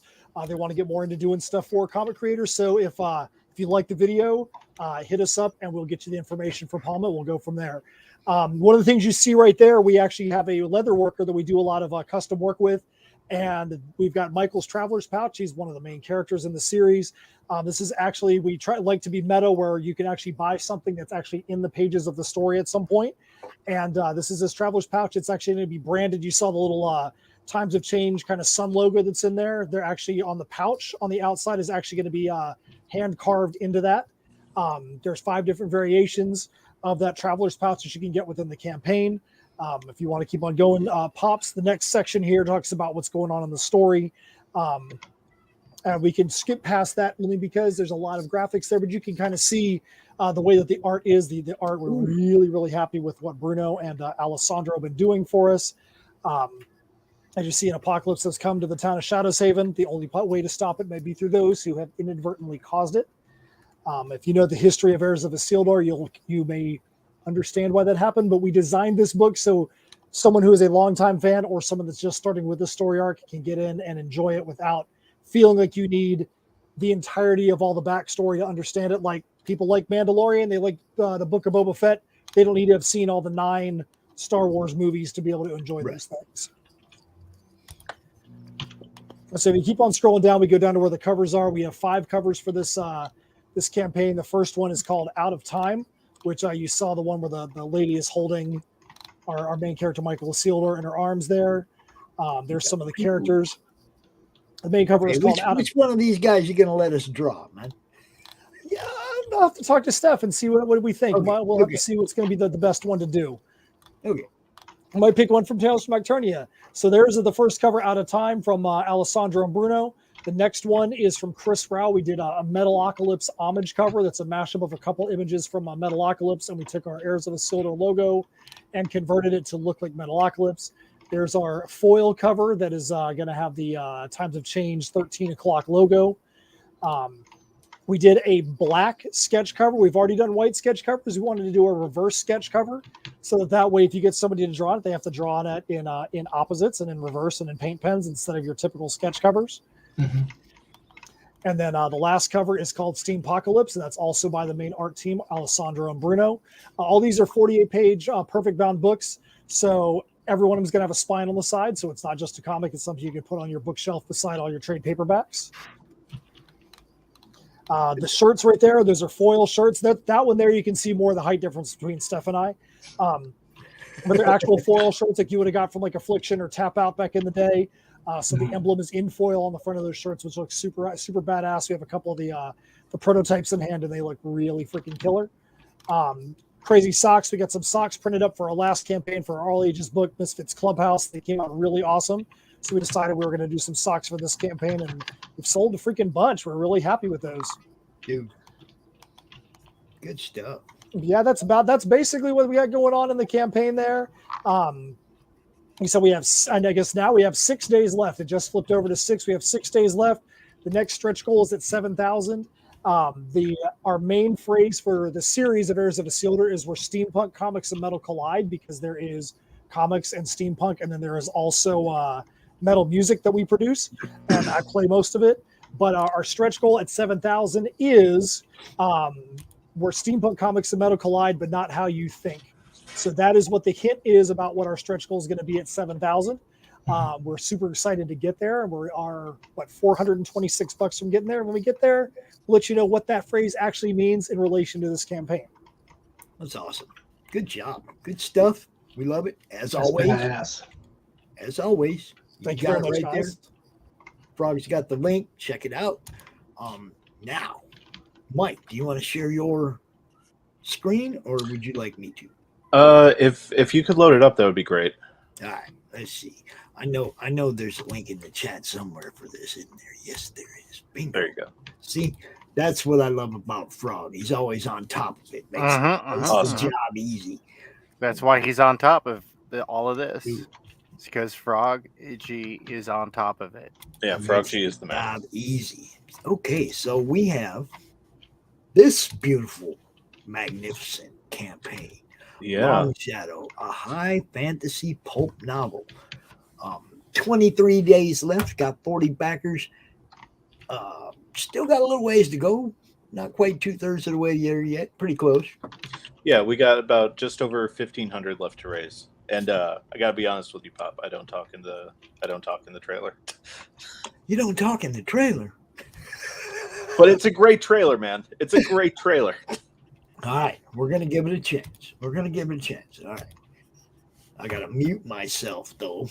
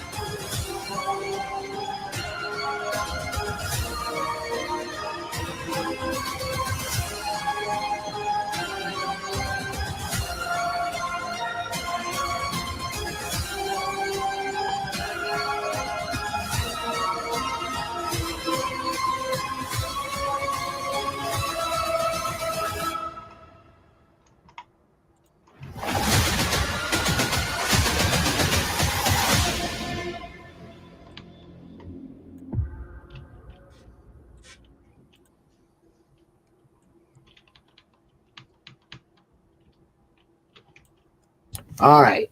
I seen Preston's art. What else did I see? Oh yeah. Who all has a map with their campaign? Not many people. Like the good night came with a map. Yeah, that's true. Matt? That's true. Matt? Tales from Nocturnia had one. Definitely not one in Heirs of Isildur yet. Not yet. There was one definitely in Tales from Nocturnia, but yeah, definitely not in Heirs at the moment. I love maps, yo. Yeah, people love maps. I love maps. So that's definitely big shot in your favor from over here. Glad to hear it. Glad to hear it. Now I see Preston. Yep. Yeah, Preston is our alternate cover guy. He's been on. This is his third campaign with us, and we are always happy to have him. Dude, I love Preston. Everything he does is amazing. Just throwing it out there like that because that's the way it is. Yeah. Yeah, I told him the only direction I gave him was go full Rosetta, and he just kind of ran with it. That's good direction to give, though. You can't go wrong with that. Yeah, exactly. Some of this stuff is just amazing, though. Okay, Thank you. I like this dude. I like this dude right here. He's kind of a skinny group. Yeah, thanks. So these three illustrations are part of the premium swag sets. They're character designs that I drew for Jeff Lasley to work off of. Jeff Lasley's not only the cover illustrator, but he's doing the interior spot illustrations as well for the book. I love Jeff's work, man. It is so good. Yeah, man. I've been waiting for a chance to work with Jeff for a while, and once I got the idea of like doing a pulp campaign stuck in my head, like he was the only artist I thought of. Look, I'm looking at those names right there. Peter Gilmore, Simon Potier, Mark Marianelli, 6am Comics, Selena Hernandez, Donald DeLay, Stephanie Renee, Passion for Drawing, and more. And the more is just as awesome as that is. Look, there's Sim right there. Yeah, so Sim's been, as always, Sim's a good buddy and a real big supporter of ours. So he worked up this sketch, and this sketch will be done as a print and given away to all physical backers on the house. And then you got Butch Cleaver, Matt Burke. Yeah, Matt's been a real big supporter of this campaign, and he worked up this pinup that we could list as a tier by itself. So if anyone's looking for some original art by Matt, here you go. Dude. Oh, there's more. I seen a name in the video that I didn't see here. Who else you got on this? I mean that's it. Like it's me writing. It's Jeff on the art. It's Preston covering the alt cover, and if we hit our stretch goal at 8K, we'll be unlocking the World Guidebook, where all the artists that you just mentioned will be contributing art to that piece. All right. I must have missed something in the video, but it's awesome. There's a whole bunch of awesome people involved, and this one again should be funded. Yep. All right, come on, guys. No, for real, man. Like I was like, oh no. Yeah. This needs to be doing a lot. I realized there's a lot of good books out there, guys. Yeah. I realize that there are so many. I can't get all the ones I want. Nobody, only those rich people can get all the books they want. But man, some of these, you just got to give it up for the talent involved. Well, I think this is one of those projects that genuinely has a broad market appeal, and that folks should be sharing this out to people who are not normally interested in comics. Yeah. This has a bigger appeal to it, Yeah, I mean, I knew that we were going to take a big swing trying to do a pulp revival project, but I think little by little we are finding our audience. Like the first 30 days was just convincing people of the viability of it, and I think we've won a lot of people over. And in the past 2 weeks, we've gained a lot of steam. So I'm positive that we'll hit our goal in the next 20 plus days. Oh yeah, awesome. And we're gonna be pushing just like we do for everybody. This is one of those that you guys know. For me, one of my favorite things to do is type funded above somebody's campaign and hit post on that shit. Exactly. So I push way harder on the ones that need funding than I do on the ones that have already got funded, because I like to make sure that all the people that back a book get the book they back. Okay, It's appreciated. Like, You seriously, know, everybody. I Thank mean, you. look, you got 40 people right there that have already thrown their money at this, and they're like, man, they're just waiting and hoping that some more people will throw money at this so they get the book. You know, now some of them are already, you know, like flexible, and you're going to get the book anyway. But you understand what I'm saying. Same with Kickstarter. You know, it's like you back it, and then you sit there and you hope that enough people back it that you're actually going to get that book. Yeah. Yeah. And, you know, we, you know, with Chibi, this is our 4th major campaign. And we always make it clear that, you know, look, we don't do flexible goals. You know, for creators who are in a position to do flexible goals, that's great. But, you know, my wife and I, we both work freelance, so we don't have it in the budget yet until we build up our audience a bit more to produce stuff ahead of time. So it has to be a fixed goal that shows, look, this is what we need for the bare bones production. So I think that's one of the things that's helped with us, is just being direct with our audience. And, you know, they know, like, hey, we'll push as hard as you'll push, and we want this in your hands. Right. So that's that one, guys. Sam, do you have anything active right now? We are not active yet. Our campaign hasn't been approved yet. We're expecting that probably tomorrow, which is very short for pretty much. We're supposed to launch on the 1st, so we've been waiting almost a week for 47 issue 3. Yeah, for Kickstarter to approve it. Man, that's so weird. That every once in a while it'll take forever. Like, I think we've had 3 of our last 4 campaigns. It was like we hit the button and it was approved, and then one of them took like 5 days for no reason. Yeah, it's interesting because I just got my backer favorite badge from Kickstarter, which is nice. You know, 15 successful campaigns since 2017, so we're cranking out books. We actually projected fulfillment for Rain this month, and we finished on Tuesday, so that was pretty sweet. Actually, some of our retailers have already contacted me to order more copies because a couple of them have already sold out. So that's always a good problem to have. So we're moving right along. But yeah, we expect we should have approval tomorrow, so we can start sharing that out. Alexia is actually working on some final graphics on the story page tonight. So cool. We'll look all nice and pretty. We do have an updated video with audio by the incomparable Phil Leon, aka the Electric Crayon. yeah. So I can get you. Well, I pull the link down for that for you, and we can see it on the YouTube. So give me a second here, and make sure this is it. RG. Yes. All right, here you go, guys. I'll put it in the chat. I bet you're just going to share it and play it. Oh, I've got too many tabs open to share screen. Okay, don't worry about it. I had a lot of artist meetings today. We've got a lot going on. I mean, we understand, Mr. Reichenwald. I actually have a licensing meeting tomorrow, so that's going to be fun. Oh, nice. Work. Sam's work never ends, yo. Yeah, I actually had to take time off from my day job tomorrow because it's kind of an important meeting, you know. So that's great, man.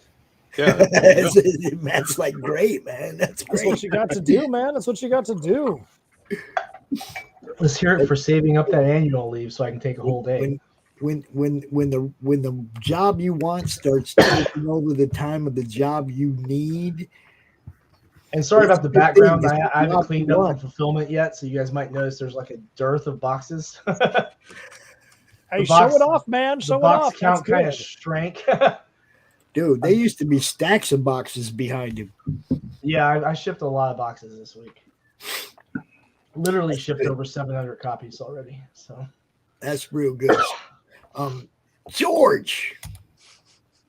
Yeah. He fell asleep. Okay, never mind. No. You want to play that one, Pops, and show the joy? Yeah, let me pull that up. Let me pull that up. Let's see. What do we got here? Oh, don't play yet. Just wait. See, you just wanted to start playing right away. It's all being, you know, one of those things. Hold on. Let's see, where's that? It's there. Actually, got a I'll call. mute myself. I've got set up a pickup for Thursday too. Thank God the USPS will pick up for you, huh?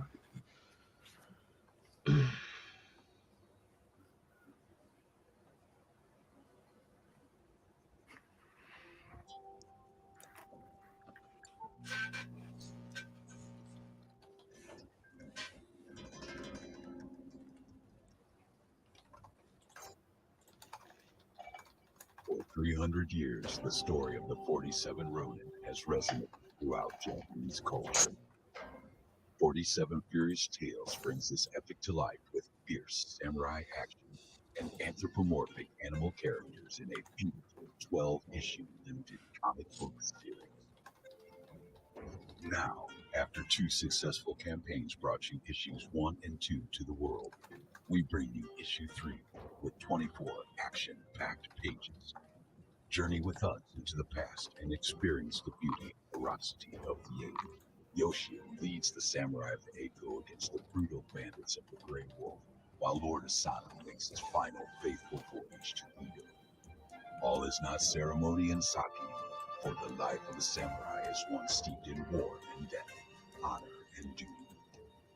Steel flashes, blood flows, in 47 Furious Tales issue 3.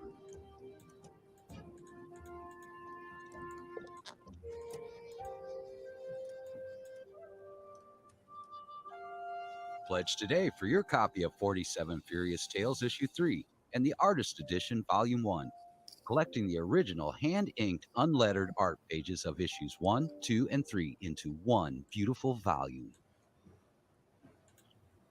Yeah, the artist edition's coming in around 92 pages between the original pages and the extra content. So that's a beautiful piece right there. So is that going to be the end of the arc after the 3 issues, or is that going to be? No, that's just the end of the first portion of it. The whole series is 12 issues in all. Okay. And then we'll do book 4 later this year. Right now, Alexia is working on some colors still, and Brian should be lettering starting later this week. So we should be done. I think we should be done by the 19th or the 20th, if I understand our current calendar correctly. But we should have time to go ahead and get that completed, and then order the books right before the campaign ends, so that we can get fulfillment rolling, just like we did with Reign of Ages, and get it shipped out the next month. Yeah, I'm very certain that we backed 1 and 2. Really like those books, so glad to see 3 coming out. Thank you. Yeah, we'll have like I said, we'll have 4, and then we've got following that in May we're doing Necroholic issue 1, which will ship in June, and then in July we should have Reign of Ages issue 2, and of course that'll also be done before we launch. So we'll be rolling out. Plan is to roll out 6 floppies this year plus 3 RPG books, and then. Yeah, it's a hectic production schedule. It's been a great weekend, you guys. I've had a blast again. I always do. Tank has been over here killing it all weekend. Yeah, good job, Tank. Good lands, man. Love it. This is amazing. So, Sam, you got to give us a character, bro. Yeah, I'm looking for the file. It's probably in my Google Drive. Sorry, I've got like 8 books open at the moment. Tank, I might have to send you something different than the Necromancer, man. Okay. Yeah, no worries. Let me see here. I might just. I mean, whichever, whatever, and I'll get it added. I'm going to take a brief break for a little bit on this, and then I think I've got like 4 or 5 more characters to add so far. Yeah, I don't know. Is George going to give us one? What? No. No? Is Gun Demon on that? No, he's not on here. Actually, I'm going to add for my Scalpel. character. I am going to add. I'm probably going to add Scalpel Zero here. As you can see from my free ash can that I have floating out. You got smokes popping up in there. Matt and Steph are going to figure out together which one, because they have a whole bunch of characters to choose from. So it's not, it's not like a snap decision. But George, Yeah. Greetings. are you going to let us add your guide to our collage book? No. All right. Oh, you think you're put me on the spot? No. George is going to be the only person all weekend that said no. George is particular to joking. No, I'm not. I Actually. love it. I've had Joe King do multiple crossovers in the last 3 years. I'm not gonna lie, you Oh, guys. yeah. I was no, blown I was away making when a joke. Red said we could put Hatch on this thing. I was blown away. Ben ain't never let nobody draw Hatch before. I hope I nailed it. When you're given such an honor where it's like, no, I don't commission people to draw this character. I always do it myself. Where it's like, I'm allowed to draw this. There you go, Tank. I sent it to you through the Facebook Messenger, man. Yay! Oh, there you So, RJ. And oh, look at that. Love it. Joe. You got Joe right there. So we did a crossover with the Abductables. Nice. So Joe shows up. But no, that's a triple crossover. If you look closely, Joe King is holding the baton of death and a cookie jar from the Grayscale crossover. So that's literally the story continues. Love it. Beautiful. Because in the first crossover, Grayscale's chasing him with his baton while Joe King has his hands in the cookie jar running away. So are all the double crossover cards a sequential story if you look at them? Yes. In order? Yes. George is always thinking on so many meta levels when he tells a comic. Did you want me to show that off, Matt?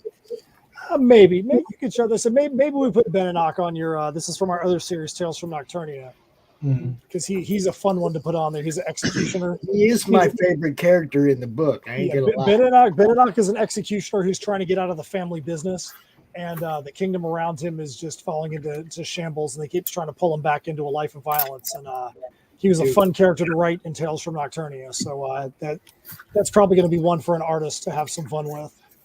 Dude, I like it a lot. Can I show it? Yeah, that's fine. This is actually the cover of the Tales from Nocturnia trade that Steph and I did. Look at that, yo. Oh, great. How about that guy, Tank? I love it. Oh, hold on 1 second. I was grabbing something. Oh, I love it. I love it. Now, how big is he? How tall is he? Beninock is a pretty big dude. He's a pretty big guy. He's bigger than me. So yeah, I'd say he's probably like 6'5". All right. 6'5", probably 280. 280. Yeah, all right. Dude, that's great. All right. You guys are making this way too much fun for me. I'm telling you. Way too much fun. Send me yes, feed me what do you call that? Reference material. Oh yeah. I just grabbed the reference material from the Facebook, which is weird because I never go to Facebook anymore. If Joe King makes it on there, Marmalade wants to get in there. Well, see, oh dude, Marmalade yeah, doesn't have a book yet, drawing Marmalade on there, that would be fantastic. Marmalade doesn't, so he doesn't count. Oh, so yeah, you talk to Steph, make sure that's okay, man, and we'll go. We'll do. Cool. I'll tell you one thing that we actually did with this last book that I'm really happy about. We put our first ad on the book, which we donated to the Kubert School because teaching new artists is a big deal, and so we actually gave the Kubert School the entire back cover of Reign of Ages. so that just like they used to put them in like the old Marvel books.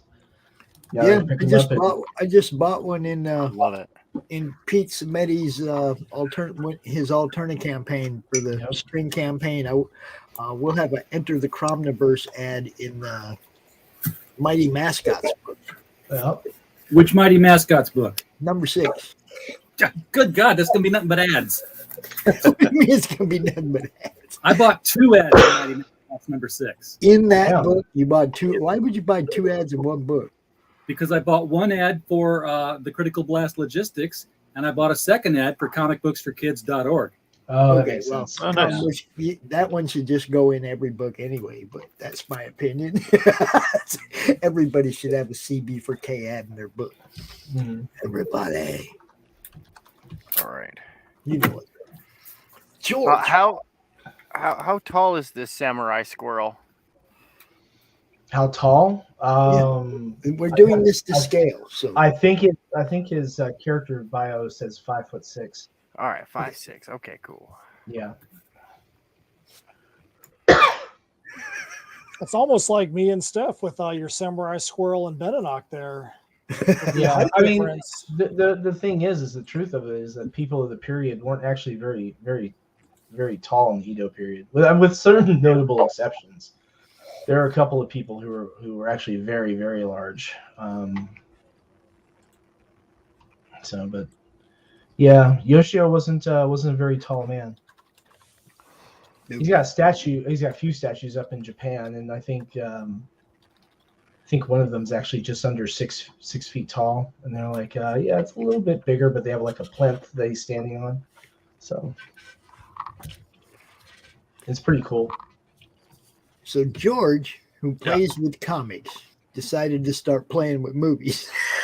No. It's been we've been doing this for 9 months now. We've been streaming black and white serials or just stuff that's in the serial base. We've done also movies that are serial based, but they have no connection with each other. Where the themes are very similar, and that's Friday nights at 9 o'clock now. And while I'm talking about it, I can just share my video. Yes, you can. And Saturdays, 9 o'clock, our new time. We actually have color movies, and our movie range goes from the 20s all the way to the 2000s, 2010s, 2020s.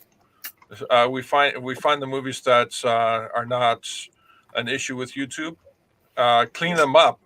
This is what we do that no one else does. Is we actually clean up the films for our Mystery Science 3000 type experience, where we roast the movies as much as we can. And not only that, but we can, in the cleanup, we do color cleanup. We edit the pieces together. Visual effects like this. This is going to be a world premiere. This has never been done before with Captain Marvel 1941 serial.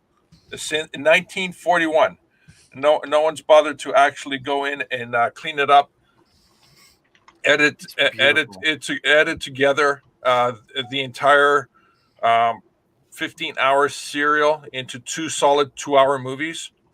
Oh, wow. But I also added visual effects and sound effects. I'm saving the sound effects for the night, because when you hear the baritone Shazam, you're gonna like, holy smokes! Oh, dude! Yeah, and that's gonna be badass. And the amazing thing is, Captain Marvel's got so many powers, and in the 2-hour movies, I actually show off all his powers with modern day technology, but making it look like it's part of that era, like the flash effect, running real fast. Good. I got that in there for a few shots. I got the transformations, like you can see here. Originally, every transformation in this serial is just smoke that covers the camera, and then they swap out the actor. Yeah, but I went in and did rotoscoping, close cropping, and put lightning effects, and you get this. Oh wow! Dude, with the vignette cut right there, like that's exactly the type of stuff they would have done back in the day, man. That's exactly right. I actually got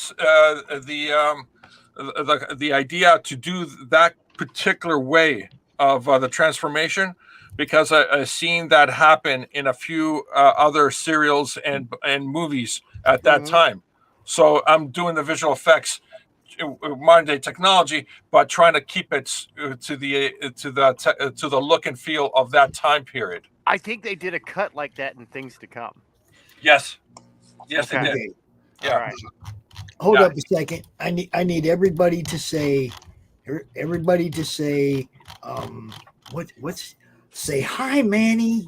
Say hi, Manny. Hi, Manny. Hi, Manny. Hey, Manny. Hi, Manny. What's good? That's Manny Soto. He's the guy who drew that right there. He draws a lot of the CRoM stuff, has for a couple years now. He's also in the Enter the CRoMniVerse drawing the Bushy Boo Circus story. So by all means, man, you guys get to know Manny. He's in the madness. Excellent artist. Awesome dude. Bushy Boo is a great looking book. Dude, Nice. it is. Nice. Another thing that was done in the editing and cleaning up is that a lot of the films were dark in certain areas. And you start off the movie light like you see here, but during the particular show, it would get darker and darker for some reason.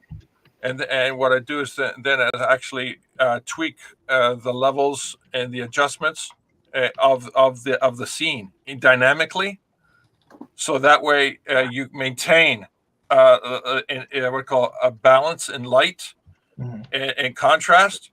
So that way you get all the details in your view, without having to squint and seeing if they're up against an object or something like that. Right. It's very, very challenging. Very challenging. I just dropped some stuff in your Facebook inbox tank. So.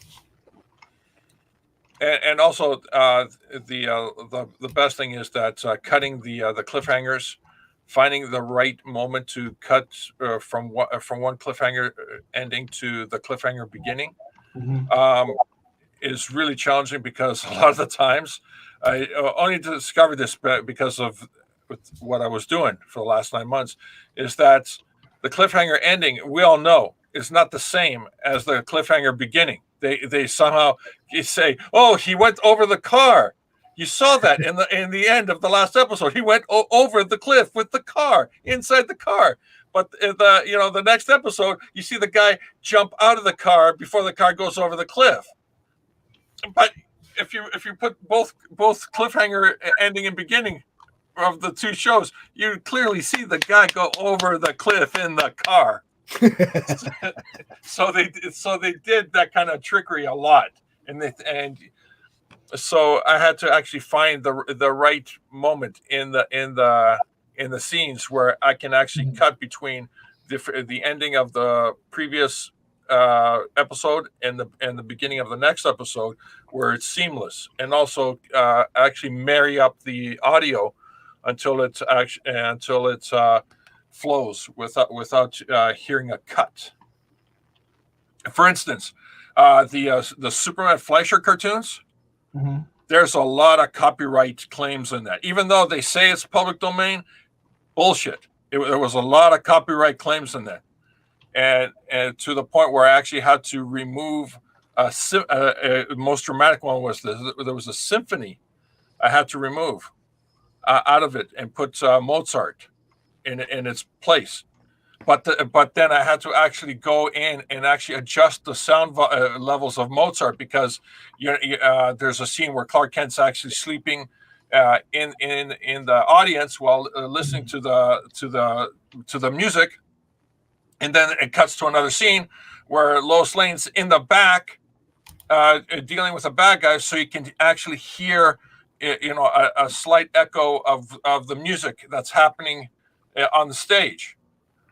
So I had to adjust the level so you actually still get the feeling that the music is still going on. And then it cuts to another scene where you're on the roof and the door opens, you hear the music, but when the door slams, the music is cut. There's a lot of things like that, including a point where certain characters would speak something, but there's music while the characters are speaking. Mm-hmm. And that's a big problem because there's a copyright claim on the music. So I actually would have to go through the entire reel, find the characters speaking those particular words, string them together, level out everything accordingly, and then make a brand new sentence without the music in the background. That sounds like a You got monster. anything else we can look at? This loop is getting boring. Yeah. Yeah, sure. Give me a sec. I'll bring up. I'll bring up. I showed this off on Critical Blast, but here I'll show you a couple of shots from part 2, actually. Let me bring this up. And always remember, one man's fetish is another man's rap sheet. Yeah. What is wrong with you? I feel attacked. There we go. All right, I'm gonna flip real quick, and here's a beauty right here. Wait, this is the reason why it's slow is because this is the full uncompressed file. There we go. Oh yeah, there's no way. There's no compression in this file. It's like give me a sec. It's 67 gigabytes. Oh wow. I can't play this. 67 gigabytes. That's a small file. The ones that's actually are in color when I do the cleanup and all that stuff, they run about 250 gigs, 300 gigs before I go into the compression mode, and the renders are about 9 hours a pop. Damn. Yeah, it takes time. It takes time. So it's this is not done on the internet. This is not done in the world. This is brand new, groundbreaking stuff. It's like you take the stuff that's been done, edit, cut, visual effects, change the aspect ratio, but also keep it making it look like it's still good. There's a lot of films that run in different aspect ratios, TV ratio, long panoramic ratio and stuff like that, and I bring them into the HD 1920 by 1080. And when you do that, it actually changes a lot of the render time. RJ can speak to this because he was there when we actually premiered it. We did The Ghost in the Invisible Bikini. We did that show twice in 9 months. It's a great fun movie to watch because when we're roasting it, you quickly realize you're actually watching a Scooby-Doo movie without Scooby-Doo. The color palette, the characters, everything is in there except Scooby-Doo. And they did the hallway with the doors on each side, running in and out and back and forth and everything. There were analogs for all the characters. And this was like 5-6 years before Scooby-Doo? Anywhere between 3 to 4 years before Scooby-Doo even premiered on TV. Hey, Matt. Yes, sir. Do you want to see another book you probably didn't see over the last couple of weeks? Man, why don't you show me another book I probably didn't see over the last couple of weeks, Pops? Smokes. Holy smokes! And the weaponized werewolf. Not just regular smokes. That's this guy, Justin, right here. That's right. This guy. That's his book. All right. And lay it on me. Dude, Justin, go. Smokes is a character that I created when I was 16. Shortly after I smoked my first joint. Makes sense. Came shortly after that period. I was at a bus stop and I remember this kid just passed me a joint, and I just pretended like I've done it 100 times and just took it and took about 2 pulls from it, and I was high. That was it. Thank God it wasn't a crack pipe. So what are you saying? Wait a minute. So what you're saying is you took a smoke and the first thing you said, this is an origin story. No, I didn't come up with it at that second. That's the first time I smoked weed, and then shortly after, I was just doodling in like a sketchbook or a notebook, and he drew something like that. Yeah, and I drew that. Basically, looked like that. That's one of the earliest sketches of the character. And now I want to go ahead and play this video for you guys because obviously, Matt, have you seen it? No, not at all, man. Like I said, cool. I gotta play this for you, bro. This is taking a week off in the middle of a Kickstarter campaign. Even though I didn't really take a week off, I actually had a family emergency that made me had to take a week off. Right. And so I got lost on a lot of stuff.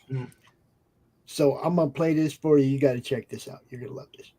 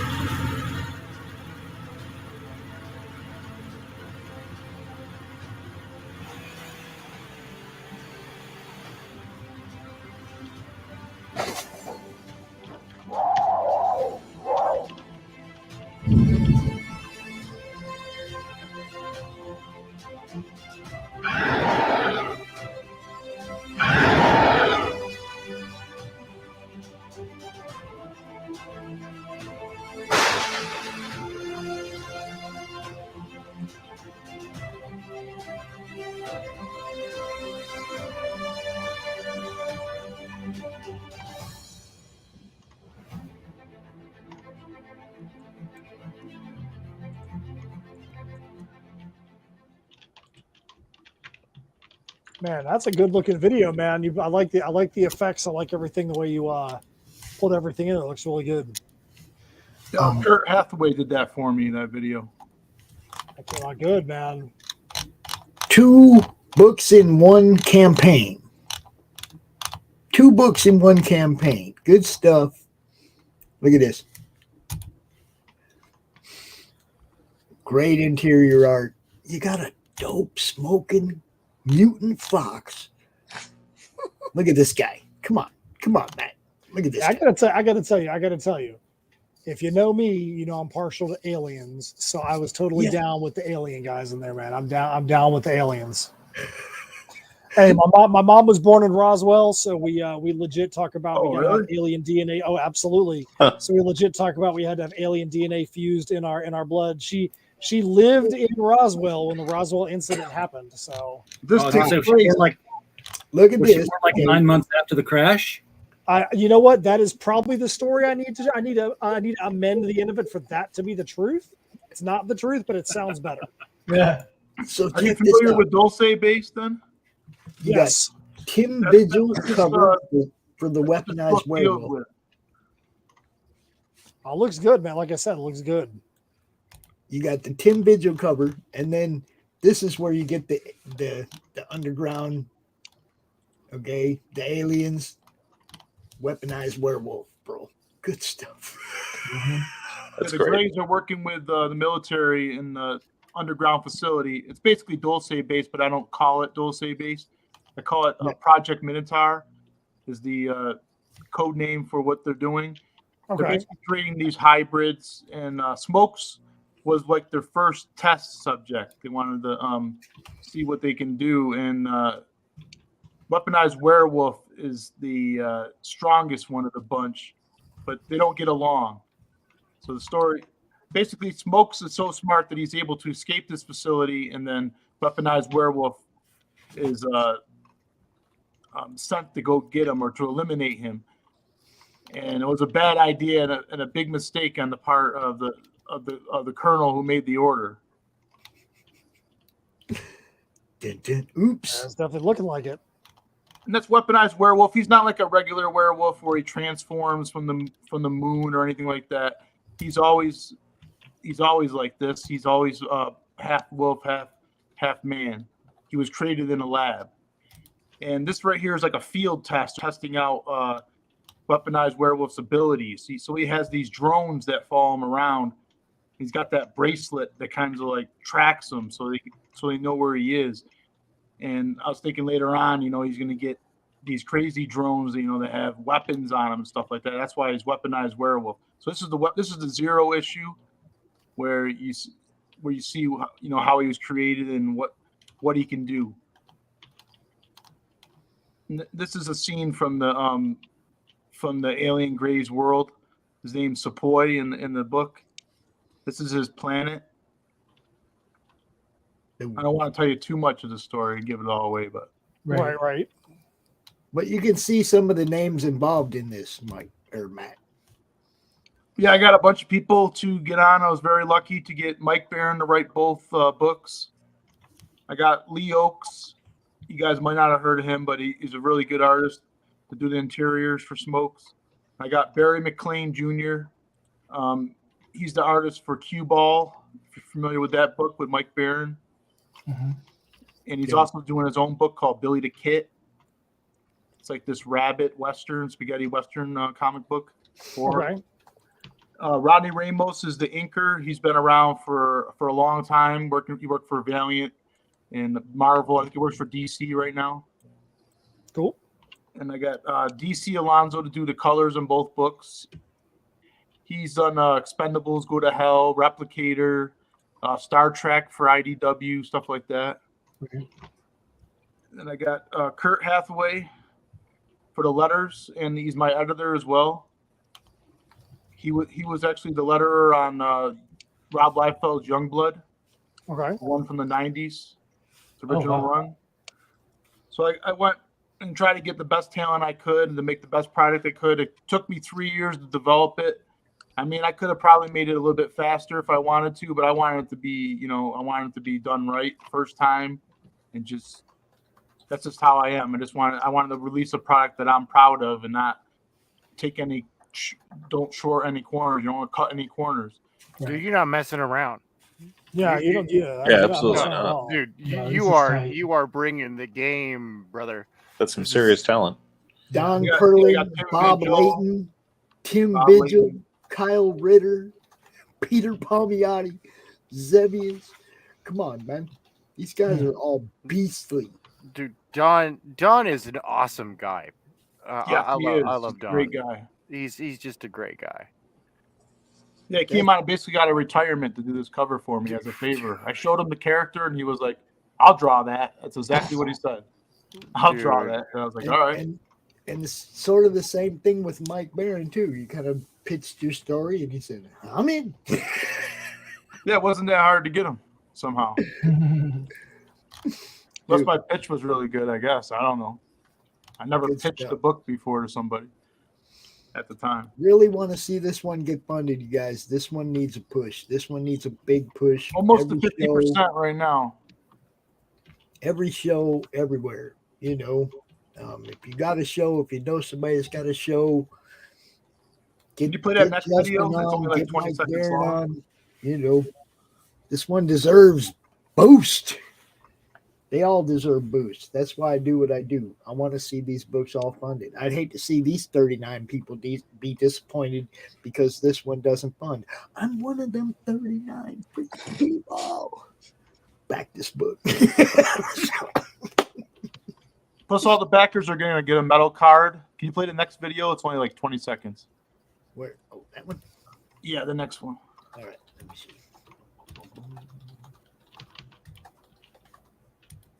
There's no sound. Phoenix Animation. So you're getting 2 books and a metal card. Very nice. 2 books and a metal card. You know how we do it. Got to get these books back. Got to make people happy. Make all the fans happy. Happy fans do make a difference, that's for sure. I'll tell you. I also added a digital tier perk. So for anybody who's down under, or all the people in the UK. Yes. Digital tier for the overseas that don't want to pay them ridiculous shipping, all that. You know what's up. Yeah, it's shipping to Australia is terrible right now. Yeah. What is it, like $50 or something? Depending on weight, yeah. I mean, I just shipped to 3 different Australian backers this week, and I think the lowest one was $39. There's a trick to it. We basically have like $37 for any international shipping on ours, just because it sucks. But yeah, we do digital with everything as well, because I hate feeling like somebody, for them to just get one of our books, has to spend $50, and most of that's going to the postal service. So I'd just much rather give them the digital options and go from there, because we have so much digital, and having 2 albums as well. Put it all in a package and let them, spend their money on that instead of on the postal service. So I sent 2 trade paperbacks.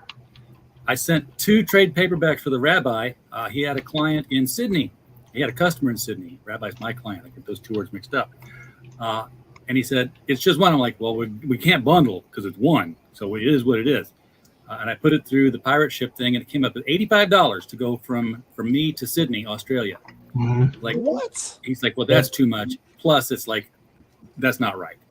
So I said, because I just sent something to Melbourne 2 weeks ago for $45. Melbourne is where the Critical Blast Australia hub is. So if I have a box of stuff, I send it to my hub in Melbourne. When I got a rate for Melbourne, it came back at $45.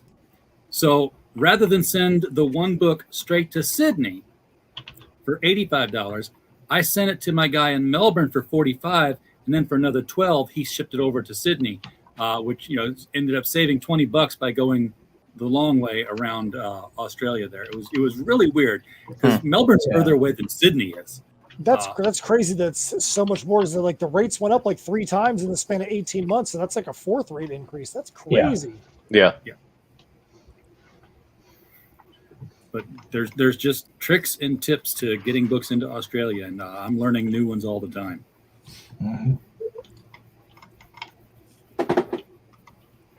Which is why you should use Critical Blast. Hey, we are an official logistics company, so that's what I'm doing here. I'm sitting here packing up all these exilium packages to go out in the mail as quickly as possible. I just got the last box yesterday from Ben Slayback. Yep. And Ben is a good dude, man. It was delayed because I'm on a mountain in Arkansas during an ice storm, so nobody was getting boxes to me. Oh, wow. So I'm trying to do the rush job, but we're about 2/3 of the way through all the books being packed tonight. I want to finish this up tonight so that I can print labels tomorrow and have my first 2-day turnaround on fulfillment. Nice.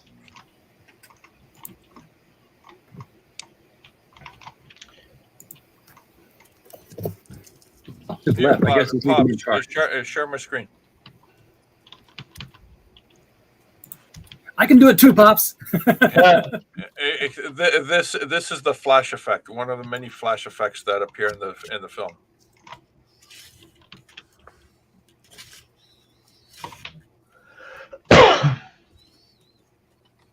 Oh, nicely done. Oh, cool. Yeah. That was really smooth. One more time. And I'll watch this. Watch this. This is great. That looked real. That looked real. It was a real mannequin. Yeah. No. I got to tell you, Captain Marvel 1941 throws people off the roof of an apartment building. Yep. and not only that, also use a machine gun to shoot bad guys in the back. I mean, it's just raw, glorious stuff. I mean, it's like The Boys, but it was done in 1941. Well, hey, Pops, I'm going to have to jump off here. I've been up since 6:15 this morning, had a full day of ref and adult soccer games. But I'll be back on with Pops tomorrow at 3 o'clock, everybody. And if you haven't taken a look at our campaign, like I said, it's in my name, tinyurl.com/AirsTPP1.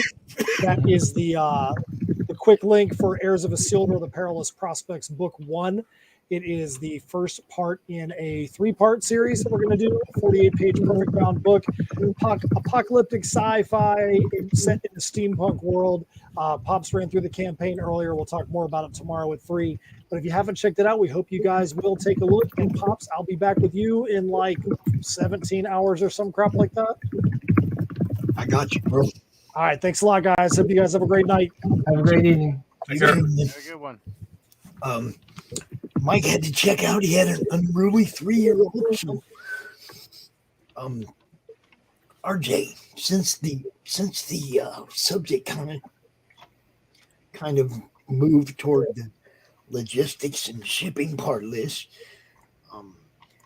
take over for the last few minutes of this panel and tell everybody what you do and how you serve the people. So what I do in my podcast when I have people on with their campaigns is I spend their money. I excel in spending other people's money. I would go through all these interviews. I do. It's great because I'll like look at people on their campaigns what they got. I'm like, oh, that cover, is that a print? You should make that a print. That should be an 11x17 print. I know people who can do that for you. Or that character right there, you've got a 3D rendering. Have you ever thought about making that into like a 3D action figure? I know people who can do that for you. And sometimes they go forward with it. And I like, find things in the campaign. Like, it's like, yeah, that's the thing we talked about. You did that. Good. Well, I started talking with all these people in the UK and in Australia, and they had these great books, but they weren't selling because the US is the biggest market. And it was like, hey, it's $20 for a book and it's, an arm and a leg for shipping. Mm-hmm. So, and I was like, well, you should. And I was just like, stop. I'm like, no. I should. I can do this. I've got 35 years in the IT industry. Many of that has been for logistics companies. So I've done the programming behind a lot of this stuff already. And I've seen the data sheets that come from Indiegogo and Kickstarter. I can read those. So I sat down and I worked out first the concept of bulk shipping to the U.S. from outside the country, and then breaking it down and worked out the numbers with the post office and presented that as an idea. And people said, yeah, we like that. Let's do that. And then I worked out with the data for a while, and I've got my own database engine. I got my SQL Server running on my high-powered laptop here, and I created scripts that would take the data from both those places and break it down into bytes and then reassemble it because, if a guy backs your campaign 5 times, well, he's got 5 rows in that spreadsheet there, and you got to sum it up like, okay, he bought this, and then you're like going crazy. I'm like, no, I don't care if he backed it 5 times. I don't care if he backed it once and threw on 3 different add-ons. I throw everything into the database. It says, give me every item one at a time that anybody ordered, and then reassemble it so that you get one row, one person's name, and item in alphabetical order. And then I sort by that. I was like, hey, look, this guy backed it 5 times. This guy backed it twice and got 3 add-ons, but they both ended up buying the same thing, just different ways. I don't care what their name is. I don't care what their backer number is. I don't care what their tier is, whether it was an add-on or what. I have a name. I have a list of items. And I'm like, I'm going to make this list of items 5 times. Okay, assemble them 5 times. I called that A. I wrote A on the front of every envelope. And I put A in the rubber stamp of the pirate ship. So I marked my column as A, as group. Okay? Mm-hmm. So when I upload the pirate ship later on, I don't have to say, now upload these sets, now upload this set. I upload the whole thing. I've got the overrides in that all of them were 13 by 10 with, these weights. I take one A package. I weigh it. Guess what? I don't have to weigh the other 13 now. I just put the weight all the way down the spreadsheet. Same for B, same for C. And I got it in the rubber stamp. So then I just say, print my labels, buy them. Pirate ship says, wow, they all weigh this, we all weigh that. I don't have a shelf yet. I need a shelf. Because trust me, I'm climbing over boxes some days. Pirate ship spits out a stack of labels. I peel it off. It says, hey, this one's going to Frog G where he lives. Yeah, I'm not going to dox you. You thought I was, didn't you? But I'm like, all I care about is at the bottom, it says A. I'm like, oh, here's an A package. Slap it on there. This one's a C. Give me a C package. Slap it on there. I can turn around things in, 2 to 3 days because I've got this process automated and in place. And I don't have to go through like some people who they get their first Indiegogo back and they're like, okay, here it all is.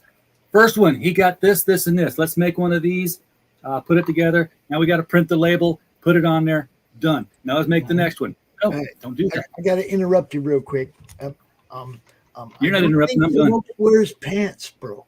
Yeah, he doesn't wear pants. He got no pants. He just got that military vest. Okay.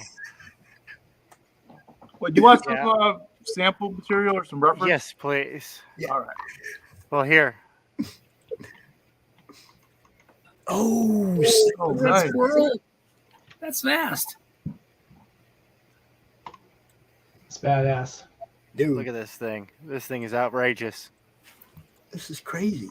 CRoM Con 22 looking solid. There we go. Nice. Man. Dude, I'm jacked. This thing looks This great. thing's so much fun.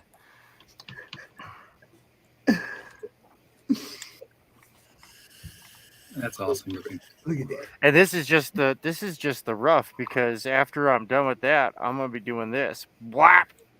Yeah. Ooh. And then I'm gonna go over it and do a finishing layer. And I think I'm gonna do the finishing layer in a really sharp pencil. Nice sharp RJ. pencil with some. Do you have an IP added to that, RJ? I do not. I do not have any IP. I work with other people's IPs. I mean, when I write Remo Williams, The Destroyer, when I write those novels, that's somebody else's IP.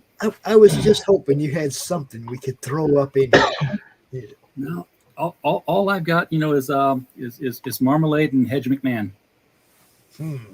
Oh man, we'll have to figure something out. We're gonna have to figure some way to get RJ on this thing. I'm good. I mean, there is no critter too small. Excuse me. Sorry about that, guys. Who's that?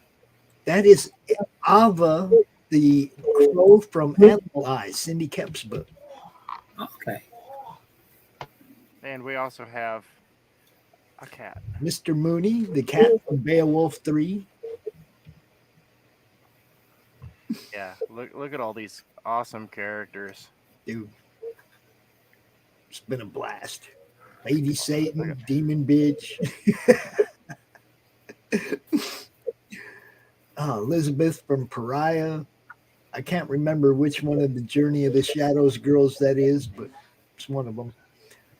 We got Duty, the alien in your toilet. He's right there. Ember from Dragon Child. Dude. Wick the Frog from Dust Bunny Mafia. Hatch. And that's the first time anybody other than Glenn has ever drawn Hatch. It's an honor. Dude, I'm still tripped out. Me too. Yeah. Thank you, LA. You rock too, bro. Dude, LA is also part of that CRoMniVerse book that Frog just dropped up there. That's also just amazing. Everybody that's getting involved with that, I'm blown away by that. You guys don't know. For a 58-year-old comic fan, you guys gave me a whole new direction in life, man. Everything you guys do, what I do is only a reaction to what you guys do. Just remember that. Without what you guys do, I'm just a hippie dude. I don't know, man. We're all staying pretty busy with it. I think we're all working hard. It's great. And this one. This is funny.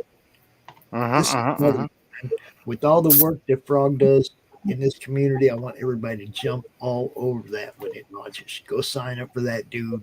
As soon as this sign up's up, and dude, for sure, Frog deserves the love. That's why I put him at the top, because he's always on top of it. Yeah. Look at that. Oof. Wrench in each hand, backpack full of them. That's Frog. An assortment of wrenches, even. Yep. I gave him an assortment of wrenches. I was thinking of like stocking him and like giving him one for each channel. But then I was like, no, that sounds like work. Dude, the whole page would be wrenches. Show the Frog image again, or full screen. He would be everywhere. Dude. I see what's going on. You know what you're missing? You're missing a tool belt, that you can have a whole bunch of wrenches on there. Well, he's got a tool belt. He gave me great reference art. Where is that? A great turnaround. Nope. I'm judging myself now. Nope. There we go. Where's the tool belt? It's on his side. No. Put a real tool belt on there, and then have the wrenches come out of it. And this is a suggestion, mind you. And each wrench has the name of each channel that he's a wrench on. Dude, right? He's on too many channels. That's what I'm saying. That's like half of YouTube. Well, great. Or have a chain of wrenches. This is what we did, George. I'll be right back. We gave him an adjustable wrench so that he can be on every channel. It's the wrench of power, baby. It's the universal wrench. Universal wrench of power, yeah. See, that's what we did like months ago. Is that really universal? Because it's only good to a certain size. That's true. Yeah, that's what she said. We gave him the wrench of power. But man, look at this. This thing's awesome. Tank been working for 2 days, man. About 20 hours or more on this. So Tank, that's crazy, man. Looks good. It's amazing. Oh, who has? Yes, Frog has one coming out soon. See, it says soonish. Yes. Jason and Inkspot's doing that one. Good stuff. Unhinged, Jason Bassman. You guys know. Absolute 2. With that, dudes, we're about 10 minutes to 11. I'm plenty well good with checking out. I got 3 shows tomorrow again. I've got something I can show. Shut up, RJ.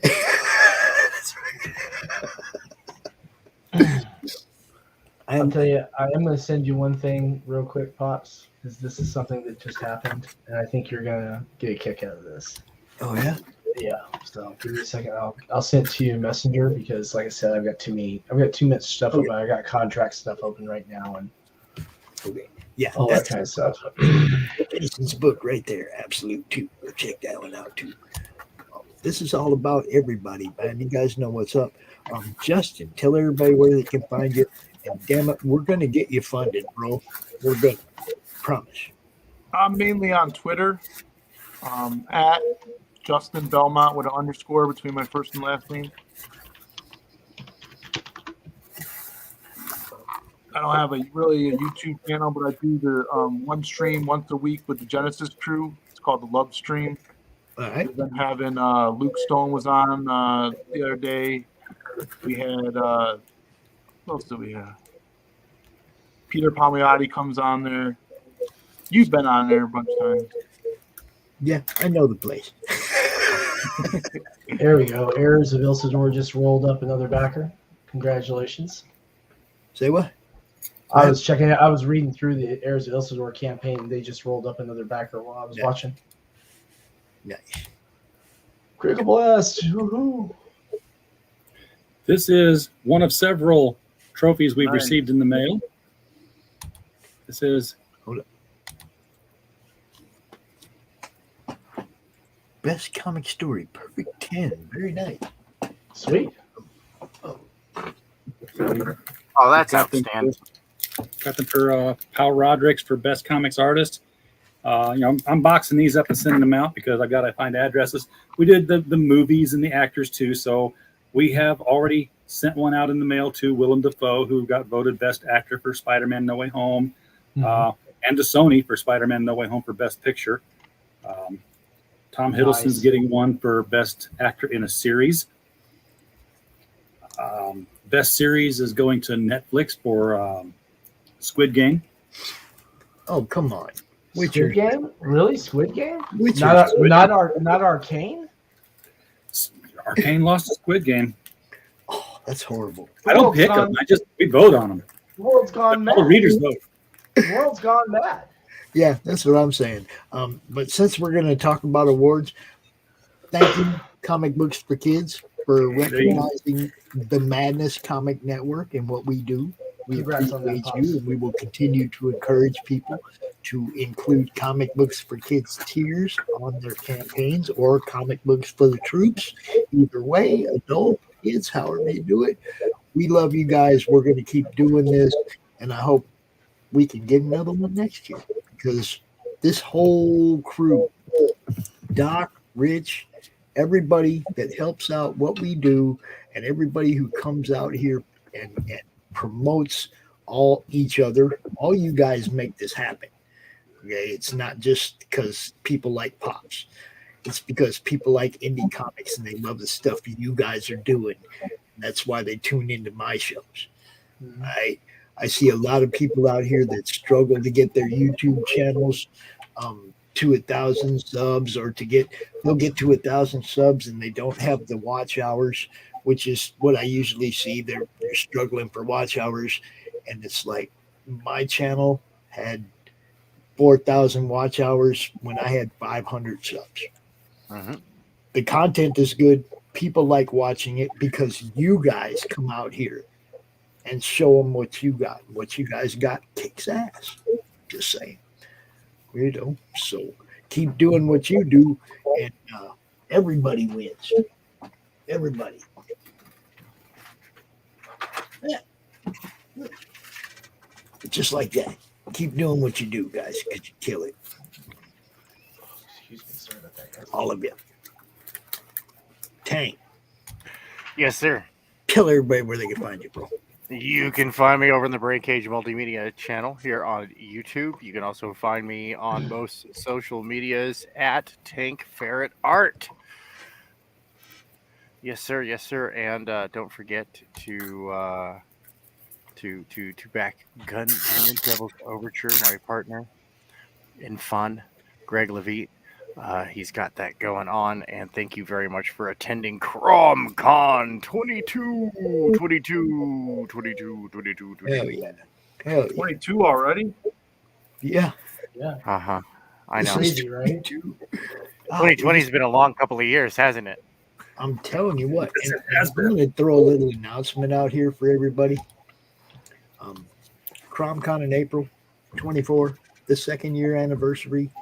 We will once again be graced with the presence of the Archfiend himself, Mr. Brian Polito.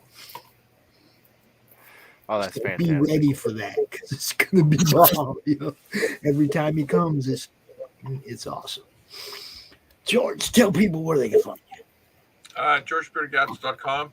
But better yet, George Beard Gats is on YouTube. That's the best place right now, where we're streaming Fridays 9 o'clock and Saturdays 9 o'clock Eastern Standard Time. Most excellent. And you guys go check George out. And go check out Joe King. See, we barely talk about that all night. So, Well, I'm not talking about the book because it's in the logistic, so I'm not taking any orders. No. Well, we can still talk about it. So go ahead, Sam. What's up? Hey guys, yeah, you can find me on Facebook, Instagram, and Twitter for Sonopa Publishing, and then also I've got the personal account that I do my comics on Kickstarter, which is under WS Quentin. We actually just got a backer favorite badge from Kickstarter for that. So yeah, pretty excited about getting more books out this year. Hope you'll come out and take advantage of getting some nice high quality books from us. Most excellent.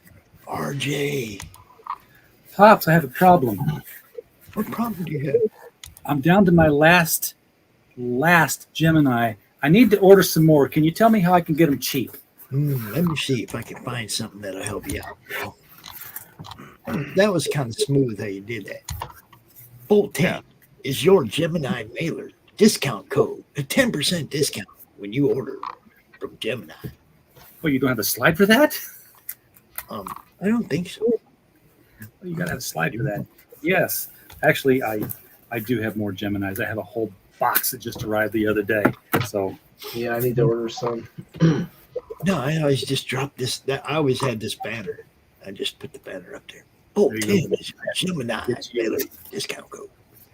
Good things though. I feel your pain, RJ. I just ran through 2 cases this week, so I tell you. They go quick. They sure do, man. Especially when I'm just like in the zone. I'm just like fold tape, insert, fold tape. Yep. And then you look over and you're like, that was supposed to go in that 1-5 Geminis ago. And then you got to cut, open. I got something else to show you guys that nobody may have. I don't think anybody else has one of these yet, but some of you may not have seen them. So you all know my boy. You all know my boy, Cat Stevens, the cat. Yeah. Right? Y'all know Cat Stevens, right?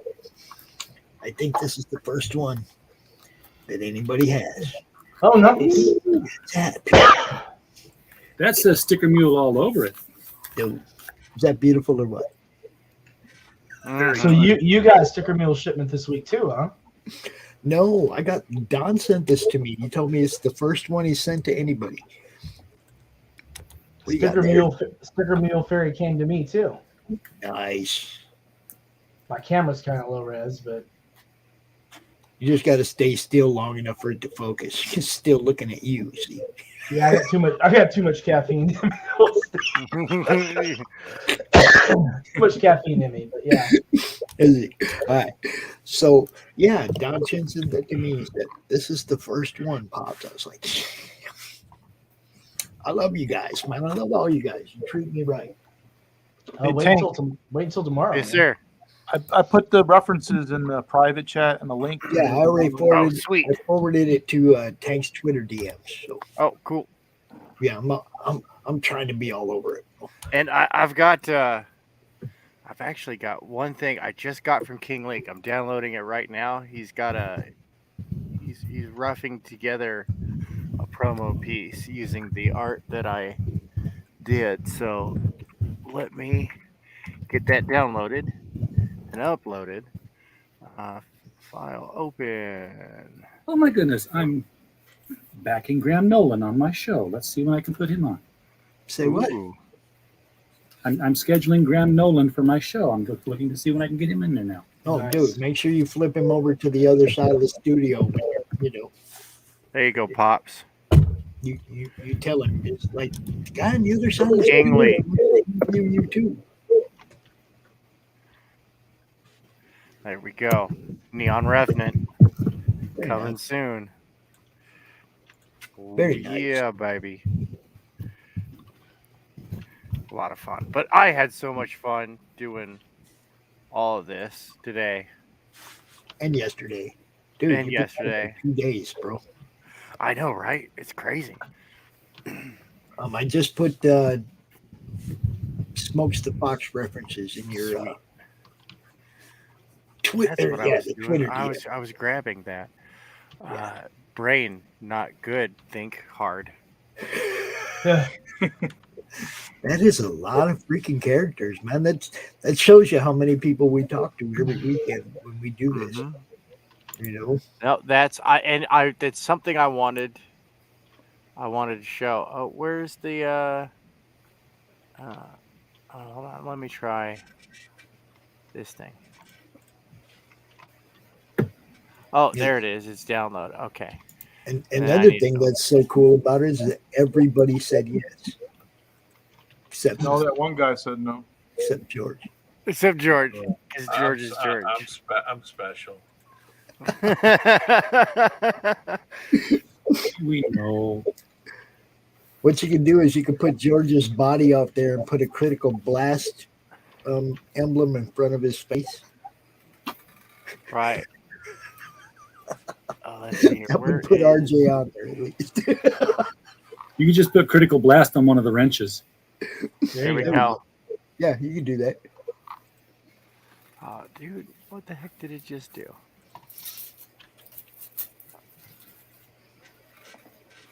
Good stuff. You guys rock, man. Thanks for making CRoM Con weekend a success once again.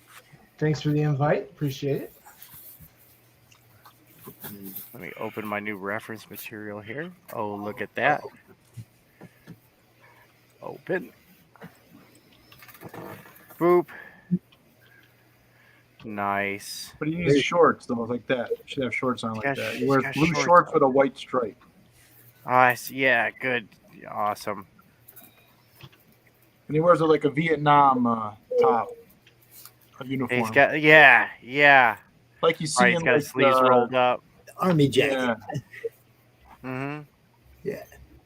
Little sergeant chevrons right there. Mm-hmm. He's got a pipe with an X in it. Yeah, it's a hooked X with the extra line. Are you familiar with that? Mm-mm. But I've got good references, so I like this. He's got big old mitts. Yeah. I get it. I get it now. This is so much fun. I think he's losing it drawing all those characters, Pops.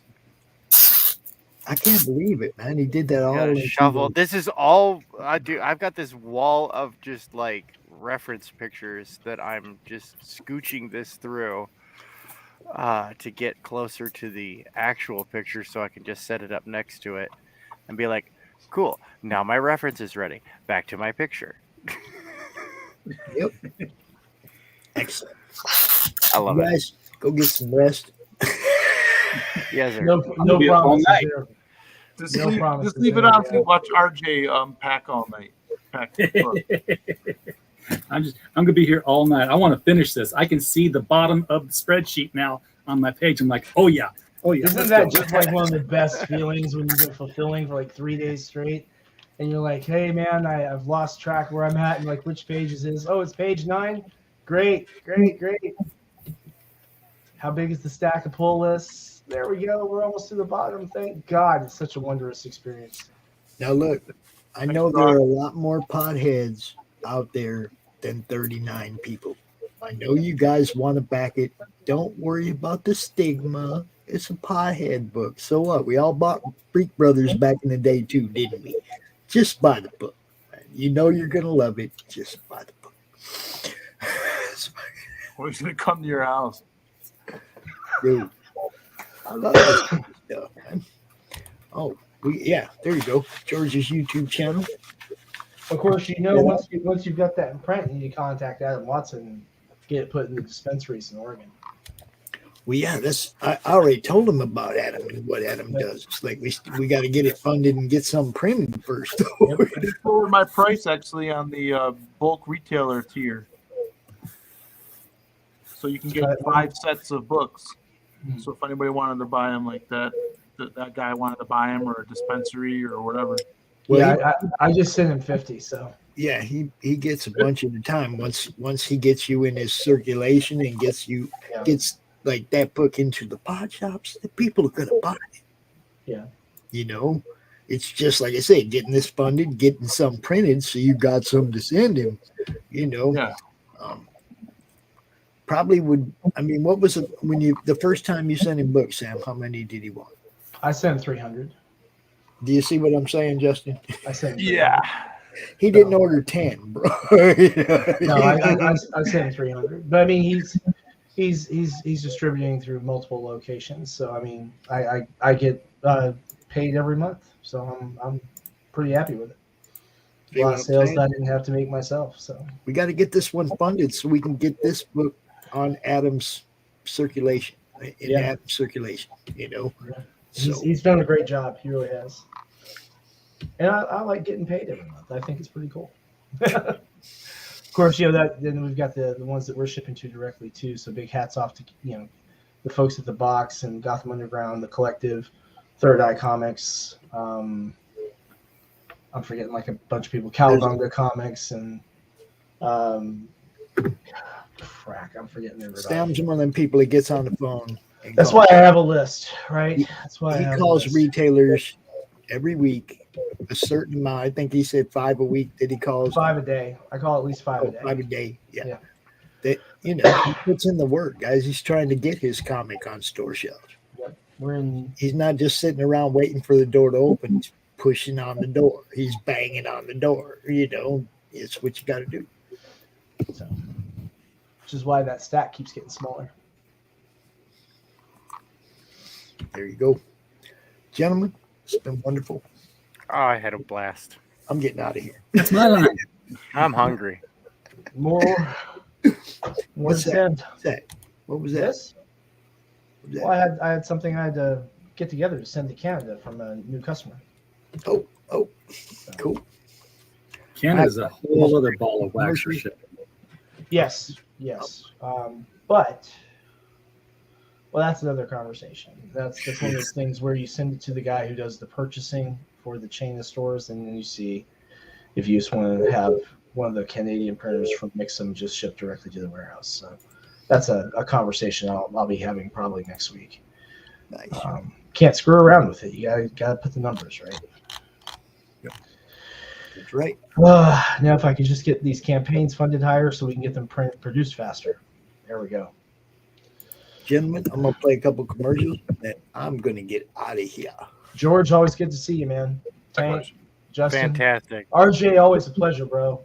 Same here. Pops, I can't wait to see the look on your face when you open that thing you get. Dude, you'll be watching. I'll let you know. Yep. All right, check out some of the people that are making some of this stuff happen. You guys know all about the shoes. Here you go. Check these out.